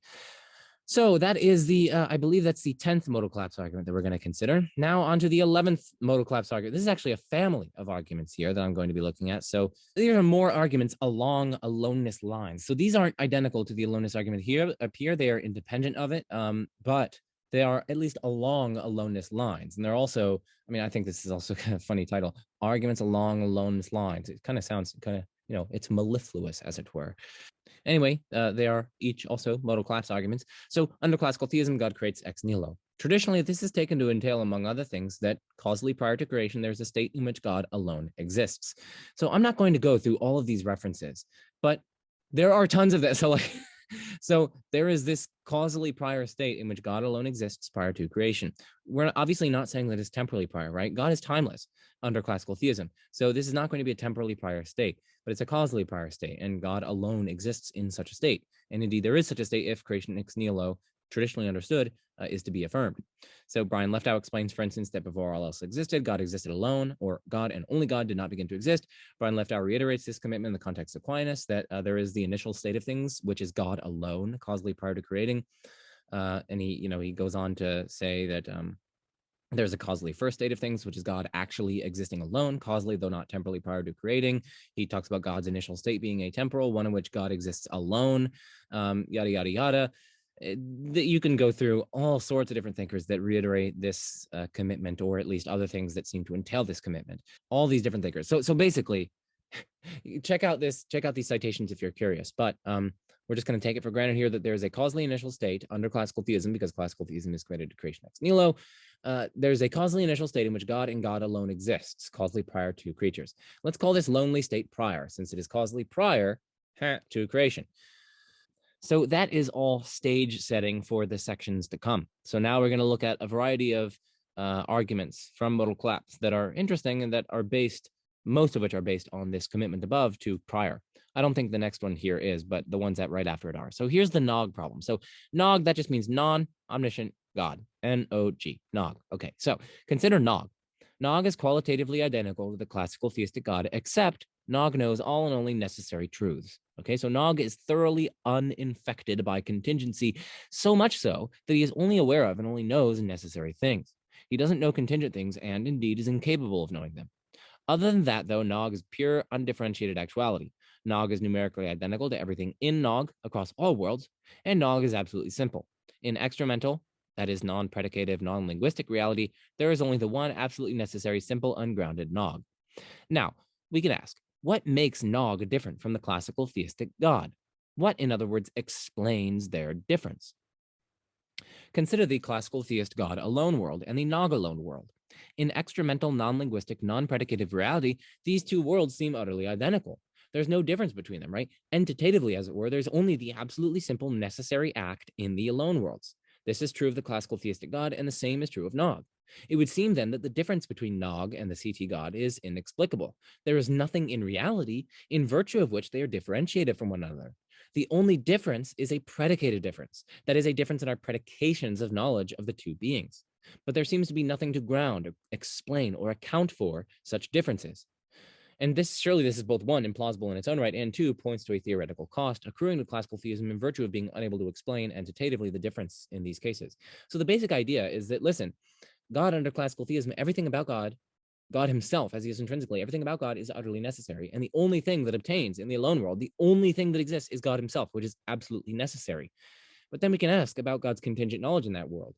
There's nothing to distinguish the classical theistic God in that world, because everything about the classical theistic God is necessary, from Nog in that world, because everything about Nog is utterly necessary. You can't pinpoint some kind of contingent reality that corresponds to God's knowledge of contingents, the classical theistic God's knowledge of contingents in that world. And so it seems as though you leave the difference between Nog and God utterly inexplicable. You're merely just saying, oh, well, we can predicate of one of them that one of them knows contingents, but it's like, yeah, but in virtue of what are you predicating that? It's like, what grounds or explains or accounts for such differences? I mean, in both worlds, you have the absence of contingent things. In both worlds, you have just the absolutely simple necessary act that is both the things. Like what explains, what accounts for such differences? What is it in reality in virtue of which one of them can be said to know contingents, whereas the other one cannot? It seems as though you can't pinpoint anything between the two in such a world, because there's literally nothing contingent in the alone world in either case. So note that it won't do to say that what explains the difference is that the classical theistic God is omniscient, while Nog isn't, since one, that is to describe, linguistically or predicatively, the difference between them, not to pinpoint that in virtue of which they're different. And two, the very question at issue here is whether the classical theistic God counts as omniscient, whether God can know contingents in particular under classical theism, in light of the Nog example, right? This is a very challenge to the question of whether or not the classical theistic God can count as omniscient, and hence it seems question begging to appeal to omniscience at this juncture. For more on the second point, you can see page 10 of my article with Ryan Mullins in Religious Studies. Another more mundane example to bring out the implausibility could focus on a world in which I, Joe, am alone. So suppose I fall asleep and then per impossibile, right, I come to be alone in the world while sleeping. So, suppose some freak metaphysical accident annihilated everything disjoint for me. I think it's clearly true that I don't know that I am alone. But why? I mean, because, I'm asleep. I'm blissfully unaware of what's going on. But why, right? I mean, well, it seems plausible that the reason I don't have the relevant bit of knowledge here is possibly because absolutely no feature concerning me or things within me has changed. The only thing that's changed is what we've labeled, what we've predicated. Nothing about the relevant positive ontological items, about my justifications, my beliefs, my relations to the facts or propositions or truths, my acts of awareness, my reasons, or anything of this sort has changed. And yet this is precisely what we must accept in the case of the classical theistic God, a mere predicative difference. Nothing about God himself is different when we compare God-accompanied worlds and God-alone worlds. Moreover, nothing about God and Nog themselves are different in their alone worlds, respectively, for there is no contingency at all in either world that could correspond to the purported contingent knowledge God possesses in the alone world. Again, note that it won't do to blithely appeal to essential omniscience here, for the very question at issue is whether God can be omniscient, in particular, no contingent truths, if indeed absolutely no feature concerning God or things within God has changed when it comes to cross-world changes in God's knowledge. as the Nog and Joe alone world examples are meant to illustrate, a mere predicative story, proffered to avert the aloneness argument, on which God's contingent knowledge in the alone world corresponds to no contingent reality, but instead corresponds to a purely necessary reality, of which we make contingent predications, just doesn't seem sufficient to deliver God's actually having contingent knowledge in the alone world. So that's another modal collapse argument, the Nog problem. Now let's move on to yet a further one. So this is what I'll call the predication argument. So here are some definitions. Intrinsic predication. This is when a predicate is true of S solely in virtue of how S is in itself, right? Not in relation to something wholly other or disjoint from S, and not as S fails to so relate. And an extrinsic predication is when a predicate is true of S not solely in virtue of how S is in itself, but instead as S is related or fails to be related to something wholly other or disjoint from S. So here's the question. Prior to there being any creatures, it is true of God that God knows that the earth will, in a causally or ontologically posterior sense of will, be created. We're going to let the predicate knows the earth will exist be F, and the state prior to creation be prior. We are here predicating something of God in prior, F, that is, a certain kind of knowledge. And this predication is a contingent predication of God, right? God satisfies, but could have failed to satisfy the predicate in prior. The question then is, in virtue of what is F true of God in prior? So that's the question that's going to drive the two arguments that we're going to consider within this section, which I'm just calling the predication argument. It's two different versions of the same argument, basically. So here's argument one. So suppose classical theism is true. Well, then the following argument arises. One, either there is something X in virtue of which F is true of God in prior, or there is nothing in virtue of which F is true of God in prior. Two, if there is something X in virtue of which F is true of God in prior, then X is God alone, right? Only God exists in prior. Nothing else does. And hence the only candidate existing thing in virtue of which F is true of God in prior is God himself. Three, but God alone cannot be that in virtue of which F is true of God in prior, for God is absolutely necessary. And surely if a predicate G is true of S in virtue only of something absolutely necessary, then that G is S, so S is G. That is necessarily true, but God is F is not necessarily true, as we've seen, right? This is just a familiar fact that the familiar point in the modal collapse debate that classical theists themselves recognize, right? Whenever we have a contingent predication of God, it can't be characterizing God as he is in himself, as he is intrinsically. So it cannot be just in virtue of God that he satisfies the relevant predicate. Rather, it has to be in virtue either of some reality extrinsic to him, or as God fails to relate to something extrinsic to him, right? This is pretty standard in modal collapse. This is precisely why you have Pruss, W. Matthews Grant, Tomaszewski, all these other people going towards extrinsic models of contingent predications of God.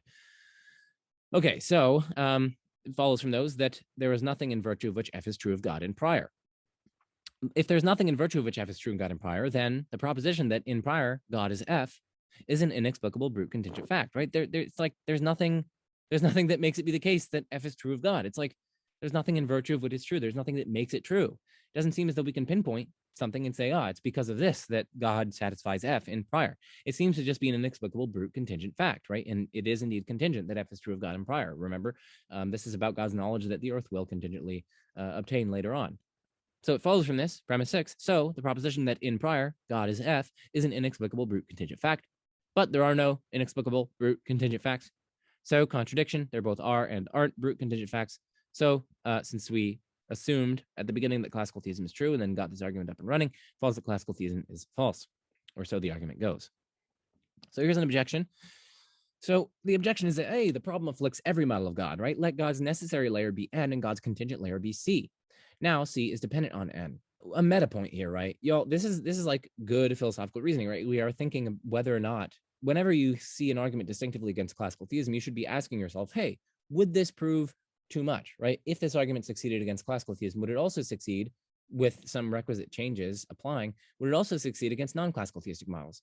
And in particular, if you're talking about the relationship between the necessary and the contingent, you have to ask about God's necessary features and his own contingent features and see whether or not the argument is going to destroy that connection just as much as if successful, it would destroy the connection between the classical theist necessary layer and the contingent layer of creation. So that's what we're going to consider here. And that's just a meta point so you guys can think critically about arguments for and against classical theism. Okay, so here's the objection, the Tukul-Quay objection. This problem afflicts every model of God, right? Let God's necessary layer be N and God's contingent layer be C. Now, C is dependent on N. There is thus a state ontologically prior to C wherein N alone exists. Call this state the N alone state. But then the proposition that N will give rise to C is true in this N alone state. But this proposition is either true in virtue of something or nothing. But under the former option, it could only be true in virtue of N alone, since N is the only thing in that state. But this entails that a contingent statement is true solely in virtue of something absolutely necessary, which is absurd per the argument. And under the latter option, we get an inexplicable brute contingent fact. So here's my reply. There is no such state where an N alone obtains. This is where you actually get a symmetry breaker between classical theist and non-classical theistic models of God, right? There's a crucial and relevant asymmetry. The traditional doctrine of creation ex nihilo requires the prior state, but there is no comparable requirement with respect to an N alone state. Indeed, it seems absurd for there to be such a state wherein N and only N alone, only God's necessary features, like some aspect of God obtains, right? Because why is that? Well, because N obtains only if God himself obtains, given that God is more fundamental than and grounds God's quote unquote parts under non-classical theism. And if God as a whole obtains in a given scenario, well, then at least some of God's contingencies are going to likewise obtain in that scenario. For example, God is essentially omniscient, and in any scenario God finds himself in, there are contingent truths, and so God's contingent knowledge accompanies God in any such scenario. And so this does indeed provide a relevant symmetry breaker. The tu quoque objection is going to fail in this case because there's no such thing, and there couldn't be such a thing as that N alone state, whereas the doctrine of creation ex nihilo requires that prior state. Okay, so that's the first version of this argument, the predication argument. Here's a second version of the predication argument. So contingently predicating f of God, so f, we're using that same f as earlier, right? In a causally posterior state, God knows that the earth will come to be. So contingently predicating f of God in prior is either an intrinsic or extrinsic predication, but it can't be intrinsic for familiar reasons in the divine simplicity debate, right? Contingent predications of God couldn't be characterizing God as he is in himself, for everything in God is necessary. But then it must be an extrinsic predication, characterizing God either as he is in relation to something ad extra, or else as he fails to so relate. But there is nothing ad extra to God in prior, and hence F cannot characterize God as he is in relation to something ad extra. Hence, F must characterize God in prior as he fails to be related to something ad extra. But surely, F cannot characterize God in prior as he fails to be related to something ad extra. What would it be to which God fails to be related, in virtue of which F characterizes God? Would it be the earth? I mean, surely not. I mean, for starters, this is just facially implausible, right? How could God's knowledge that the earth will exist characterize God as he fails to be related to the earth? I mean, if anything, surely God's failing to be related to the earth would instead be that in virtue of which God knows that the earth doesn't exist. Granted, the proposition that in prior it is true that the earth will, or in a causally posterior state to prior, exist, that does entail that in prior the earth does not exist, but the converse doesn't hold, right? There is something more needed then for F to characterize God in prior than that God fails to be related to the earth, since the latter only sufficed for the proposition that in prior the earth does not exist, not in prior it is true that the earth will, in a causally posterior state to prior, exist. More importantly, though, is that in the God alone world, that is, in the world in which God never creates anything, God fails to be related to anything whatsoever. And yet, in the God alone world, it is false that F is truly predicated of God. Hence, F surely doesn't characterize God as he fails to be related to something ad extra, since God fails to be related to things ad extra in the God alone world, and yet F doesn't characterize God in the God alone world, right? It is false in the God alone world that God will, in a causally posterior state of reality, bring about the earth, right? That's what F is, right? And so it cannot be, it's not as though F characterizes God as he fails to be related to something in prior, because it's also true that God fails to be related to that thing in the God alone world, and yet F doesn't characterize God in that God alone world. So to put things more simply for this second argument, divine simplicity seems to have trouble accounting for God's knowledge of causally posterior contingents in a causally initial world segment in which God is alone. For such predications of knowledge are contingent predications, so they cannot, under divine simplicity, characterize God as he is in himself. They must then characterize him either as he relates to something ad extra, or else as he fails to so relate. But it can be neither of these. For one, there is nothing ad extra in such a causally initial alone state, and two, it is obviously not in virtue of the absence of, say, earth, that God knows that he will create the earth in a causally posterior state of reality. It seems obviously wrong, firstly, but secondly, in a different initial world state wherein God will not eventually create earth, there is nevertheless the absence of earth, and yet the relevant contingent knowledge predication is untrue. More generally, we truthfully predicate contingent knowledge of God in prior. By the classical theists' own lights, this won't be an intrinsic predication. So then it's either characterizing God as he is in relation to something else, or as he fails to so relate. But it can't be the former, since there's nothing else in such a state. and it can't be the latter for reasons canvassed earlier. Namely, 1, it's obviously false, and 2, the relevant contingent predication isn't true of God in the alone world, despite there also being the failure to so relate in that world. Okay, so those are two versions of the predication argument. So on to the TSB argument. So let's get some definitions on the table. So Koons and Pickavance, this is their excellent book, The Atlas of Reality, a comprehensive guide to metaphysics. I actually had the privilege of getting this for a Christmas present a little while back. I have it as a hardcover, and it was very expensive, but I cherish it. It's just lovely. I love it. Anyway, they define weak supervenience as follows. So weak supervenience. A set of properties A weakly supervenes on a set of properties B if and only if it is impossible for any two worlds to agree on which things have which B properties, but to disagree about which things have which A properties. That is, two situations that are indiscernible in respect of the B properties, that is, that have all and only the exact same B properties obtaining, must also be indiscernible in respect of the A properties. That is, they must have all and only the same A properties obtaining. So they go on to define truth supervenes on being on page 42. So I guess I should say a little bit more about supervenes, right? So just think of it like this. A set of properties X supervenes on a set of properties Y, just in case there can be no change in X properties without there being some change or difference in Y properties. So for instance, take the images on this screen, right? Take the images right here, this 4, this point, this 2, this point, this 12. These images supervene on the pattern of the light stimulations of the pixels underneath. There can be no change in the image here without there being some change in the pixels themselves that underlie it and the lights therein. Okay, so that's basically weak supervenience. They go on to define truth supervenes on being. So that's what TSB stands for, truth supervenes on being, on page 42. So here's truth supervenes on being. The property of being true weakly supervenes on the property of being a truth about what things exist and don't exist, and about exactly which natural properties they have and which natural relations they stand in. So basically, a natural property relation is just a fundamental or basic property relation. It's not like a gerrymandered property like GRU or purple or blue or identical to the moon, etc. It's projectable also in that it supports or undergirds or facilitates reliable inductive generalizations. Okay, so let's put things more simply because that's a little complicated. And we're also going to put it without reference to natural properties. Truth, so this is what truth TSB says. Truth supervenes on how things are in reality, okay? And what that means is that there can be no change or difference in truth value without some corresponding change or difference in reality itself. That is, in how things are. So, for instance, if we're comparing two worlds, and in one world, it's true that there are dogs, and in another world, it's not true that there are dogs. Well, there's the difference in truth value there, right? In one world, that statement is true, and then the other world is false. It's false. And so, given truth supervenes on being, it follows that there must be some difference in reality across such worlds. And lo and behold, that's what we see. In one world, there are in fact these things called dogs in reality, and in the other world, that's not the case. So the idea is just that truth supervenes on how things are. There cannot be a change or difference in truth value, like something's being true in one world and not true in another, without some corresponding change or difference in reality itself. That is, in how things are. So why should we believe TSB? Well, one reason is just that, I don't know, just reflect on it. I mean, it seems kind of obvious. Like, how could you have a difference in truth value? I mean, surely truth. What is truth? Truth is that which corresponds with reality, right? Truth is about reality. If I say something is true, I'm saying it is the case. To quote Aristotle, to say of what is that it is to say what is true. And to say what is not, that it is not, is to say what is false.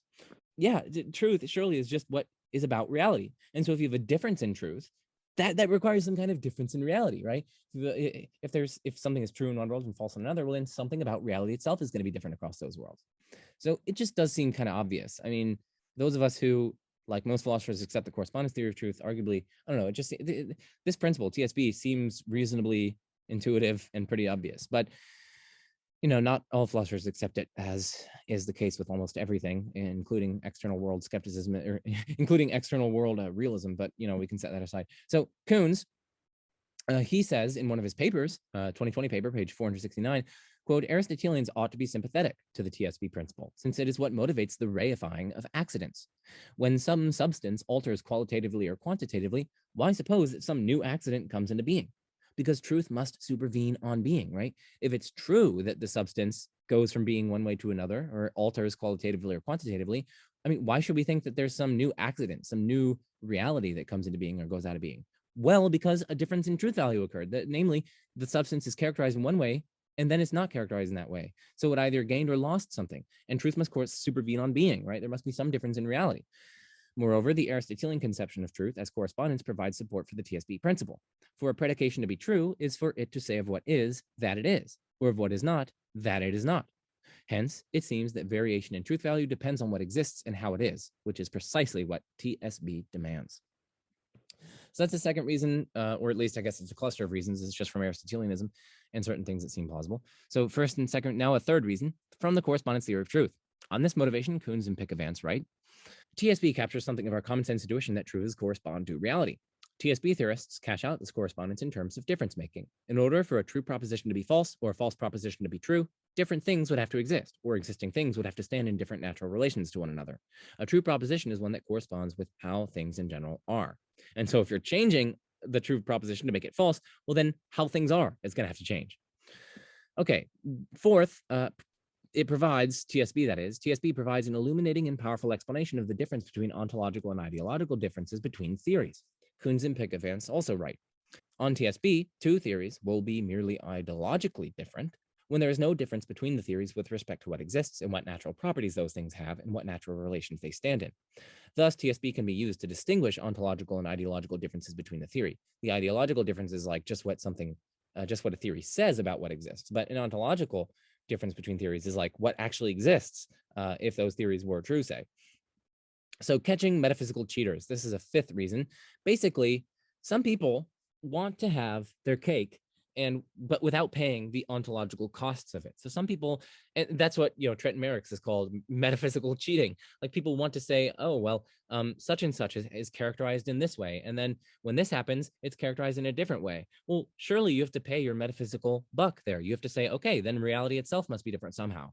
But if they're going to deny that, they're like, oh, no. It's a change in truth value without some change in reality. It almost seems like they're cheating. It's like, you don't get that truth value change for free. Like it has to correspond to something in reality, right? You have to pay the ontological cost of that. You can't just cheat metaphysically. Like if you're saying that that something is true and then it goes from being true to being false, or if a substance has some quote unquote or satisfies some predicate and then goes from satisfying it to not satisfying it in virtue of what is that true? Like surely there has to be some difference there in reality. And if they don't want to do that, well, then it seems that they're just like cheating. They're just saying that they can get away with these kinds of different predications, say, without paying the ontological price of something in reality being different. It's like, you don't get to say that. I mean, there has to be something in reality like to make that the case, or so it seems. Now, this TSB is different from truth-maker theory, but I just wanted to point out that catching metaphysical cheaters is a motivation both for truth-maker theory and TSB. And of course, Trent Merrick's goes into much more technical and precise and plausible motivations from catching metaphysical cheaters than my cursory glance here. So yeah, we're just gonna have to deal with that. So here is the TSB argument against classical theism. This is all building up to the modal collapse argument from TSB. So let the actual causally initial world segment be prior sub at, and let another world's causally initial world segment be prior sub W, which is a world in which God will create a very different cosmos from the one he actually created. Now, in prior at, God knows what he will contingently create. And there are contingent differences in truths across prior at and prior W, right? In prior W, God knows that he will contingently create a whole host of different things. So there are contingent differences in truths across prior at and prior W. But per TSB, there can be no difference in truth value without some corresponding difference in being, in reality, in how things are. Hence, there is some difference in being across prior at and prior W. But if divine simplicity is true, then everything in both prior at and prior W is necessary, and hence there can be no difference in being across them, right? Remember, this is a state in which God and God alone obtains. God is the only thing in reality in such a state. And so there cannot be some difference in being across these worlds. No, it's pure being itself that's the only thing that obtains in this state. So if divine simplicity is true, then everything in both prior at and prior W is necessary, and so there simply cannot be a difference in being across them. So divine simplicity is false because it violates TSB. At least if we accept the other commitment of classical theism, namely the commitment to creation ex nihilo. I mean, if you want to deny that, arguably, then you're just going to be denying classical theism, because that's part and parcel of what, as Benedict Paul Goerke, I think that's how you pronounce it, as he points out, creation ex nihilo is partly what it constitutes the difference between classical theism and panentheism, but we can set those aside. Okay, and here's yet another modal collapse argument. This might be the 15th modal collapse argument that we are considering. It's probably either the 14th or the 15th. So, explanatory argument. In prior, God knows what he will create. So there are contingent truths about what God will create. But what explains these contingent truths? Surely they cannot be inexplicable brute facts. But what then explains them? Is it the fact that such and such contingent objects will eventually come to be? But that can't be what explains why God will create them. Rather, it's the other way around, right? Such and such will eventually come to be. They will eventually come about because God will create them. Moreover, this response just kicks the can back a step. I mean, for we can simply ask about what explains the contingent fact that such and such contingent objects will eventually come to be. And obviously, the contingent objects themselves cannot explain it, and nor can the fact that God will create them on pain of vicious circularity per this response in question. But then the only remaining explanation is in terms of God himself. God himself in prior explains truths about what God will create. But it's hard to see how this could be an explanation that doesn't amount ultimately to magic. To quote Brian Leftow, who is commenting on a distinct but extremely similar and related problem, but whose points apply mutatis mutandis to the present context, right? Like, so mutatis mutandis, that just means with requisite changes applying. So like with minor changes, which I indicate in here with the brackets. Okay, so we're going to quote Leftow to argue that it's hard to see how this right here could be an explanation that doesn't amount ultimately to magic. So it would be a brute fact that God is one contingent way rather than another. For example, in prior at, God wills to create such and such creatures, versus in prior W, God wills to create such and such entirely different creatures, or no creatures at all. Brute, not just in the sense that explanation stops here, but in the more uncomfortable sense that there is nothing in which there being one fact of this sort as versus another fact of this sort consists. In this world, we have a simple God who makes it true or explains why it is true, that P. In another world, we have the same simple God, in no specifiable way different, save that he somehow makes it true that, or explains why it is true that, not P. This looks uncomfortably like declaring the problem solved by magic. Classical theism then seems to render contingent facts, at least some of them, that is, inexplicable. And given that we accept ESR, that there cannot be inexplicable contingent facts, then classical theism is going to be false. So that is the explanatory argument. That's another modal collapse argument. And finally, the final problem, so this is either like the 15th or the 16th modal collapse argument that we're going to consider. It is the circularity problem. So this is from Brian Leftow, that same paper as this. So Brian Leftow writes, finally, for Thomas, God's willing is necessarily simple. It is identical with God, and God is simple by nature. Let's ask just how a necessarily simple event can contingently fall under the description willing creatures to exist. This description is either intrinsic or extrinsic. So with respect to this footnote, event is inessential here. I mean, some people might say it's weird to treat God as identical to his event of willing creatures to exist. We can ignore that. We can replace it with thing if you want. So let's just ask how a necessarily simple thing can contingently fall under the description willing creatures to exist, which is what classical theism has to maintain if they want to maintain the contingency of creatures and so on. So this description is either intrinsic or extrinsic. If it's intrinsic, it can't fail to apply in virtue of a difference in part or in the broader sort of constituent a Thomist accident or some other sort of real inherent property is. A simple event is its own only constituent. Add a part or a constituent and the result is not simple. And so not that event if the event is necessarily simple. Substitute something else for the one constituent the event is, and the result is not that event either. But what other than a difference in part, accident, or property could account for an intrinsic descriptions applying contingently? On the other hand, extrinsic descriptions apply to things due in part to how things are beyond their boundaries. For Thomas, there is anything external to this event, by relation to which this event could fall under an extrinsic description, only if and because God creates. But then, if willing creatures to exist is an extrinsic description, the existence of creatures will help explain the events falling under it, rather than vice versa.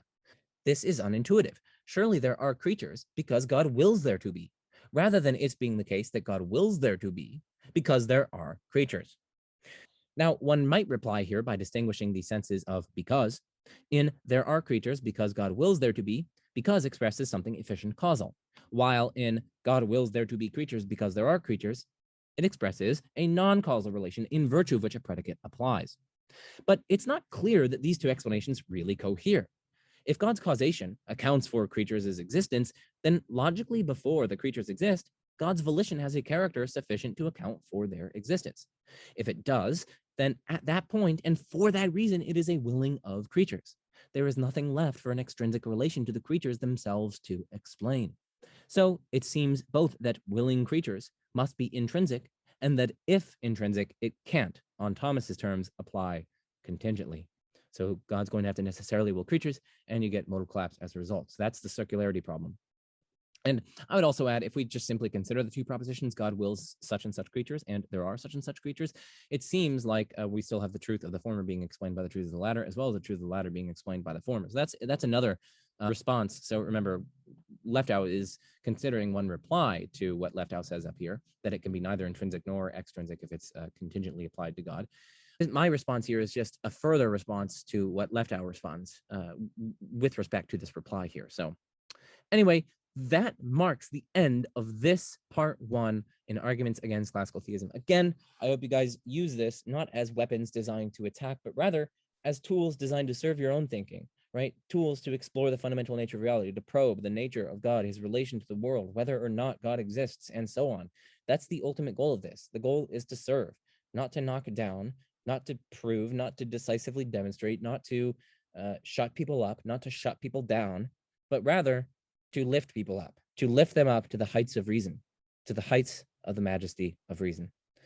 Anyway, I'm Joe Schmid. This is the Majesty of Reason, and peace out.